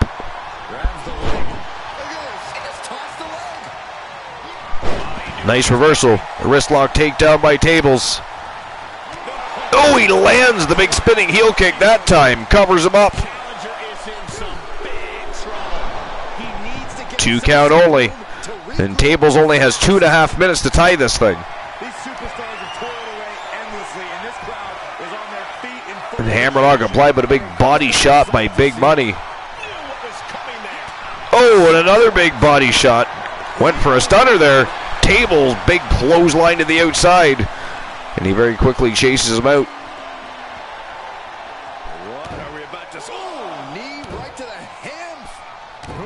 A series of knees to the hamstring area there of Big Money, trying to take the wheels off the bus. But Big Money jumps back in the ring. He's going to break that count. And he tosses Tables back in the ring. Tables wants to go outside the ring, luring him out there in his own element so he can use the elements against Big Money. But Big Money says, hell no, we're going to keep this thing where it belongs. 3-1 for Big Money. Wow. 1.5 minutes remaining. And another Selena del Sol. Wow, 4-1, ladies and gentlemen. At this point, we may see a brand new WCW TNT champion. Big Money Marcus Stevens of the Wolfpack will be a double champ if he continues this course. Wow, caught midair, power slam. And a ripcord knee by Tables.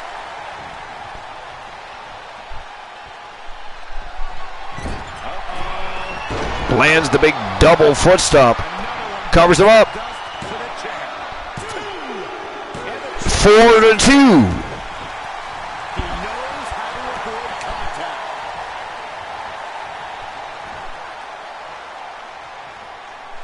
Big Money sneaks out the back door. Look at this German suplex.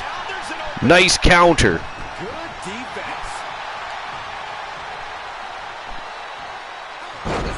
Suplex release toss there by Big Money. Just a little insult to injury there.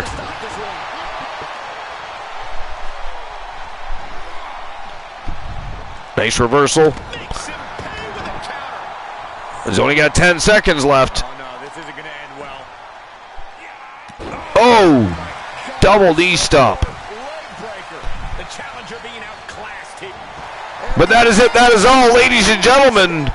The winner of the 15 minutes of iron and new WCW TNT champion representing the Wolfpack from Team Tiliana Pierce, Big Money Marcus Stevens. Wow. The surprises are never ending tonight, I'm telling you. But Marcus Stevens gets a little redemption for the Wolfpack. After Garza and Humberto Carrillo kind of knocked them down a peg, if you will. Wow. Crazy. So Tables loses one of his championships. He is, of course, still the reigning defending WCW World Heavyweight Champion. But what a big night for Big Money Marcus Stevens. All right. The final match of the night, it is the dark match main event of the evening, and Tables is going to have to regroup. He's going to have to get his mind together and get right back in there because he still has one more challenge of the evening because the Wolfpack is not done with Tables. The Professor Poindexter and Big Money Marcus Stevens are throwing down a challenge to Tables. It is a 1 versus 2 handicap matchup, and that is how we're going to end the evening. The continued rivalry and feud between Tables and the Wolfpack is absolutely crazy. Absolutely crazy. All right. I still have to issue the payout for that last matchup as well, so give me a moment while I do that before I forget. And I believe Glenola opened the betting lines for the dark match main event as well, did he not, Joe Link?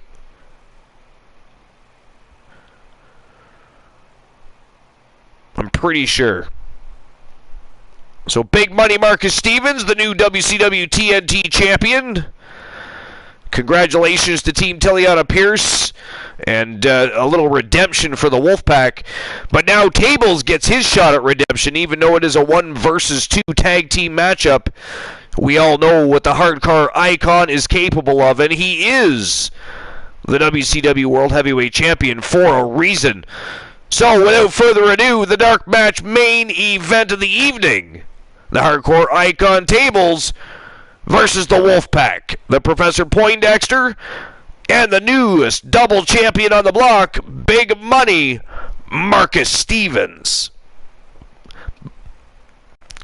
And Joe Link says, yes, I can confirm Glenola opened the betting lines for that matchup. All right.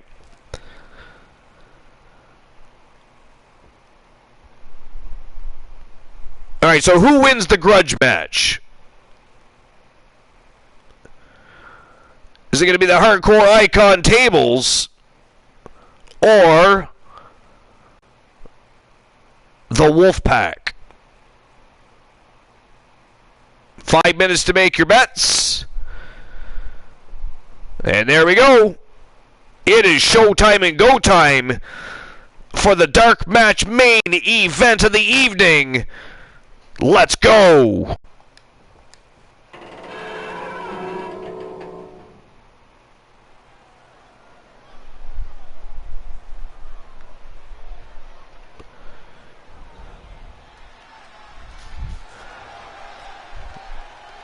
And making his way back to the ring, he is the reigning and defending undisputed WCW World Heavyweight Champion.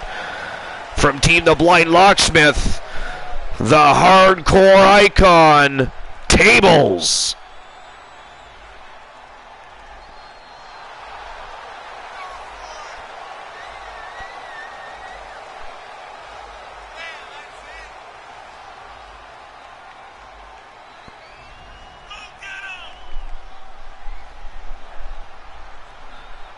Tables still coming out looking confident, even though he just went through a tremendous battle with Marcus Stevens. That was a hell of a back and forth affair.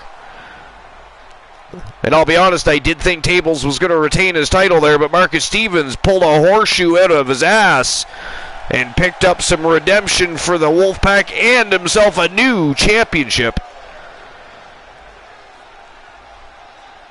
It won't be the last time you see Tables and Marcus Stevens lock horns. So don't you think that rivalry's over, because it looks like the rivalry between the Wolfpack and Tables is far from over anyways.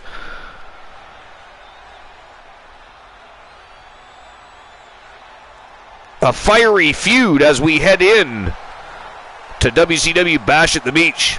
And here we go. The Professor Poindexter, one half of the TWA International Tag Team Champions, with, of course, his other partner in crime, the Wolfman Alan Severn, and the brand new WCW TNT Champion, and, of course, the TWA Heritage Champion, Big Money Marcus Stevens. They are the Wolfpack.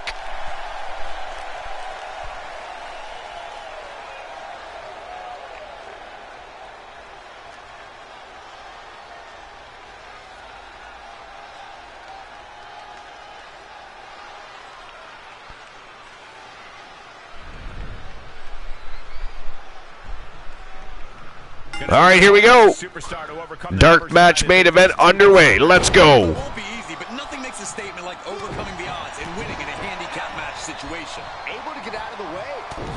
Big punch. Ouch. Trampling the opposition. Float over. Into a DDT. Fight. Wrist clutch suplex. The counter. Into the corner he goes. A perfectly placed target. Boom. 3. Well, as expected, this is already off to a chaotic start. Oh, Jesus Christ. Tables with a nasty boot wash to the Professor. Byron, we talk about the importance of strategy. What can you tell us about creating a game plan for a match? I agree, Joe Link. Wolfpack has numbers, but you never know. It is the hardcore icon Tables after all. Team trying to eliminate some of your competition. Now, which is why the outnumbered superstar can't waste any time going on the attack. The arm getting pummeled.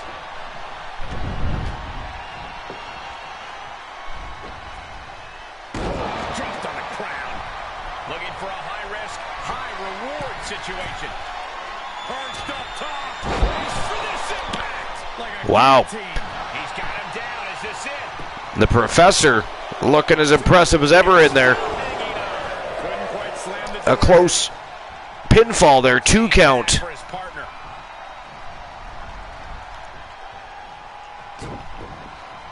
He turns it around. Wow, nice spinning heel kick right to the head of Marcus Stevens.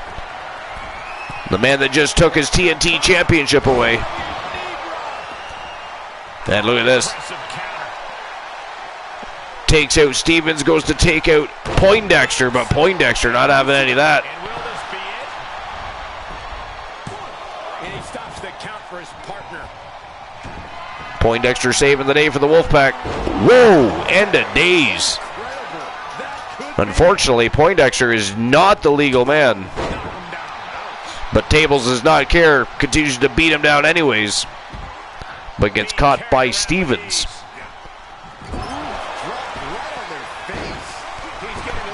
Ooh, nice reversal by Tables. Big kick to the midsection as Stevens was about to launch an attack.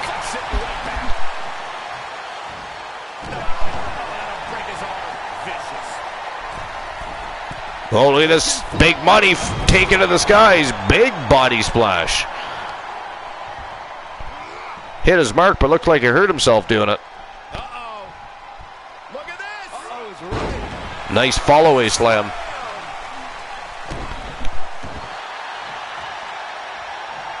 Well scattered reversal there. Arm wringer applied. Wow, big heel kick by Tables.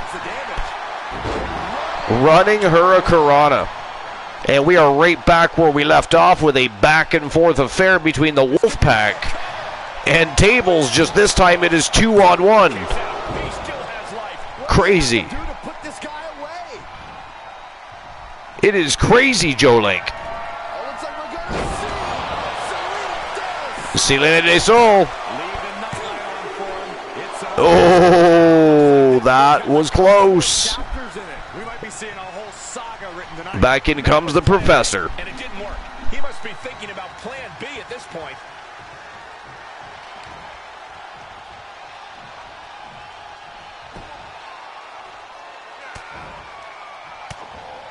Oh, right in there. Ooh, stiff punch. Critical time in this matchup. This is a time to dig deep. He's absorbing some tough hits now. Oh, come on, Cole. No one leaves a handy. I mean, I could constantly say that the things that the Professor does continue to amaze me, but I mean, it's just like becoming, I mean, it's very evident to everybody now, I think. But it is just still so shocking to see a .05 soaking wet dude come in and mix it up with some of the biggest dudes on the roster, show no fear, and be successful in doing so. It's crazy.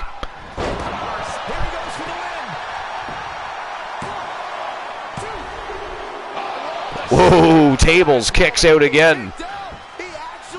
The hardcore icon not ready to give up. Oh, the unprettier.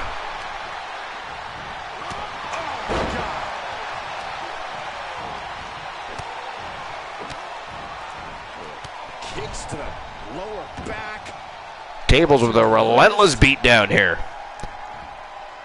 Here we go, that hammerlock armbar combination. That is a brutal combination. And then the double knees right to the kidney.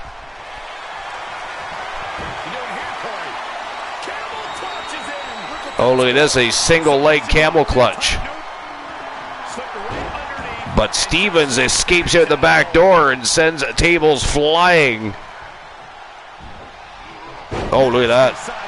Beautiful sidewalk slam. And back in comes the Professor Poindexter. And immediately launches attack against the hardcore icon.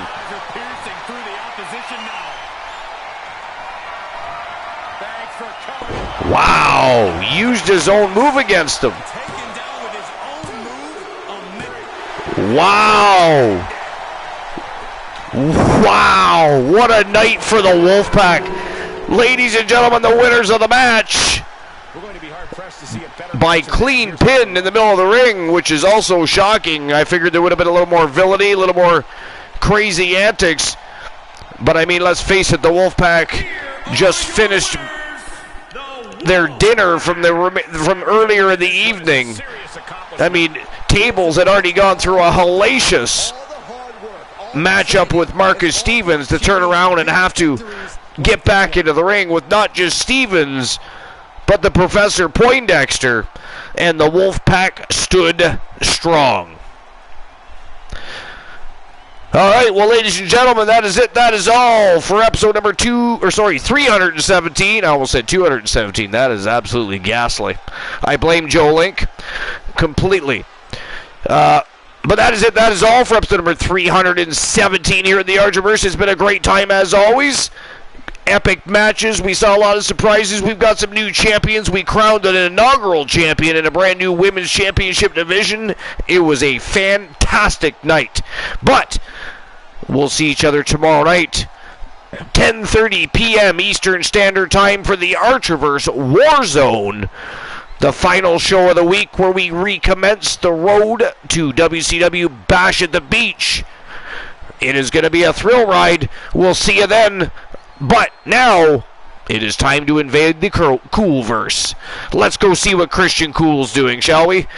I believe he's playing a little Last Remnant, and I'm sure he would love a visit. So let's go show a little love and a little support for Captain Cool, Christian Cool. Let's go. It is invasion time.